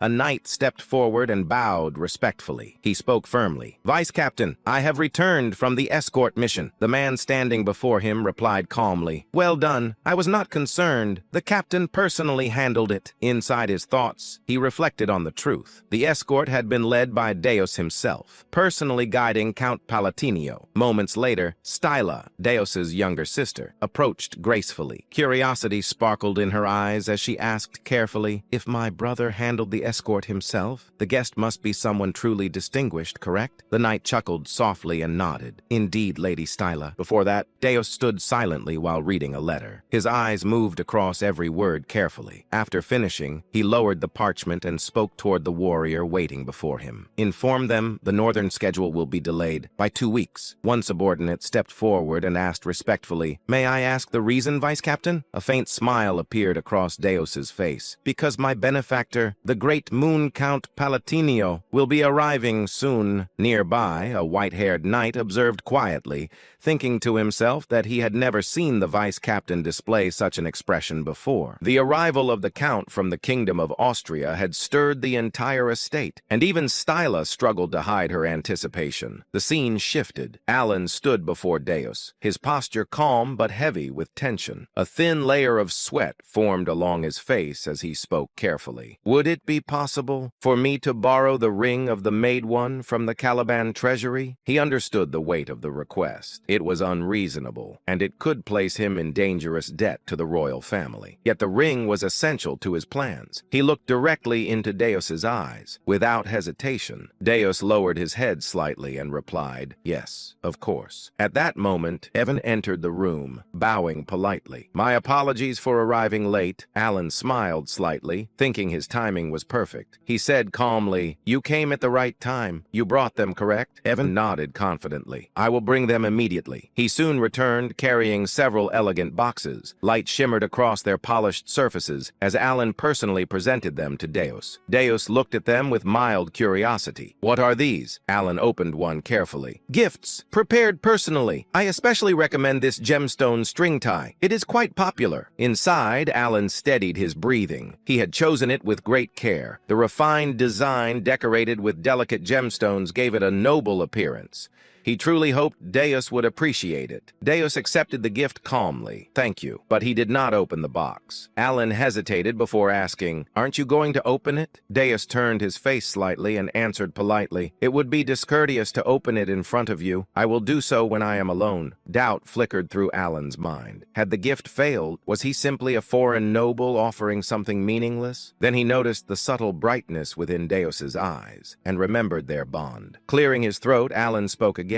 "If my request causes inconvenience, I will compensate properly." He paused, adding firmly, "I will retrieve the ring of the Maid One immediately." Then he asked carefully, "Did you not hear what I said about its location?" Deus replied calmly, "It is inside the royal treasury of Kelvin." Alan frowned slightly. "Would retrieving it not be extremely difficult?" Deus answered quietly, "Under normal circumstances, it would take roughly 1 week." Silence followed as he fell into thought. Alan and Evan waited patiently, but when no answer answer came, Alan sighed and considered the political complications. He even wondered if deploying 50 elite disciples might be necessary. Suddenly, Deus's expression hardened. He asked seriously, "Should I begin immediately?" Alan quickly shook his head. "You don't need to go that far." Deus nodded slightly. "Understood. Then I will retrieve it as quickly as possible." Gratitude surged within Alan. Deus was clearly willing to fulfill the request, by any means necessary. Their conversation ended, and they prepared to leave. Suddenly, Stila burst into the room excitedly. "Brother!" At the same time, Evan smiled warmly and greeted her. "Lady Stila, it has been a long time." The two greeted each other like siblings reunited after years apart. Alan watched quietly, surprised by the genuine happiness on their faces. He remembered clearly. Stila was the girl he had ordered Evan to save. In the original timeline, she had died tragically. Seeing her alive made him realize how strongly she resembled Deus, but the warm moment shattered instantly. Deus stepped forward,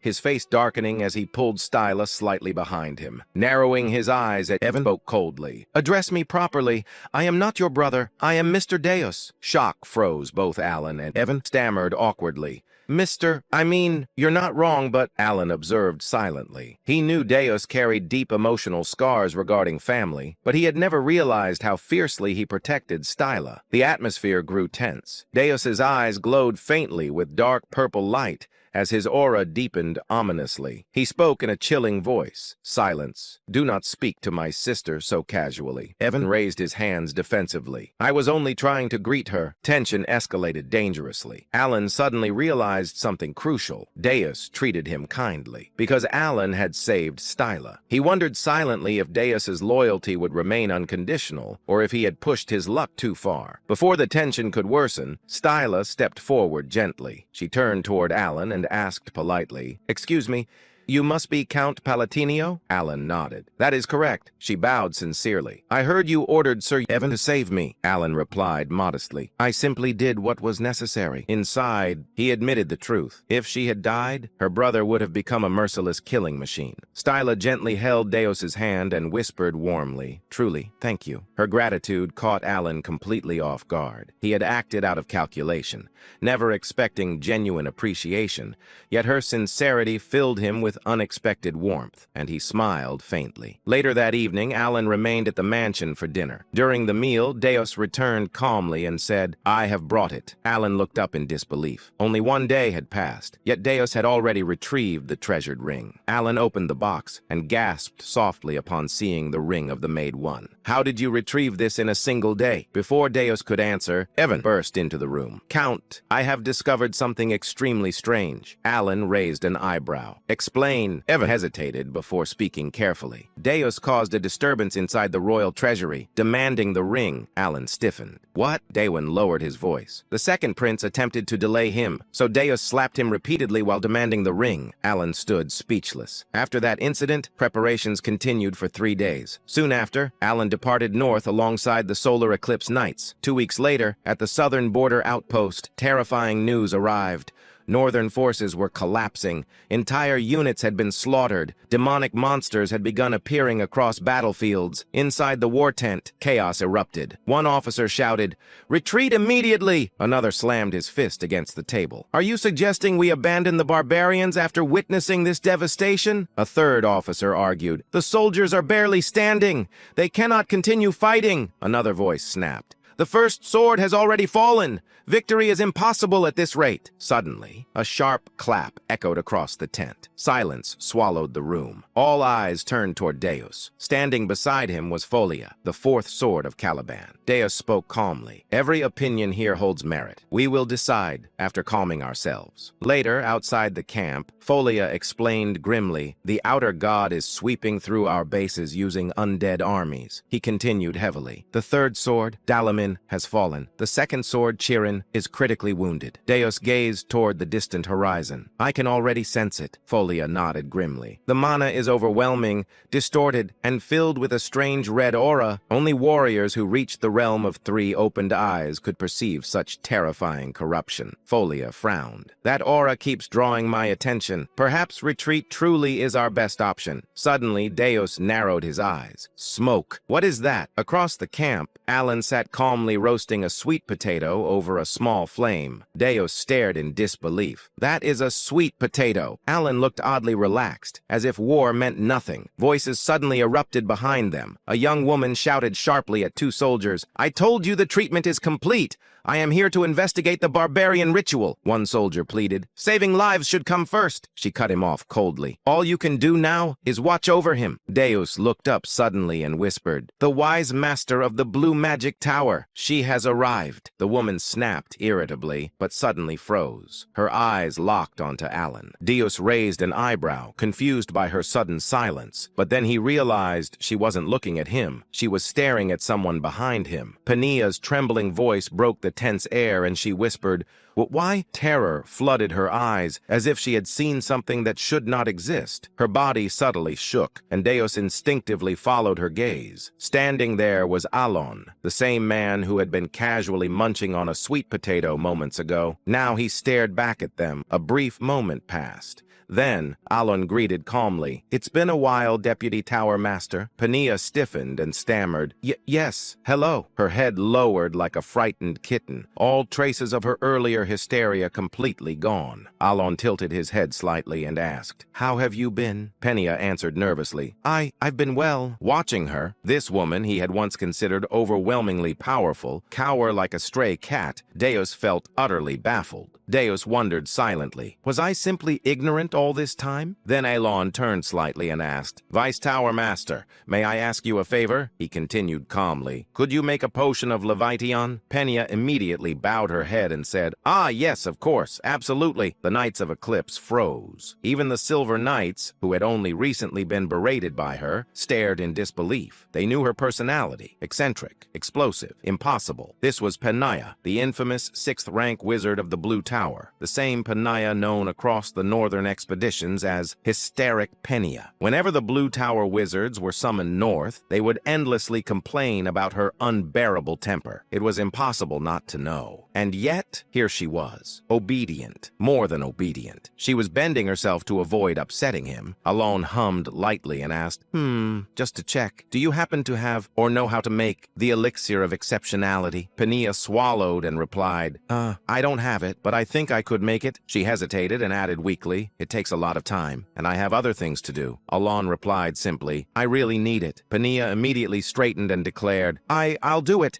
I promise I will." The knights could not believe what they were witnessing. The Vice Tower Master of the Blue Tower, following orders like this? Even the Blue Tower wizards stared as if witnessing the end of the world. One muttered in disbelief, "What the hell?" Another whispered, "What is this? Am I seeing things?" Someone added shakily, "Has the Vice Tower Master completely lost it?" One wizard said in shock, "She refused to make that last time because it was too difficult, and spent weeks complaining." Another asked, "Am I seeing this wrong? Did someone cast an illusion spell?" Then Alon calmly asked, "How much payment will you need?" He added casually, "However, if it's a bit expensive, the payment might be delayed. The finances haven't been great lately." Penia waved her hands rapidly and blurted, Just give me 1 gold coin." Alon blinked and asked, "1 gold coin? Isn't that too cheap?" Penia nodded quickly and insisted, "No, it's fine. Yes, it's totally fine." Alon smiled faintly and replied, "Well then, I won't refuse such a generous offer." The knights and wizards stared blankly. 2 potions that normally cost hundreds of gold coins for 1. They slowly turned their heads toward Alon. Their eyes were filled with admiration. They would have given him a hat if they had the chance. Trying to escape the overwhelming pressure of the situation,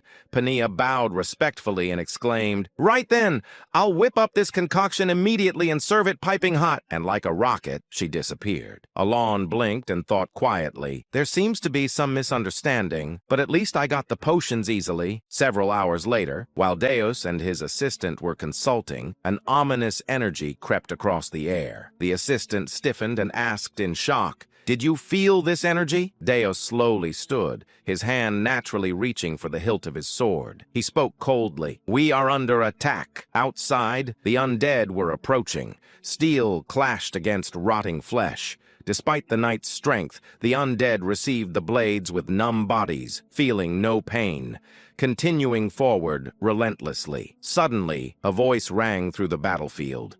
Pania raised her staff and declared, "Ice Shard!" Hundreds of undead advancing toward the soldiers froze instantly, cracked and shattered, a magnificent display of magic. But even more than Pania, the true symbols of hope were the two master knights, Fiola and Deus. Of the two, Deus's presence was overwhelming. In an instant, hundreds of undead around him halted, as if time itself had frozen. Then, with a single horizontal sweep of his sword, every frozen undead body was cleanly cut in half. One strike, hundreds of corpses. Hope ignited in the soldiers' eyes. But then, a deafening explosion tore through the battlefield. The outer god descended. For a moment, even the undead halted. Ashen dust filled the air. As it cleared, a massive figure stood revealed. Though dressed as a barbarian, he had long transcended humanity. Massive, blue-skinned, monstrous. Then, a voice echoed. Ultaltus declared, "Barbarian, do not defile the sins of those who do not know honor." The undead rose again. The tide had changed. Before anyone could react, Fiola vanished and reappeared directly before the outer god. As one of the fastest master knights of Caliban, blessed with divine speed,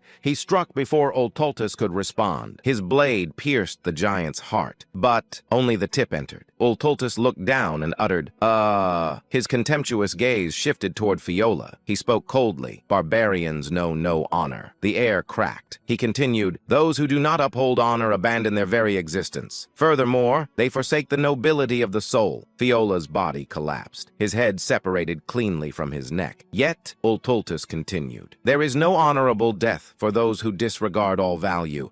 Fiola's headless corpse twitched and rose again. Horror spread. Everyone understood. This battle was lost. Fear consumed the soldiers. Despair gripped the knights and wizards. Even Pania, even Deus. They had sensed it earlier. The being before them was far beyond their expectations. While despair swallowed the battlefield, one man began walking forward, step by step, neither hurried nor slow. He spoke calmly, "O mighty god of duels, Ultaltus," in accordance with the great oath of Calgunius. His face remained calm, as if he had seen this scene countless times. Then he declared, "I, Alon Palatio, in the name of the great oath." The Count of Palatio stepped forward and finished. "Demand a duel of Babylonia." With a smooth swirl of his wrist, Alon raised his arm. A bracelet glowing deep gray illuminated the battlefield, and he stood face to face with a god. The giant's expressionless eyes locked onto Alon. Alon's emotionless gaze met them without hesitation. Then a low hiss escaped the giant's lips. Ultaltus let out a slow breath, and then a smile crept across his face. Ultaltus burst into thunderous laughter and roared, "Ha ha ha ha ha ha!" The laughter shook the entire battlefield.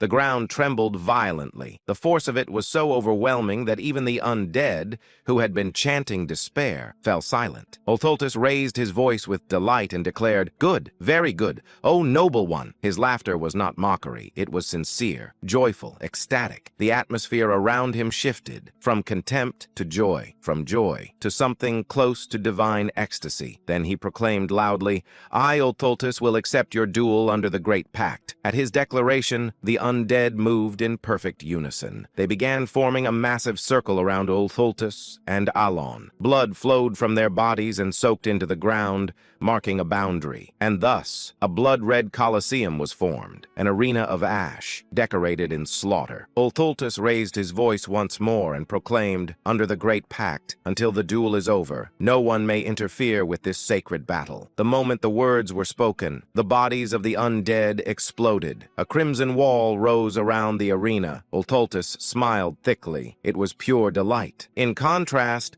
Alon's face remained utterly expressionless, but beneath that mask, he trembled. He whispered under his breath, "I want to go home." Behind the calm facade, terror gripped him desperately. No matter how many times he reminded himself, he had come to the north for this, to kill the outer god Ultaltus. He had prepared everything. From the moment he heard of the god's awakening, everything, all that remained was execution. And yet, the pressure emanating from Ultaltus far exceeded anything anything he had imagined. Alon steadied himself and muttered inwardly, "Stay calm." Even after consuming the elixir of exceptionality, meant to stabilize his mental state, his heart pounded violently in his chest. This wasn't just instinctive pressure. Something was wrong, he thought sharply. Why has the manifestation process advanced so much already? All outer gods required time after descending. Time to adapt to reality. Time to become a wise god. Ultultus should have been no different. And yet, his manifestation had progressed far faster than expected. The closer a god came to becoming a wise god, the stronger it became. Ultultus tilted his head slightly and asked curiously, but more curious still, "O noble one who bloomed amid savagery, why do you know of our pact, though you are not of this era?" Alon swallowed dryly. He had no luxury to answer. His thoughts spiraled. Can I do this? Doubt flooded his mind. Ultultus was far stronger than anticipated. Even with potions stabilizing his mind,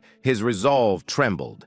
But then he forced the negativity away. There was only one path left. He had known that from the beginning. As Alon fell silent, Ultultus smiled broadly and declared, "If you do not wish to speak, so be it. You have the right. Then let us begin the sacred duel." The giant raised his arm. He proclaimed clearly, "The duel of Babylonia." Ultultus stepped forward. Each step echoed across ash and blood. Footprints sank into the stained earth. Alon did not move. He simply waited. Ultultus reached him. The giant raised his massive fist. Still, Alon remained silent, watching. From beyond the arena, murmurs of shock rose from the living. But Alon did not move. The reason was simple. The rules, to move, to flee, would violate the great Babylonian duel. A sacred duel from the forgotten age of gods. There were only two rules. First, the attacker and defender take turns. The defender cannot move. Second, the one who requested the duel must yield the first attack. A turn-based battle. If Alon stepped even once, the meaning would be lost. Worse, he would lose the only chance to kill this god. Without the duel's restrictions, he could never defeat a being capable of killing master knights with a single strike. This duel was his only weapon. Alon whispered softly, "Fixation." A sphere manifested before him. He continued, "Condensation." The sphere compressed and focused toward his left arm. He spoke again, "Reinforcement." Deep light began radiating from his arm. Finally, he completed the gesture and declared, "Intensification." Ultultus smiled widely. He pulled his fist back, like a ballista. Muscles tightened. Force condensed. Then he swung. The impact roared. Everything was swept away. The ground burst open as if its shell had shattered. The air exploded violently. For a brief moment, the world became a vacuum. Then, a delayed, ear-splitting explosion followed. Gray dust scattered in all directions. A distant voice whispered in disbelief, "This is unbelievable." Where the fist had struck, nothing remained. A massive cone-shaped crater carved into the earth. The gray sky cracked open. A purple sunset poured over the battlefield, overwhelming power. As the living stared in awe and despair, Pania gasped in shock and cried out, The Count, he's still alive." Dea stared forward in disbelief. Count Palladio, drenched in blood, was standing, barely. His right arm hung limply. Blood poured from his wounds. His body trembled at the brink of death. Yet he stood and held the potion prepared by the Vice Tower Master, recalling that it was described as a redemption potion capable of soothing unbearable pain. He observed that when used at the precise moment, it worked flawlessly and allowed him to remain standing. He poured the golden liquid over himself as warm light enveloped his body and restored his strength gradually. He assessed that it would not restore him completely,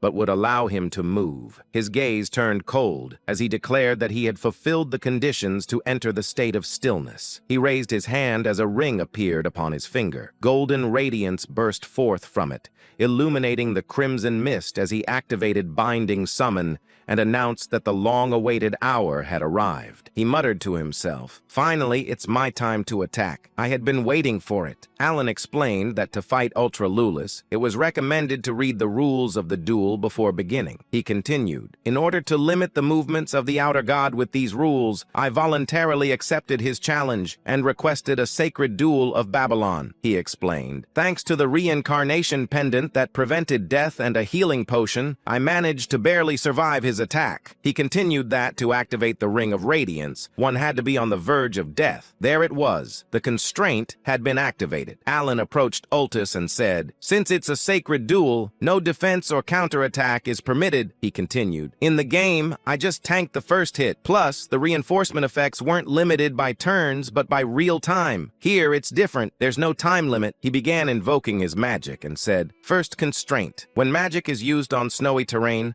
I can twist the rules of this world just a little." A red eye appeared above his head, then a blue one, and he activated diffraction. Magic began to manifest in front of his hand. He continued, "Second constraint. When magic is used at the gates of death, I can twist the rules of this world a little more." He activated Primeral Point. His lightning magic took the shape of a spear, and with condensation he hurled it at Ultis. He added extinction to his magic, and it began to take on a dark aura. He explained, "Third constraint. When fighting against a god, I can twist the rules of this world even further." He activated Silent Front, and his magic grew even stronger. Then came the fourth constraint. When magic is used against the great god of duels, Ultis, the magic intensifies further. Ultis waited with his arms wide, and the spell hit him full on, creating a massive explosion. Alan explained, "I can twist the rules of this world one more time." He said, "For this to work, he has to be wiped out in a single hit," and all fell silent. A silence so profound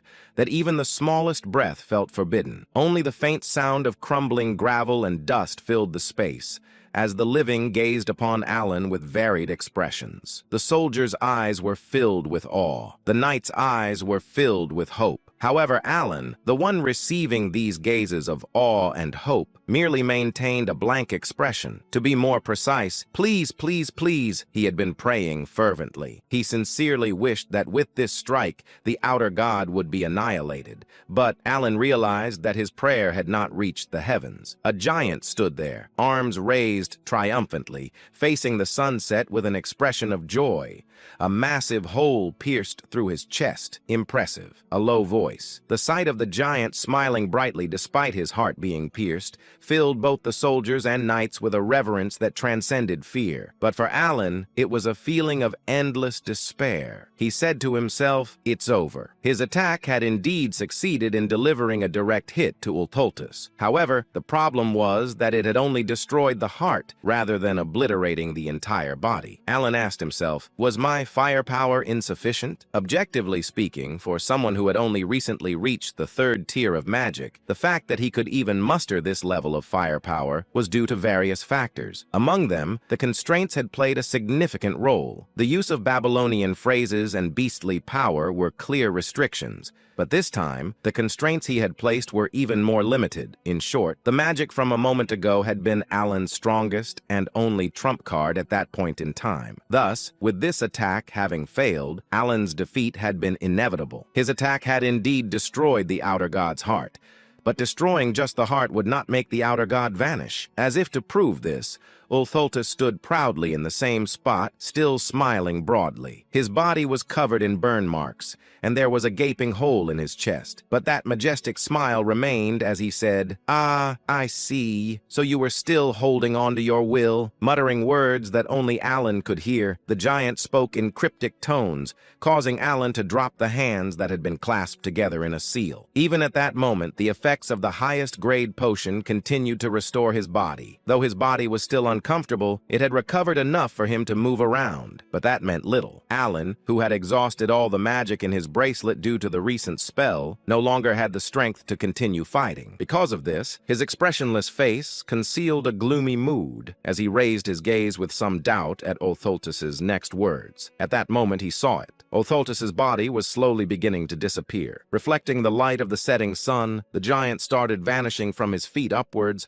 and Alan wore a bewildered expression, and he inquired, "Is he disintegrating?" The thought flickered briefly in his mind, but Alan quickly shook his head. He had never seen an outer god's dissolution happen in such a manner. The moment of confusion passed. The outer god said, "Impressive, noble one. I never imagined you would even carry rank within you." Though Alan was confused by the outer outer god's words, he continued to listen. With a great smile, Ultultus sat down heavily, propping his chin on his hand before speaking again. Noble one, though we exchanged blows but once, it was truly magnificent. Indeed, the black one and the blue one had chosen well. Alan, perplexed by the sudden voice in his head and the mysterious words, felt a surge of questions. Of course, his face remained expressionless, showing no sign of his inner thoughts. So Ultultus continued speaking. Since I have lost the duel, I shall give you a gift. I shall also bestow you with authority. With a grin. Remember us, the ones who retain the mystery and legacy of the forgotten great god. By that point, nearly half of Ultultus's body had disappeared, and his disintegration seemed to be accelerating. Yet he smiled even more warmly and spoke again. When the usurpers crawl out from their restraints, summon me. Call upon my true name instead of the false derogatory titles they have spread, he continued, for you have earned that right. And then, call me the god of chaos and disorder. With those final words, the outer god vanished completely, leaving behind only a lingering smile filled with expectation. Alan, having witnessed the outer god's complete disappearance, stared blankly at the accessory left behind. Bathed in the light of the setting sun, he expressionlessly gazed at the spot where the outer god had vanished. After the giant vanished, the once bitterly cold land, which had been filled with the voices of the dead, became silent, with only the sharp wind filling the void. The restless undead, unable to die, had finally found peace, and the living began to gather and sort the remains of the fallen. About a day later, having accomplished their mission of capturing the outer god, the expedition began to move once again, heading back to Caliban. The scene shifted to Alan's carriage. Penia was with him. Alan said, "All right, next question." But she interrupted him and immediately said, "Yes, you're a rank 2 mage." He corrected her. "Rank 3. She immediately replied, "You're right. Rank 3. Where was my head at?" Then Alan asked, "What do you know about the blue things and black things?" She shook her head in distress and replied, "I don't know anything. I've never seen a black thing or a blue thing. That's the truth. I swear I'm telling the truth." Her quick response left Alan speechless, wondering if she had even thought about it. Realizing he wouldn't get any useful information from her, he nodded. She dashed out of the carriage, thanking and greeting him as she left. Seeing her behavior, Alan thought to himself, "I didn't even tell her she could leave yet." Then he said, "If people keep thanking me for such trivial things, I'm going to start believing I'm some dark criminal." He began to ponder the fight and thought to himself, "But why did he disappear even though my attack failed?" His words left me with more questions than answers. Beside him lay the belt Ultus had given him. Alan looked at it and said, "I've seen this in the game. It's true." But the bracelet was explained. Belt of the Forgotten, reward obtained by defeating Ultus, doubles damage dealt and damage taken. There was an inscription inside it that read, "O you who have inherited his will, let your steps lead you to Kahala, the city of ancient gods." Alan said, "It's the first time I've seen this." He wondered, will I be able to discover something in Kahala? At that moment, someone knocked on the door. It was Deus. Surprised, Alan asked, "What is it?" Deus said that the mage had dared to leave without seeing him off properly and asked,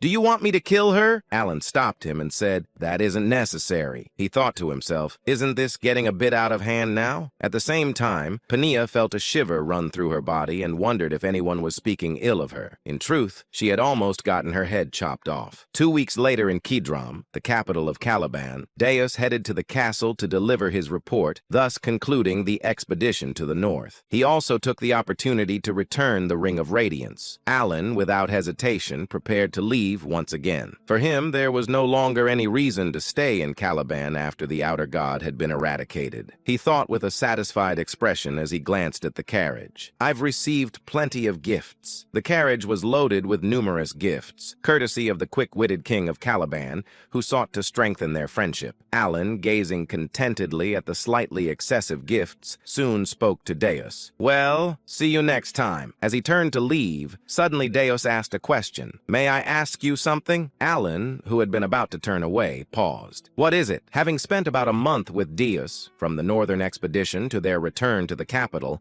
Alan had never heard such a direct question from him before. Usually, Deus only expressed his deepening respect without much inquiry. Alan patiently waited for him to speak. After a moment of silence, Deus finally asked, "Can I become stronger too?" Alan was briefly taken aback by the unexpected question, especially since Deus was already quite strong. He pondered what could have prompted such a question, then reached a conclusion. Perhaps it was because the magic I used in battle against the outer god had left a strong impression, increasing his respect for me. After concluding his thoughts, Alan spoke. "Of course, you can become stronger," Deus inquired. "Really?" Alan replied. "Yes, as long as you put in the effort, you can achieve anything you desire." Alan wasn't lying. In fact, Deus, like the rest of the five sins, already had extraordinary innate abilities even before the descent of the gods. In Deus's case, even without using his unique abilities, he could become a sword master with sheer skill. Given that he had reached that level in just 1 year, it was only a matter of time before he became even stronger. Reflecting on these facts made Alan feel a tinge of envy for the sheer talent standing before him. He added, "So don't worry, then I'll be on my way." But suddenly Deus asked, "Wait, may I ask you one more thing? Why do you always ask instead of command?" Alan, momentarily confused by the question, tried to piece together what Deus might have been getting at. "Did he think there was some hidden motive behind my support?" Alan replied, hoping to convey his sincerity with his parting words. Who would issue orders to family? With that, he said his final farewell to Deus and departed for Asteria in his carriage. Deus was surprised by his words. Inside his carriage, Alan thought to himself, did he still think that my sponsorship had hidden motives? He said, "Sure, I wanted to prevent the descent of the five sins, but I spent all that money out of the pure goodness of my heart." And he finished by exclaiming, "What's the point of raising a kid?" That evening, Deus was in his room with Alan's gifts and said, "I was following him because I felt indebted, but here he is doing me another favor." A moment later, still silent, Deus recalled that moment and instinctively raised his left hand forward. He inquired,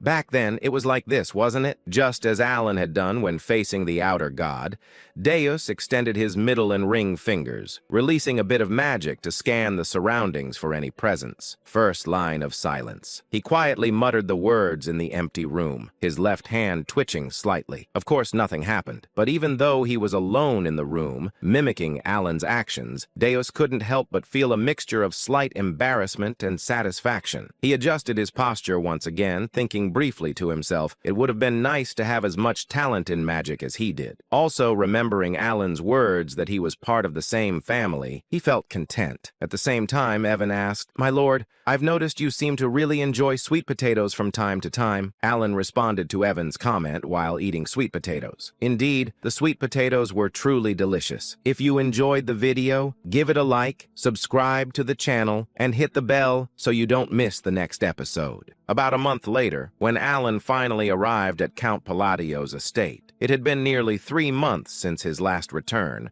and as he stepped inside, Alan stretched his stiff shoulders and muttered to himself, "Home, finally." After such a long journey, Alan had only one simple dream in mind: sleep, just a peaceful, uninterrupted nap. Without wasting a second, Alan headed straight toward his room. As he reached the door, he sighed with relief and pushed it open. And then he froze. The smile on his face slowly disappeared, because this was not his bedroom. It was his office, and waiting inside was a mountain of documents stacked so high it looked like a small fortress built entirely out of paperwork. The papers almost seemed alive, silently welcoming him back. "Welcome home, Count. Now please finish your work." Alan slowly closed the door, then immediately turned around and walked away as if nothing had happened. He said calmly, "I must have opened the wrong door." He took 3 steps, then 5, then 10, and then he suddenly stopped. After a long moment of silence, Alan let out a deep sigh and rubbed his face. Right, who am I kidding? Since the work had to be done sooner or later,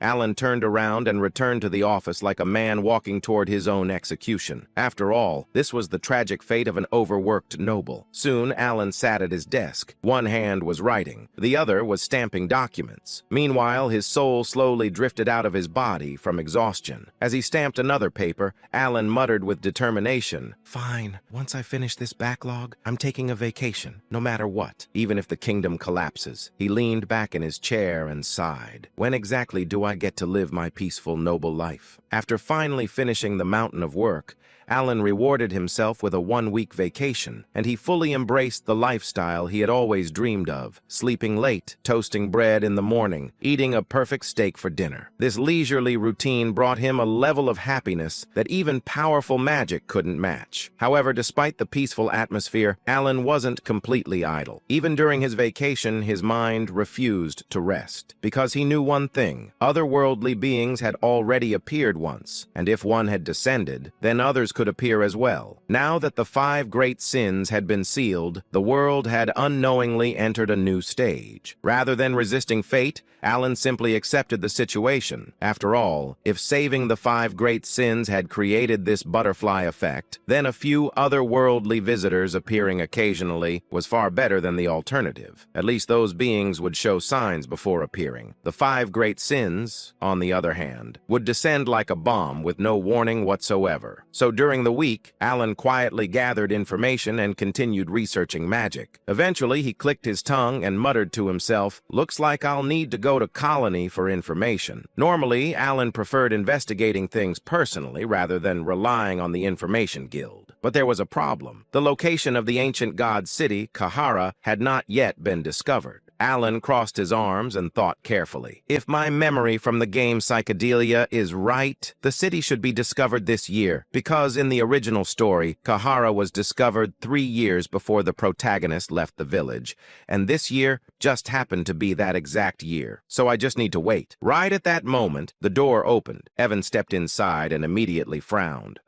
Count?" He rubbed his arms and shivered. "It's strangely cold in here." Alan blinked. Then he looked down at the ice magic circle he had unconsciously drawn on the floor. The entire room was slowly freezing. Alan scratched his head awkwardly, saying, "It looks like my research is working." Apparently, his magic experiment had accidentally turned his office into a refrigerator. Evan then cleared his throat. "How should I put this? A hidden city has been discovered in Colony." Alan froze. His eyes widened. What? The timing was so perfect it felt suspicious. For a moment, Alan wondered if the world was secretly listening to his thoughts. Meanwhile, elsewhere, the Blue Moon meeting had begun. The members usually gathered every 6 months. Because of the distance between them, they communicated through a crystal orb created by Reen. Normally, the meetings were extremely short. Most of the time, they lasted less than 10 minutes. Utia led the discussion. Seolrang occasionally made innocent comments. The rest simply answered with short replies like yes, no, or I agree. Deus, in particular, almost never spoke, mostly because he was naturally quiet, so no one expected what happened next. During the meeting, Seolrang innocently asked, "Oh, I heard a rumor that the Great Moon has left. What was it like seeing him in person?" Everyone casually waited for a short answer, but instead, Deus began speaking and speaking and speaking. The Great Moon stood before the otherworldly entity, Ultholtus, while everyone was overwhelmed with fear, even the Vice Tower Master of the Blue Tower. The Great Moon stepped forward and challenged it to a duel. The members listened politely. 5 minutes passed, 10 minutes passed, 20 minutes passed, then 30 minutes. The others slowly began to realize something terrifying. Deus was giving a full lecture. Deus continued, "Thinking back, the Great Moon had probably been preparing magic from the very beginning. By the time the speech passed the 1-hour mark, everyone was staring at the crystal orb with blank expressions." Reen tried to interrupt. "Wait, you're getting off topic." But Deus continued calmly. "Just listen to this part. I'm telling a story about the Great Moon, aren't I? So where was I? Ah, yes, with Ultultus." Then he restarted the story from an even earlier point. Rene and Seolrang desperately looked at Utia, silently begging her to stop him, because she was the only one who could. But instead, Utia smiled brightly, saying, "The Great Moon truly is remarkable. Please continue." At that moment, the others realized something. This meeting was not ending anytime soon. As expected, Deus finally finished his story. 2 hours later, the meeting room fell into complete silence. Rhine, Radan, and Seolrang all engraved a single lesson deep into their hearts. Never ask Deus about the Great Moon again. Deus calmly concluded, "I seem to have talked a little too much. I'll see you all again in 6 months." Utia smiled warmly. "That was very entertaining." And with that, the meeting ended. It was already dawn. Back with Alan, he suddenly found himself standing in front of yet another strange sight. An entire room, completely filled with gift boxes. Large boxes, small boxes, shiny boxes, suspiciously expensive-looking boxes. For a moment, Alan just stood there silently, staring at the mountain of gifts like a man who had accidentally walked into the wrong house. Then he slowly turned toward Evan. "Evan, what exactly am I looking at?" Evan stepped forward to inspect one of the boxes. As soon as he opened it, his eyes widened in shock, saying, "My lord, this artifact came from the deep floors of the Aberranth." He carefully lifted the item and added in disbelief, "To be honest, we could probably buy a mansion with just this one." Alan blinked. Then he picked up a golden cup from another box. It was ridiculously expensive. In his other hand were several letters that had been delivered along with the gifts. He began reading the names and immediately frowned. He said, "I don't know any of these nobles." The letters were extremely polite and full of praise. Some even sounded suspiciously respectful. Alan slowly nodded to himself. "Ah, I see. The rumors must have spread." Even so, he couldn't hide his amazement. All of this, just because he had one connection with a master knight. He leaned back and let out a small whistle. Amazing. Despite his confusion, something deep inside Alan suddenly awakened. His small business slave mentality. After thinking for a moment, Alan came to a very reasonable conclusion. If people give you things, you should accept them. He folded the letters neatly and smiled. "To the generous nobles who sent these gifts, thank you." Then he looked at the overflowing boxes and laughed. "Let's just put everything inside the secret chest." A week later, Evan returned with even more gifts. He placed the new boxes down and sighed. "My lord, it doesn't seem like they're going to stop." Alan stared at the growing pile with wide eyes. Then he nodded slowly. He leaned back proudly and thought, "So this is what happens when you know a master knight." He crossed his arms and thought, "Deus must be doing well. Looks like that kid is finally being a good son." He generously decided to forgive Deus for never writing back. What Alan didn't know was that these gifts were actually bribes from nobles hoping he would let them join his faction. But in Alan's mind, they were simply friendly presents. A month later, the gifts were still arriving. At this point, Alan started feeling slightly embarrassed. Looking at a ridiculously luxurious jewel box, he sighed. Maybe I should return the more outrageous ones. At the beginning of summer, as the gifts finally started slowing down, the Grand Assembly began in Teria, the capital of the Asteria Kingdom. Unfortunately for Alan, he was late, which resulted in a very unusual sight. Count Alan Palladio, walking quickly. Evan followed behind him, said, "See you later." Alan is desperate not to draw attention for being late to his first Grand Assembly. Evan notices his speed and is surprised, assuming his master must be in a real hurry. He also notices that several other nobles have started following behind the Count. Alan finally pushed open the massive doors of the assembly hall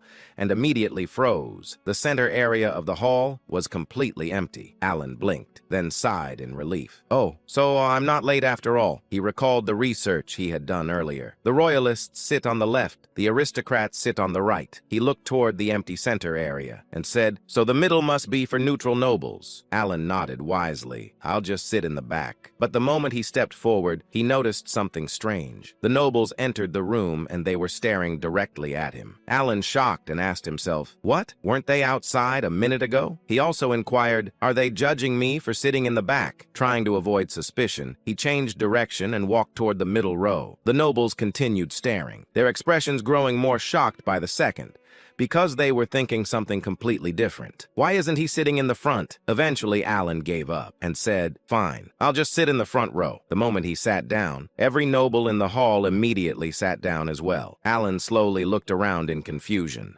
He scratched his head. "Were they all waiting for me?" He frowned. "Is no one brave enough to sit in the front row?" Then he leaned back with a sigh. What's the point of sitting this close to the faction leaders anyway? Soon, the presenter called the assembly to order. "We will begin the Grand Assembly." The presenter continued. "Today, we recognize a new faction that has officially received voting rights. The faction known as Kalpa." Alan blinked, but he didn't pay much attention. He simply hoped the meeting would end quickly. Then the presenter suddenly called out, "Count Palladio, the president of Kalpa." Alan jumped. "Yes!" Then his brain froze. Wait, inside his head, Alan was screaming, "What is Kalpa?" He quickly turned around to see if anyone else looked confused, but instead, he saw Altia and Zenonius sitting together. together. Both of them were staring at him with pure admiration. Alan's mind completely shut down. Why are those two sitting together? Did Zenonia and Altia form an alliance, and they named it Kalpa? He felt his sanity slowly slipping away. How did those two even stay in the same room without fighting? Then the presenter asked politely, "Count Palatio, as the president of Kalpa, would you like to say a few words?" Alan slowly turned back toward the front, his face completely blank, and at that moment, he realized something horrifying. The president of this mysterious and possibly dangerous faction was apparently him. In the northern lands, where the cold wind never stops and the gray earth stretches endlessly,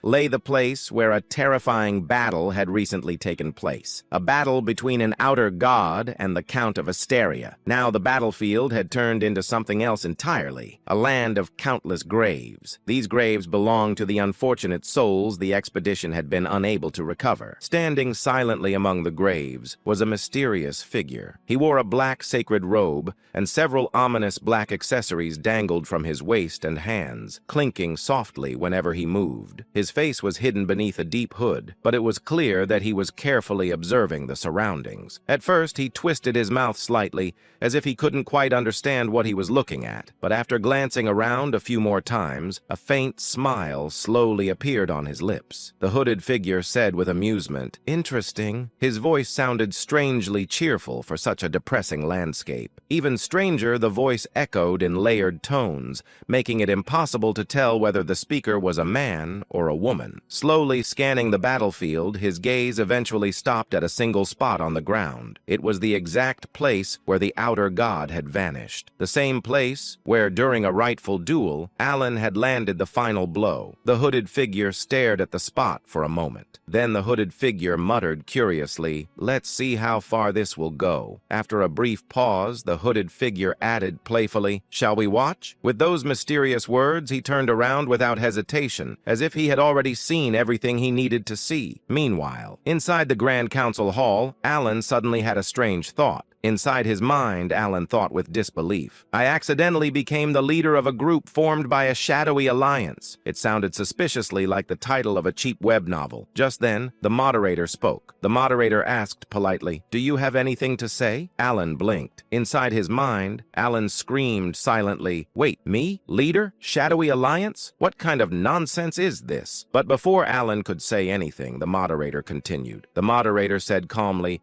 "It seems you have nothing to add, so we will move on." Alan slowly opened his mouth, and then slowly closed it again. His chance to ask questions had already disappeared. Trying to understand what was happening, Alan slowly turned his head toward Duke Altia. Duke Altia nodded confidently. Not just a normal nod, a very meaningful nod. The kind of nod that said, "Yes, everything is going exactly according to your brilliant plan." Alan almost choked. Lady Zenonia. No, now she was officially Countess Zenonia, after inheriting her title following her father's death several months ago, and she was smiling. Not a normal smile. It was the smile of someone who believed she was standing next to a terrifying mastermind. Inside his mind, Alan panicked. Alan thought nervously, "Is this a prank? Did someone spike the wine earlier? Am I hallucinating right now?" As Alan struggled to understand the situation, something suddenly clicked in his mind. Alan whispered quietly to himself, "Ah." Now he understood. He finally realized why the nobles had looked so confused earlier when he sat down, because apparently he had just sat in the leader's seat of a secret faction. Realizing this horrifying truth,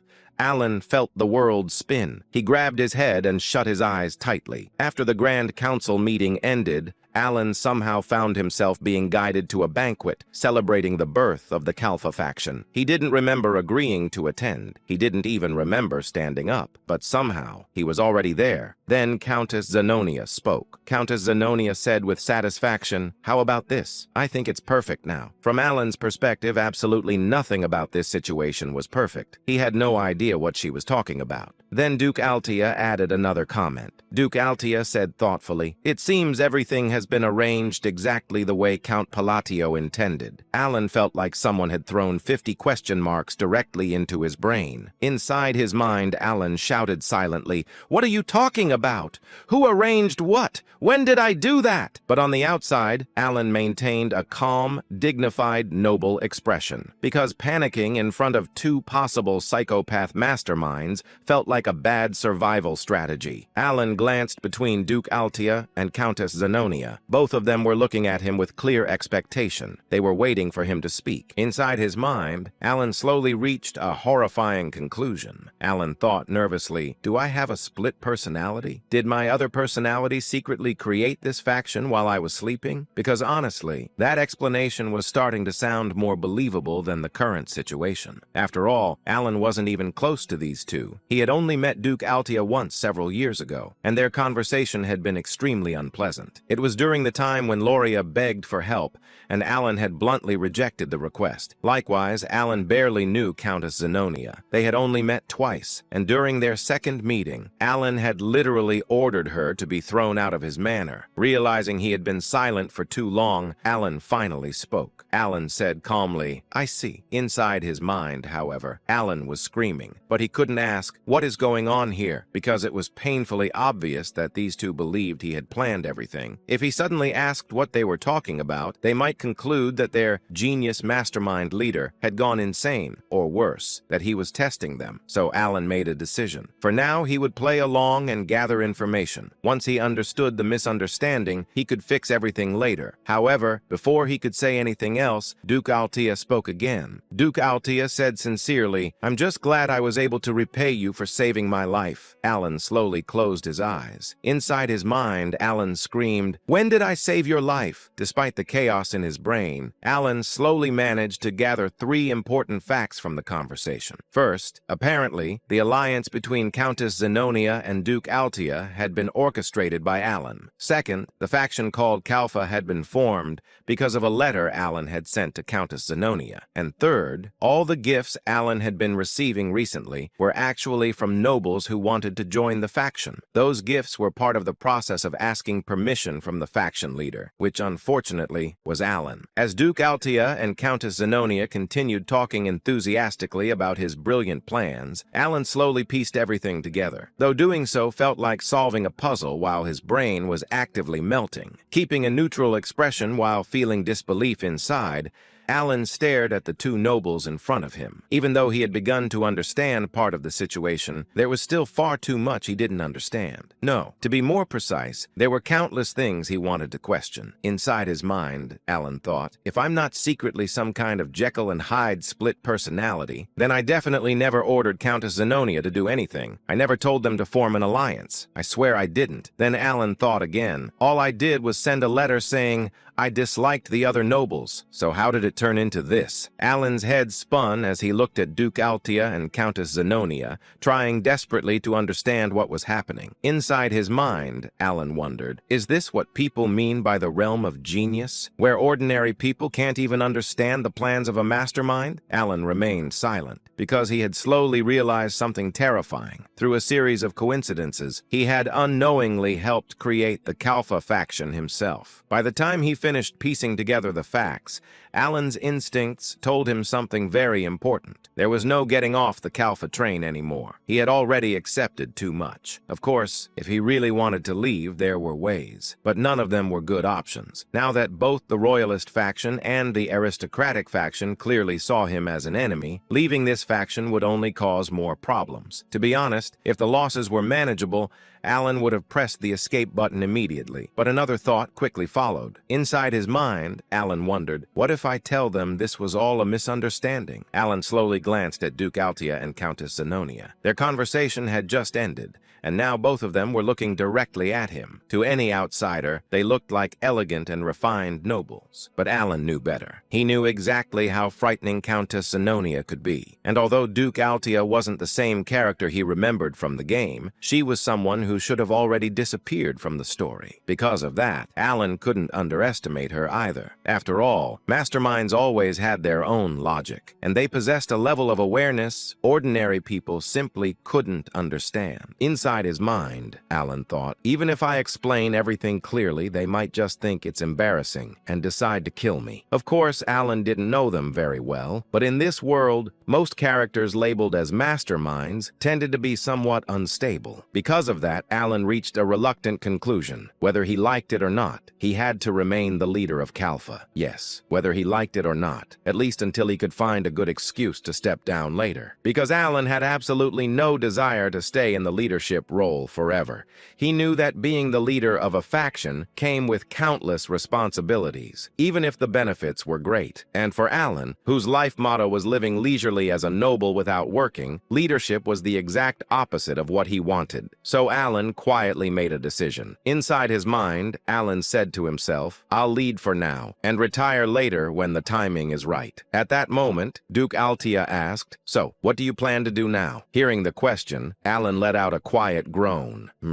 Alan murmured thoughtfully. Since he couldn't reveal the truth, Alan rolled his eyes slightly and tried to buy himself some time. After a short pause, Alan said, for now, let's start by cleaning up the underworld. Confused, Countess Zenonia asked, clean up? Calmly, Alan replied, yes, that way it will be easier for us to operate. Of course, Alan had absolutely no idea how anything would become easier, but since he couldn't even remember half the topics discussed at the assembly earlier that day, bringing up politics would have been a terrible idea. So this vague statement was the best he could manage. It was clumsy, but for Alan, it was the best he could do. After that, Alan stood up and said, well then, I have some matters to attend to, so I'll take my leave. Before either of them could ask another question, Alan immediately turned around and began walking away. His steps gradually became faster, because he knew that if they asked even one more question, he had no answers. Soon, Alan left the hall and hurried through the empty corridor. Eventually, he almost ran to his carriage,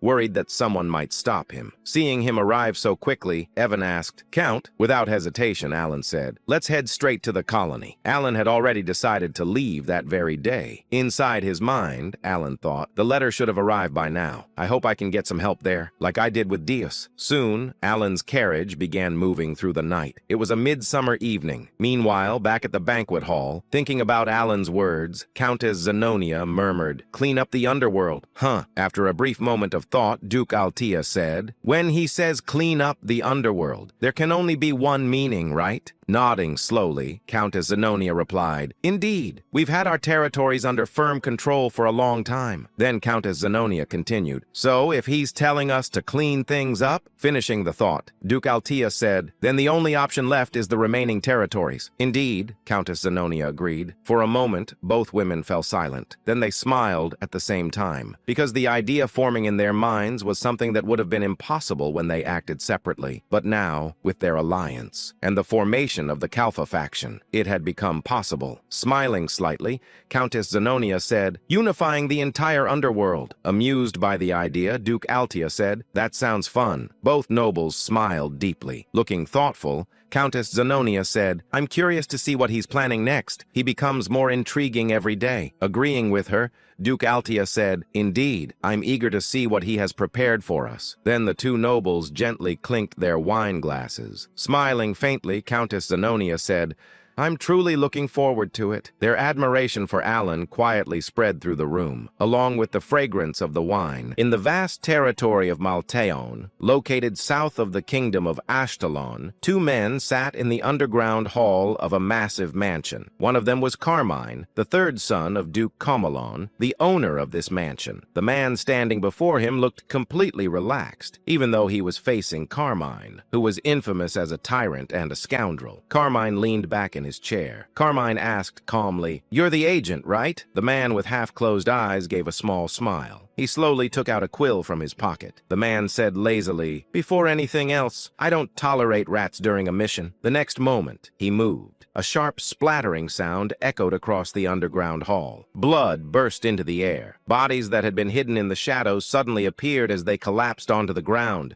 their blood spreading across the stone floor. 9 corpses, all of them dead. Carmine stared at the scene for a moment, then he smiled. Carmine said with satisfaction. "You really are strong, just as I expected." Without hesitation, he leaned forward. Carmine said directly, "I want you to kill a noble, Count Palladio of the Asteria Kingdom." Then he smirked. Carmine said confidently, "You wouldn't refuse a request from me, the tyrant of Ashtalon, would you?" The agent chuckled. The agent said casually, "As long as the payment is correct, there are no failures." Then he tilted his head. The agent added with a faint grin, "Though I'm curious if you can actually afford my fee, Carmine." Carmine simply smiled. Slowly, he pulled something out from inside his coat and placed it on the table. Carmine said proudly, "How about 4 of these?" What he revealed was a black cube, a cube so dark it seemed to swallow even the surrounding light. It looked like a fragment of the abyss itself. Interest immediately flashed in the agent's eyes. The agent narrowed his eyes. Then his eyes widened slightly. The agent whispered in surprise, "That's an abyssal core." The abyssal substance, a rare item distributed in extremely small quantities by Duke Kamalon on the black market. Unlike abyssal jade, which merely increased physical abilities, the abyssal core granted special powers. Its price was astronomical. The agent stared at the cube. The agent thought silently, "I only got a tiny taste of this thanks to the leader. How strong would I become if I used it?" Then he turned away. The agent said calmly, "I'll return as quickly as possible." And just like that, he disappeared. Carmine clenched his fist. Carmine said with a dark grin, "Palladio, did you really think you could ignore me and live comfortably?" He chuckled coldly. Carmine finished coldly, "Absolutely not." After leaving Carmine, the agent visited another person, Duke Kamalon, the head of the nobles in the kingdom of Ashtalon, and the true ruler of the underworld among the allied kingdoms. Standing before the Duke, the agent bowed slightly. The agent asked politely, "Will this be acceptable?" The Duke looked bored. The Duke said coldly, "I was wondering what that useless son of mine was plotting when he stole the abyssal substances." He waved his hand dismissively. The Duke added indifferently, "I heard nothing. Now get lost." The agent blinked. Then he smiled internally. The agent thought happily, "So he's turning a blind eye to this. I hit the jackpot." The agent bowed again. The agent asked politely, "Then shall I send your regards to the leader?" The Duke smirked. The Duke said with a grin, "You came here uninvited and now you want an excuse." He leaned back. The Duke finished lazily, "Do as you please." The agent nodded and left. Moments later, another man appeared. The Duke glanced at him. The Duke asked calmly, "Didn't you say you couldn't exert influence over the kingdom of Asteria?" The man immediately knelt. The man replied respectfully, "Yes, Seeker." Then he added carefully, the man reported, "I heard Kalpa is growing there, centered around Count Palladio." The Duke's eyes turned cold. The Duke said quietly, "It would have been annoying if I had to move personally." The Duke added, "This worked out perfectly." Meanwhile, as Alan was heading south toward the desert city after leaving Teria, someone else was watching the same road. High above the path, the agent observed a distant carriage. The agent narrowed his eyes. The agent said quietly, "Found you, Count Palladio." Inside that carriage was his target. While watching it approach, the agent took out his quill again. The agent thought to himself, "The abyssal core is tempting, but something still bothers me." In truth, killing Count Palladio would be easy. With a single stroke of his quill, the man's life would end. Yet he hesitated. The agent sighed. The agent muttered, "The rules say not to make troublesome enemies if possible." Count Palladio himself wasn't the problem, but someone connected to him was. Someone in Caliban, Deus. The agent frowned slightly. The agent thought, he'll definitely take action. The agents weren't afraid of Deus. Each agent possessed power comparable to a swordmaster, but unnecessary enemies were always troublesome, even if the payment was enormous. Still, 4 abyssal cores were far too tempting. The agent licked his lips slightly. The agent whispered with excitement, "How strong would I become if I used them?" He raised his quill. Black ink began to flow into the air. The agent said softly, "Sorry, it's just business." He drew a horizontal line in the air. Then suddenly, something felt wrong. The agent blinked. The agent said slowly, "Wait." He looked down. His right hand was gone, completely gone. For a moment, he simply stared at the empty space. The agent said in confusion, "I feel like I'm missing something important." Then the pain hit. The agent screamed, "Gah!" Before he could even finish screaming, another impact struck him. His body flew through the air and crashed violently into a tree. When he lifted his head, he froze. Standing there was a boy, black hair, blue eyes, young, too young. The agent stared in disbelief. The agent tried to speak, but his mouth wouldn't open, not even slightly. Panic filled his eyes. Then the boy smiled brightly. The boy said cheerfully, "How unfortunate." The agent felt a chill. Then, crack, his neck twisted. Once, then twice. The agent died with a confused expression, never understanding what had happened. The boy said calmly, "If your target had been anyone else, you might have survived." He paused, then added softly, the boy said quietly, "But unfortunately for you, it was the Count." And with that, he disappeared. 2 weeks and 3 days had passed since Alan left Teria, the capital of the Kingdom of Asteria. He was now crossing the southern desert, a necessary route before reaching Colony. The heat was unbearable. Evan wiped the sweat off his face dramatically. Evan said miserably, "It's filthy hot. If only I had an ice crystal stone." He stuck his tongue out like a dog, panting in the heat. It looked absolutely ridiculous. Alan glanced at him. Alan thought silently, "I would laugh, but I'm suffering too." The desert was beyond scorching.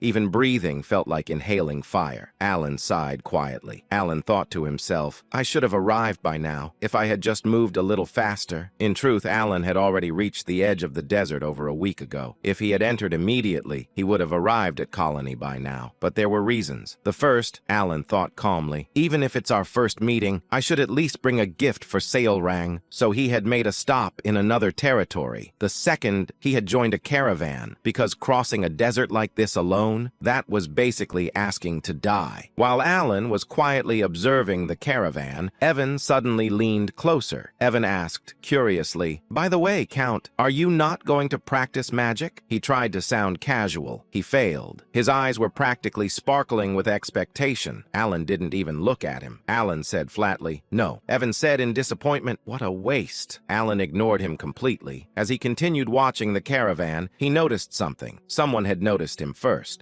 A woman with striking red hair turned toward him sharply. It was Lion Aguileras. Lion said coldly, "What are you looking at?" Alan didn't react much. Alan said calmly, "Just happened to glance over." Leon, while reading a book, said mockingly, "Do you enjoy spying on others?" Alan sighed slightly. Alan said plainly, "I don't have that kind of hobby." Leon said sarcastically, "Is that so? My mistake." She tilted her head and added with a sharp tone, "I thought someone who spreads rumors so eagerly might also enjoy peeping." Evan's eyes widened. Evan thought in shock, "Wait, rumors? Our Count? Since when?" Alan blinked once, then exhaled slowly. Alan thought tiredly, how troublesome. In reality, Leon was the daughter of the Red Magic Tower Master, a rank 4 mage. Even without an official title, that name alone carried weight, a terrifying kind of weight, especially considering her father, a man who had charged alone at one of the 5 great sins and died doing it. In simple terms, a complete madman. Alan looked at Leanne for a moment, then looked away. Alan said quietly to himself, "Can't I get even a moment of peace?" Despite her constant provocation, Alan chose to ignore her, not because he was patient, but because he was cautious. Alan thought calmly, better not get involved, especially with someone like her. Then he added internally, "I'll never see her again after crossing the desert anyway." At that moment, Leon's carriage began moving ahead. Evan, who had been watching everything, suddenly grabbed Alan's sleeve. Evan said excitedly, "Whoa! Did you see that?" Evan said loudly, "Her carriage! It's full of ice crystal stones!" Alan paused. For a moment, he was silent. Evan leaned closer. Evan whispered desperately, "Count, if we ask nicely, maybe just one?" Alan immediately turned his head away. Alan said firmly, "No." Evan froze again. Evan said in disbelief, "You didn't even try?" But Alan wasn't even listening anymore. His thoughts were somewhere else entirely. Alan thought seriously. The Red Magic Tower Master was a complete maniac, which means his daughter is probably just as dangerous. Alan concluded internally, "Stay away. Absolutely stay away." Meanwhile, Evan looked between Alan and the carriage full of ice crystal stones. Then he lowered his head in despair. Evan muttered sadly, "My cold dreams. Gone." At night, everything changed. Without warning, one of the bandits at the front swung a chain sickle. The blade cut through the air, and instantly took a mercenary's life. For a moment, silence. Then, chaos. No, it wasn't even a battle. It was a massacre. The bandits showed no intention of negotiating. They slaughtered the mercenaries protecting the wagons in mere moments. In less than 2 minutes, most of the mercenaries were dead. Blood soaked the sand. A man stepped forward. He wore an eye patch and carried twin scimitars at his waist. He looked over the scene with a cold smile. Then his eyes landed on one person, Leon. In an instant, she was captured. The man grinned wickedly. The eye patch man said loudly, "Listen up, everyone." He raised his sword. Blue energy ignited around it like flames. The eye patch man said with a cruel smile, "For your own safety, I suggest you cooperate quietly." Leon's face turned pale. Even without understanding everything, she knew he was dangerous, far beyond ordinary knights. Nearby, a surviving mercenary trembled. The mercenary thought in horror, "That symbol! It's the bloody sand bandits!" His voice shook. The mercenary thought desperately. "They even captured Lady Leon before she could react. We're done." The eye patch man chuckled.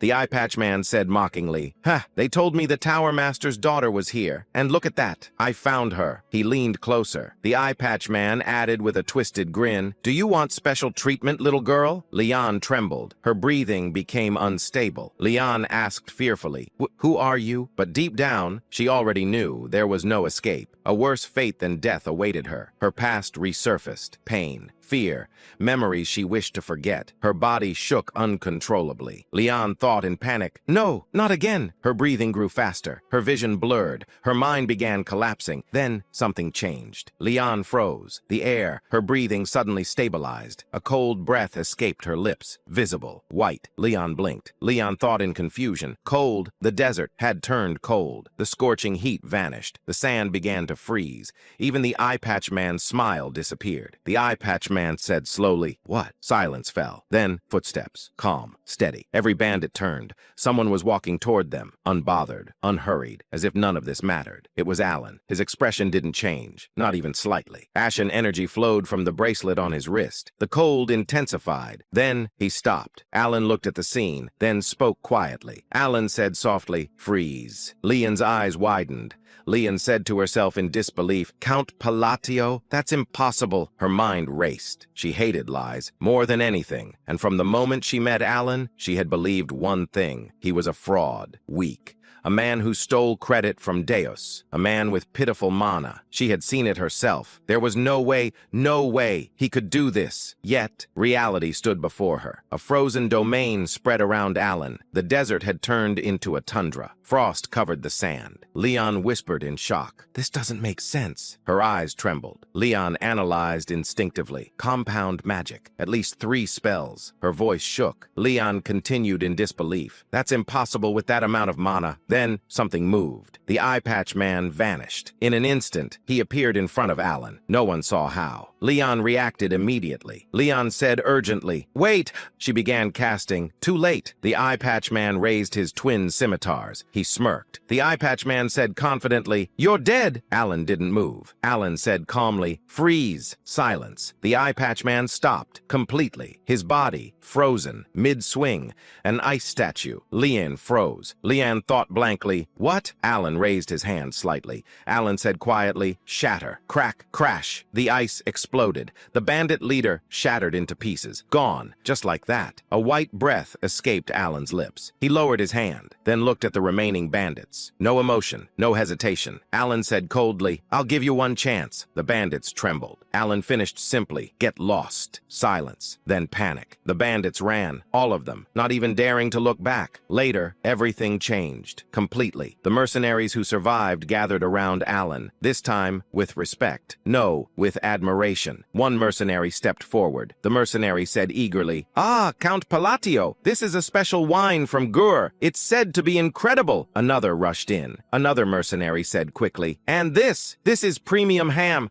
I brought it to sell, but please, you must try it." Alan accepted calmly. Alan said politely, "Thank you." But inside, he had a completely different thought. Alan thought seriously, food secured. He quietly ate and drank. Peace. Finally. Alan thought in relief, This is what I wanted." After a while, the mercenaries bowed and left. Alan leaned back slightly. Alan thought calmly. Fortunately, everything went according to plan. Evan was still eating non-stop. Meanwhile, Alan analyzed. Alan thought reducing the constraint penalties was the right decision. The spell he used, Extreme Cold. A spell he developed over half a year, combining spatial magic, frost magic, and maintenance magic. It transformed the environment, turned any place into frozen land. Alan thought seriously, this satisfies one of the conditions. He continued internally, magic must be used on land of extreme cold, which meant fewer penalties, more power. Then he touched his belt, the belt of the forgotten. Alan thought calmly, double damage, both ways. So I can die twice as fast too. Great, he shrugged slightly. Alan thought casually, well, as long as I don't get hit. At that moment, someone approached. Alan looked up. It was Leon. She walked slowly. Then she bowed deeply. Both Alan and Evan froze. Evan said in shock, we're dead. Alan thought calmly, what did I do this time? Leon raised her head slightly. Her voice was hesitant. Leon said sincerely, I apologize for my previous behavior. Evan blinked. Evan whispered, wait, we survived? Leon looked at Alan, a bit shy, a bit nervous. Then she spoke. Leon asked softly, if it's not an inconvenience, I'd like to discuss magic with you. She hesitated, then finished, would that be all right? Alan stared at her in silence. Then he thought, she kept picking fights with me the whole time. What changed all of a sudden? Evan frowned in irritation. He was clearly annoyed by her attitude,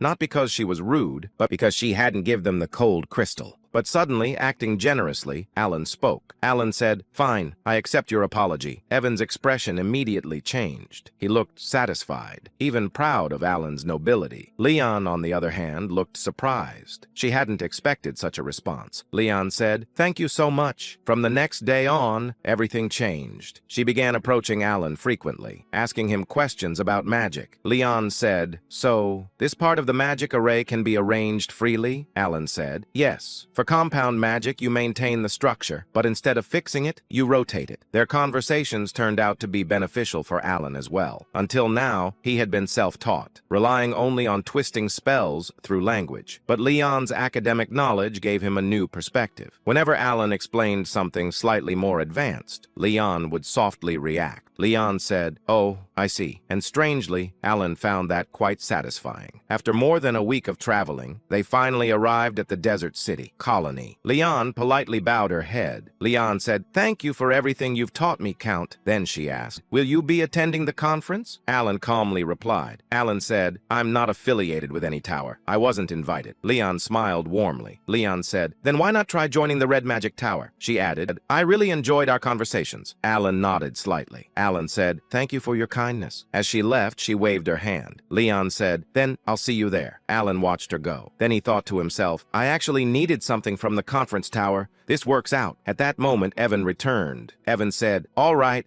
I've taken care of the carriage and luggage. Alan nodded. Evan was about to ask about their next destination, but suddenly, boom! A massive explosion shook the area. The ground cracked, and rocks shattered everywhere. Evan instantly reacted. He frowned and reached for his sword. Then they saw it. Several men lying on the ground, barely alive. Both Alan and Evan were confused. But before they could react, something moved. Fast. Too fast to see clearly. Boom! Another explosion. And then a figure appeared. Seol rang. In an instant, she completely wiped out the remaining men, then disappeared again. Evan stepped forward immediately. He raised his sword and stood in front of Alan. Evan said, Count, stay back. But before anyone could understand what was happening, Seol rang reappeared. This time, with a bright smile. Her golden tail swayed playfully behind her. She casually wrapped her arm around Alan. Alan froze in shock. Seol rang smiled warmly. Seol rang said, hello, Godfather. Alan blinked in disbelief. Alan said, Seol rang? She raised her hand happily. Seol rang said, you should have told me you were coming. This place is full of nasty thugs. Evan stared at her in shock. He couldn't believe this cheerful girl was the same person from before. Seol rang puffed her chest proudly, like a satisfied cat. Seol rang said, don't worry, Godfather. I already took care of those bastards. Then she grabbed his hand excitedly. Seol rang said, I've been waiting so long for your arrival since I got your letter. The nearby fighters who witnessed everything were stunned. One of them whispered, is that the Golden Flash? Another one said, who is that guy? For her to treat him like this.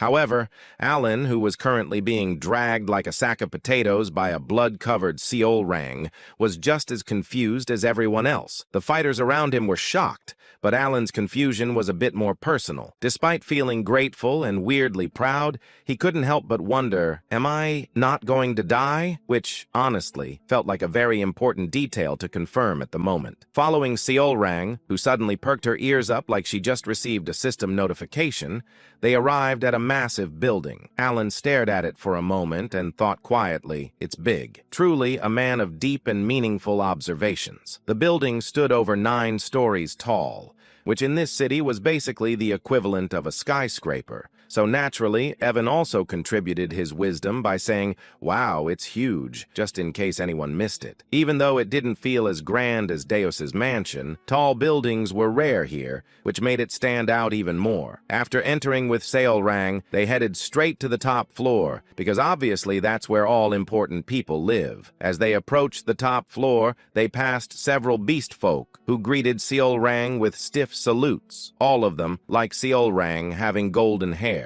Ah, boss, you're back. When they finally reached the top floor, another beast folk, who seemed to have been waiting at the door, greeted them with a bow. This one also had golden hair but bore a long scar across one side of his face. He said, boss, welcome back. Seolrang casually asked if anything had happened, and the answer was, nothing at all, which is exactly what you want to hear from people who look like that. The man inquired, so these are the distinguished guests the boss mentioned?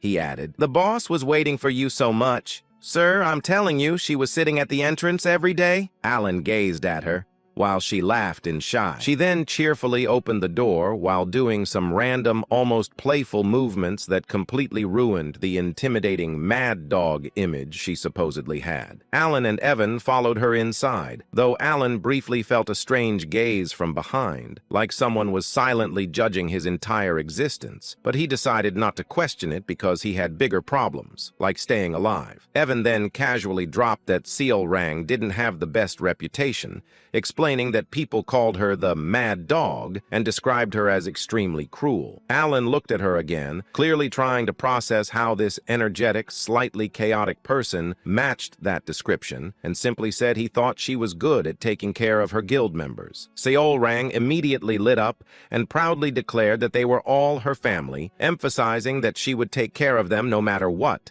and that she didn't care about anyone else. Alan was about to accept that statement peacefully when Seolrang suddenly froze mid-thought, her eyes widening as if she had just remembered something critical. She turned to him seriously and clarified, "Oh, but not you, master," which felt like a very unnecessary correction. Then she started muttering to herself, trying to rank people in her life like it was some kind of priority list, going from family to Utia, and then awkwardly trying to figure out where Alan belonged. After a moment of intense mental calculation, she concluded with slight apology that no matter how important he or Utia were, they were not blood-related. Surprisingly, Alan wasn't offended at all. In fact, he just shrugged and thought, higher than I expected. Considering he barely interacted with her before, being ranked that high was actually a win. He even started thinking that if something dangerous happened later, he could probably ask her for help at least once, which was already a solid return on investment. Still, he wasn't entirely sure how to handle a conversation with someone like her. Unlike Deus, who was relatively predictable, Seolrang felt like a walking wild card. But then, like all great masterminds, Alan came up with a brilliant plan, used the usual strategy. He glanced at Evan and gave him a subtle signal, silently asking if he was ready. Evan, being the reliable man for difficult tasks, nodded immediately. The next moment, he placed a pile of gifts on the table with perfect timing,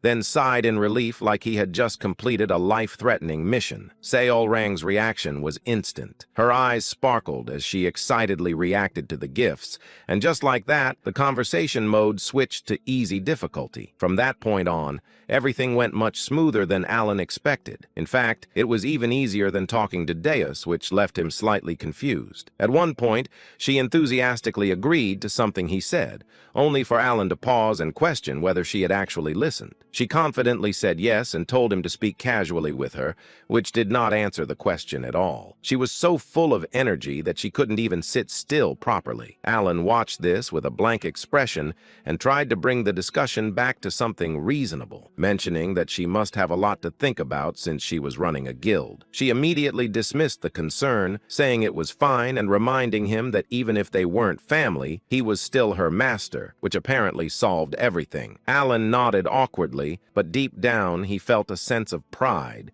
He genuinely hadn't expected her to go this far to help him, especially since they barely kept in touch. Then Seolrang mentioned that thanks to him, she had been able to gather the scattered members of her tribe. She proudly showed him the glove she was wearing, which Alan quickly recognized as an essence of the Golden Mane tribe. Realizing this, he thought that the rumors were true. Meeting them really did unlock their true power. After that, the conversation became more relaxed. They talked about various things, nothing particularly important, just casual exchanges. Alan asked about her life, shared some stories about Deus, and listened as she talked about her experiences. At some point, however, Alan had a very questionable thought and decided that he was, in fact, a good father, proudly believing that he had successfully raised his children, which was a conclusion absolutely no one else agreed with. Then, without any warning, Seolrang suddenly picked Alan up and threw him over her shoulder like he was a piece of construction material, saying to him, "Master, you must be tired from coming all this way, so please get some rest. I'll show you to my room." Surprisingly, Alan didn't resist at all. Instead, he looked completely satisfied. For someone like him, who valued comfort above all else, this situation was nothing short of perfect. After all, it was basically a free ride. After that, she casually asked how the desert was, and honestly, she didn't even wait for a deep answer before basically answering it herself. There's nothing but sand. No fun at all. Evan, trying to sound a bit more professional about it, added that the desert was actually quite dangerous, which immediately caught Seolrang's attention. She tilted her head in confusion, clearly not seeing how endless sand could be a threat, so Evan simply explained that they were attacked. The moment the word attack came out, Seolrang's cheerful expression froze for a split second, while Alan calmly confirmed it, explaining that they had been ambushed by the Blood Sand bandits in broad daylight, which was unusual since those guys normally preferred nighttime. Seolrang reacted with mild curiosity, calling them bad guys like she was asking about some minor inconvenience, while Alan made it very clear that they were absolutely not people he ever wanted to meet again. Now, normally, that sentence would just be a casual complaint. But unfortunately for the bandits, Seolrang didn't process it that way. What she heard was something completely different. In her mind, this wasn't a comment, it was an order. And thanks to the power of misunderstanding, her brain translated it into one simple mission. If Master doesn't want to see them again, then they shouldn't exist anymore. A faint, cold smile mixed with excitement appeared on her face for just a moment, before she immediately switched back to her usual cheerful tone and told them to get some rest, because they must be tired from the long journey. Everything seemed perfectly normal on the surface. That night, however, things were not normal. The secret hideout of the Blood Sand bandits, which had stood strong for years, was reduced to complete ruins, not partially destroyed, not damaged, completely gone. The soldiers they had spent over a decade training were either buried under the sand or crushed into the remains of their own base. It wasn't a battle, it was a disappearance. Sharp golden eyes scanned the area for a brief moment before vanishing, and in the next instant, a flash of golden lightning tore through the darkness. Seolrang reappeared, holding two severed heads, one in each hand. The expressions on those faces were still frozen in anticipation, as if they hadn't even realized they were already dead. Without the slightest bit of interest, she casually threw the heads away like trash. Meanwhile, Draco stood there, completely unable to process what had just happened. From start to finish, he hadn't even understood the situation. One moment everything was fine, and the next, everything was gone. His mind struggled to catch up, and the only thought he could form was a confused, desperate, "What in the world is this?" Then he saw her, slowly approaching, and in that moment, instinct kicked in. Pure, primal fear ran through his entire body. Even so, he desperately tried to speak. clinging to whatever hope he had left. He shouted her name, demanded if she understood what she had done, and quickly brought up Kalman Arentz, hoping that name alone would save his life. He begged, questioned, shouted, his voice filled with fear, anger, and frustration. But none of it mattered. Seolrang didn't react at all. No hesitation, no emotion. She simply raised her blood-covered hand and calmly explained that he had touched her master. And more importantly, she didn't want to get scolded. That was it. That was the entire reason. And just like that, everything ended. With overwhelming power, she erased what little remained, completing her mission without a second thought. Then she disappeared, leaving behind nothing but silence. The next day, things returned to normal, at least on the surface. When Alan woke up, Evan immediately told him that the Blood Sand Bandits had been completely wiped out. Alan, still half processing reality, asked when that even happened, only to hear that it was yesterday. What made it even more absurd was how fast the news had spread. An entire bandit group erased in a single night,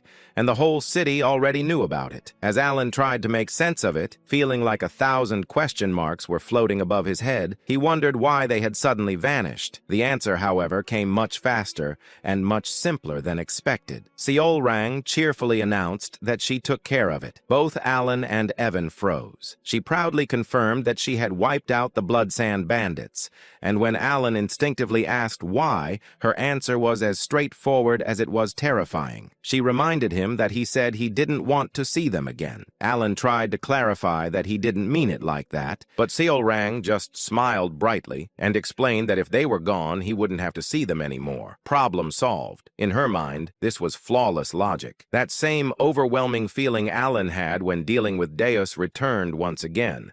That sense that things had gone way further than expected. But before he could fully process it, another thought hit him, and he asked the most important question. Did she really wipe out the entire group by herself? Seolrang nodded casually, like she had just done something as simple as taking a walk, and Alan went silent. The Blood Sand Bandits weren't weak. There were hundreds of them, most of them skilled enough to use magic in combat. They weren't the kind of group someone could just casually eliminate. And yet, Seolrang had single-handedly killed all of them, including their leader Draco, without leaving anything behind. Alan already knew she was strong. The title of Baba Yaga wasn't something given lightly, but this was on a completely different level. Without thinking, he placed his hand on her head and patted it gently, like she was a cat that had just brought him a gift. But then, suddenly, he remembered something important about her future, that she would one day become the embodiment of the sin of pride. That thought alone made him pause, and slowly, his attitude became just a little more respectful. The Colosseum, the heart and literal main attraction of the entire nation, was as chaotic as always. It shared the same name as the capital itself, which honestly tells you everything you need to know about their priorities. This place was never quiet.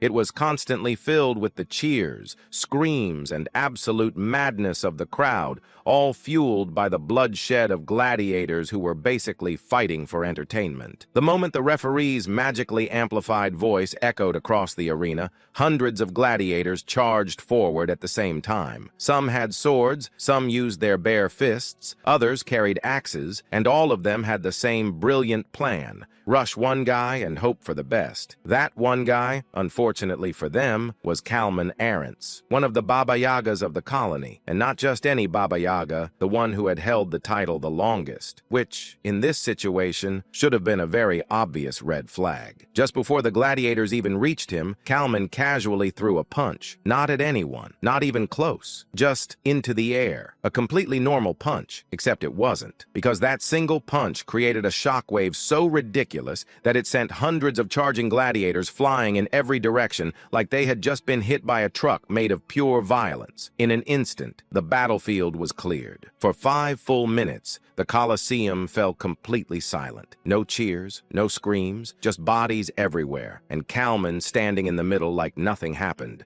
Then suddenly, the crowd exploded, as if the silence had never existed in the first place. People screamed, cheered, lost their minds completely, not caring in the slightest that most of the gladiators were either dead or very close to it. Broken heads, destroyed hearts. Details that clearly didn't matter when the show was that good. Kalman slowly looked around at the crowd with a deep, satisfied smile before turning and walking back inside, casually commenting that there were still so many fools in the world, people who genuinely believed that numbers alone could defeat a Baba Yaga. At that moment, a voice behind him agreed.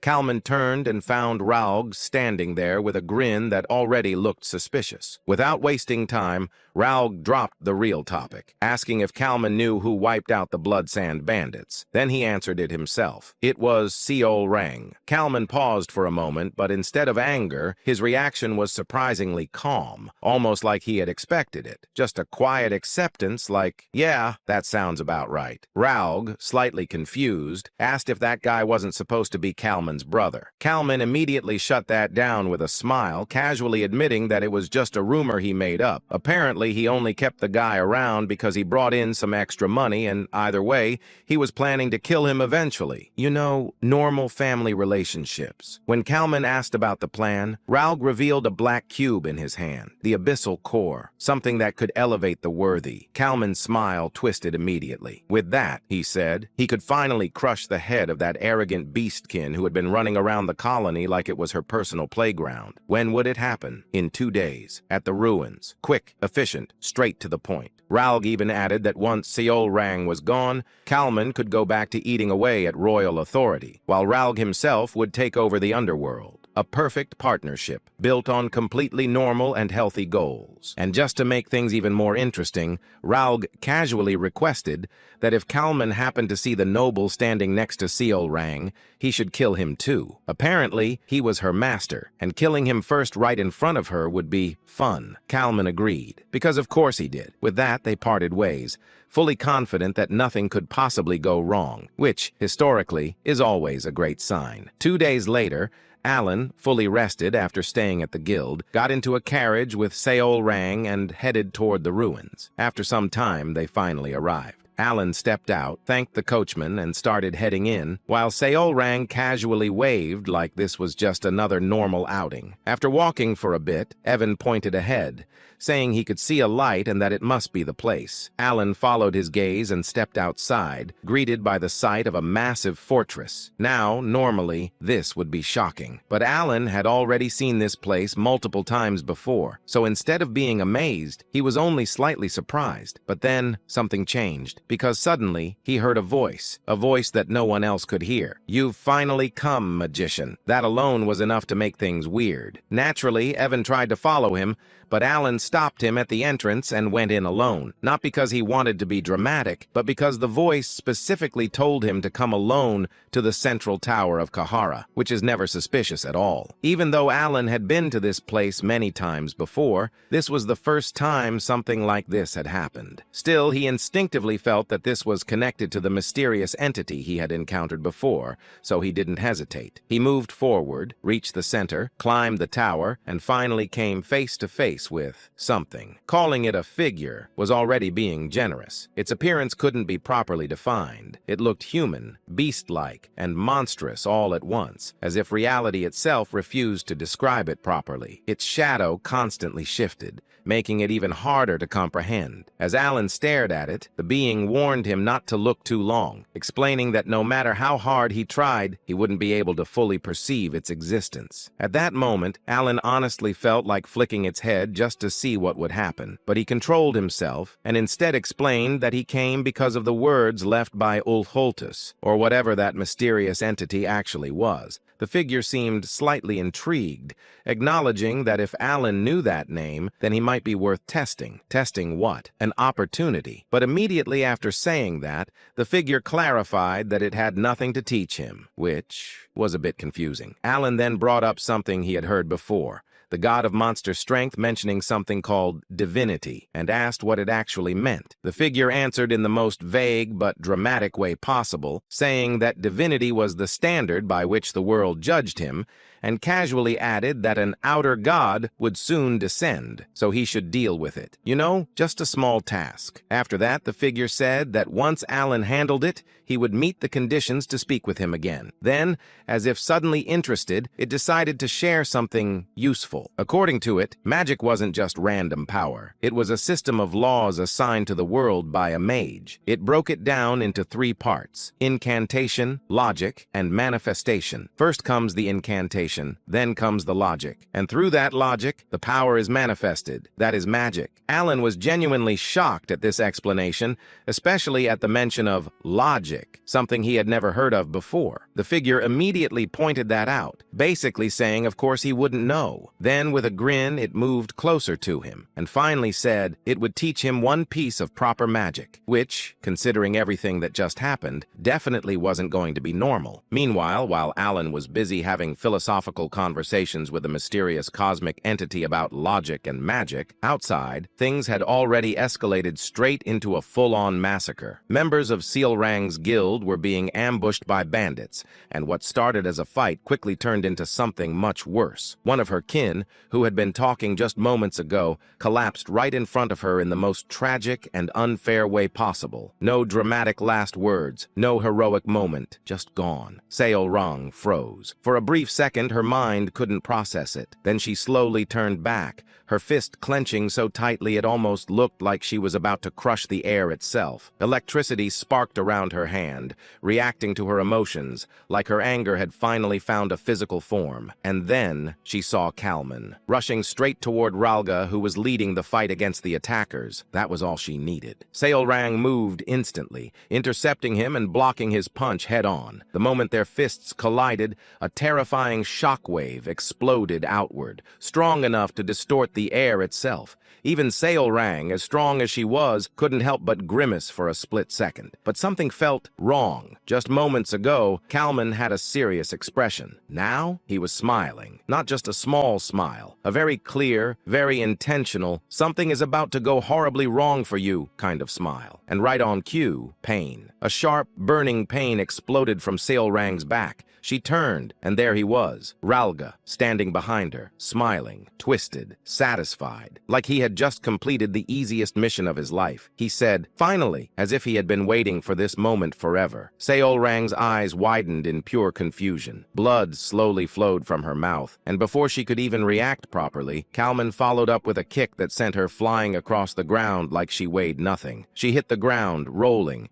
struggling to even understand what just happened. Her mind was blank. Questions filled her eyes, confusion, disbelief, and more confusion. She looked at Ralga again, still smiling, still enjoying this, and she couldn't understand it. A single word escaped her lips. Why? Ralga stepped closer, almost casually, like this wasn't betrayal, but just another conversation. Seolrang tried to move, but her body refused to respond. That's when he explained it. The blade he used was coated with poison from Kamanesis. She wouldn't be able to move for at least an hour. In other words, she was completely helpless. Ralga crouched in front of her, dropping his usual calm attitude entirely, replacing it with pure mockery. He reminded her of her own question, as if it amused him. Why? Simple. He wanted something, and then he proved it. He pulled off the gauntlet from her hand, the essence of the Golden Mane tribe, and held it up right in front of her face, shaking it slightly like he was showing off a prize he just stole. Seolrang blinked slowly, still trying to process everything. She asked, "You betrayed me for that?" And the scary part? She wasn't even angry yet. Ralga actually looked confused for a second, then laughed. Not because it was funny, but because he genuinely couldn't believe she still didn't get it. He explained it bluntly. The guild she created, the so-called family, none of that existed the way she thought it did. The clans didn't stay because of loyalty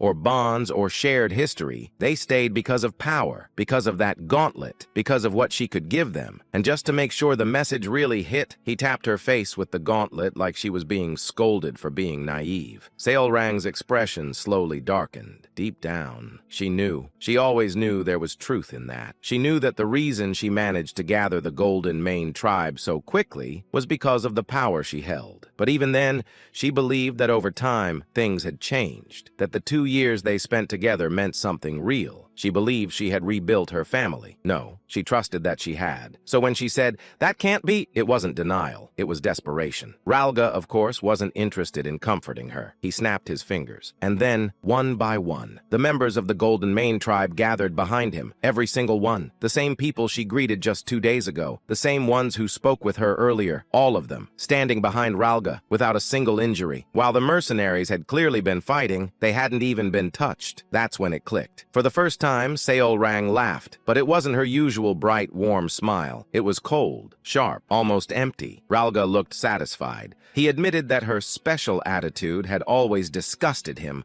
that watching her act like she was something meaningful while using power she didn't earn was unbearable. Then he asked her how it felt, waking up from the dream. Seolrang didn't answer directly. Instead, she asked if the others were also traitors. Ralga was clearly enjoying this. He was about to answer, probably with something even more cruel, but Kalman cut him off, because apparently emotional damage time was over. It was time to finish the job. Kalman stepped forward, transforming his arm into a blade, raising it without hesitation. He pointed out that it would be troublesome if she somehow recovered, so it was better to end it now. Simple logic, efficient, deadly. He prepared to strike, and at that exact moment, something strange happened. A small question appeared on Seolrang's face. Not fear, not anger, confusion, and she wasn't the only one. Ralga, who had been enjoying every second of this, also suddenly looked confused, because the situation had changed. Very suddenly, very violently, a large hole had appeared in Kalman's body. Just moments ago, he was standing there, confident, victorious, ready to kill. Now, there was a hole straight through him, and in that instant, everyone saw it. In the distance, from the forgotten city of the god Kahara, a man silently emerged. No dramatic entrance, no loud announcement, just walking. And yet, with every single step he took, the ground beneath him froze over, frost spreading like the world itself was reacting to his presence. A grayish-white magic flowed from the bracelet on his left wrist,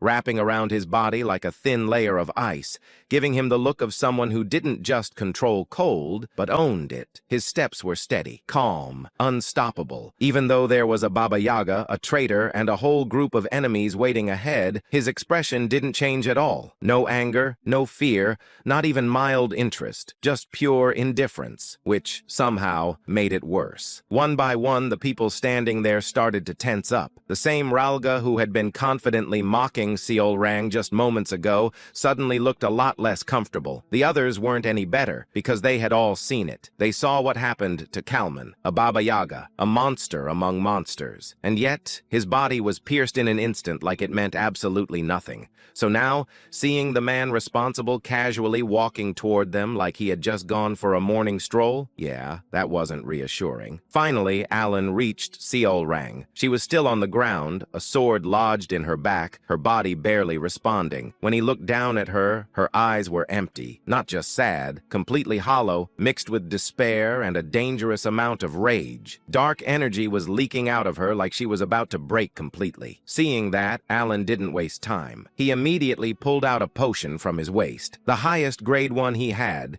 something he had received months ago when gifts were practically raining on him. Basically, the kind of item you don't use unless things are really bad, which they clearly were. He crouched down, forced the potion into her mouth, and calmly told her to drink. Then he added something else, something simple, something very important. He told her that the only ones who betrayed her were those people in front of her, so she didn't need to worry. Now, was that 100% true? Not really. Did Alan know the full situation? Also no. But did he say it with confidence? Absolutely, because right now facts were optional. Survival was not. Seolrang, still shaken, asked if that was really true, and Alan, without hesitation, said yes, a perfect, clean lie, because in this moment he needed one thing, her strength. Inside his mind, Alan was already calculating the situation. He knew his magic took time, too much time, and expecting the enemy to politely stand still while he prepared a spell was the kind of thinking that gets you killed instantly. So there was only one option: use Seolrang, not in a bad way, just strategically. He asked her if she could hold them off until he finished preparing his spell. Simple request, very high difficulty. Seolrang had just taken a full dose of a high-grade potion, her body barely stabilizing as she struggled to stand. The poison wasn't fully gone yet, her condition was still far from perfect, but she still nodded. No hesitation, no complaints, just pure intent. Then she turned toward the enemies, the same people who betrayed her, and in the next moment, she moved, like lightning. Even in her weakened state, she exploded forward with terrifying speed, launching herself at them with everything she had. There was no time to wait, no room for hesitation. Poison or not, she had already made her choice. Seeing that, Alan decided to trust her, which, considering everything, was either a brilliant move or a terrible idea. Probably both. He let out a small sigh and formed a seal with his hands. Instantly, the cold aura that had been spreading around him disappeared, as if everything had been pulled inward for something much bigger. Then he spoke. Ice snow. Simple words, very dangerous meaning. He closed his eyes and recalled the words of that strange, formless entity, about magic, about logic, about how a true magus doesn't just use power, but implements the laws of the world itself. And this time, he understood. As that realization settled in, something began to change. What started as a simple formation of magic began to evolve. The energy gathered at his fingertips wasn't just forming a basic spell anymore. It grew, expanded, refined, until it became a massive crystalline snowflake, intricate and beautiful, like something that didn't belong on a battlefield at all. And at its center, a spear began to take shape, sharp, perfect, silent, the kind of weapon that didn't need noise to be terrifying. Then Alan opened his eyes. No hesitation, no doubt. He clenched the seal in his hands and completed the spell.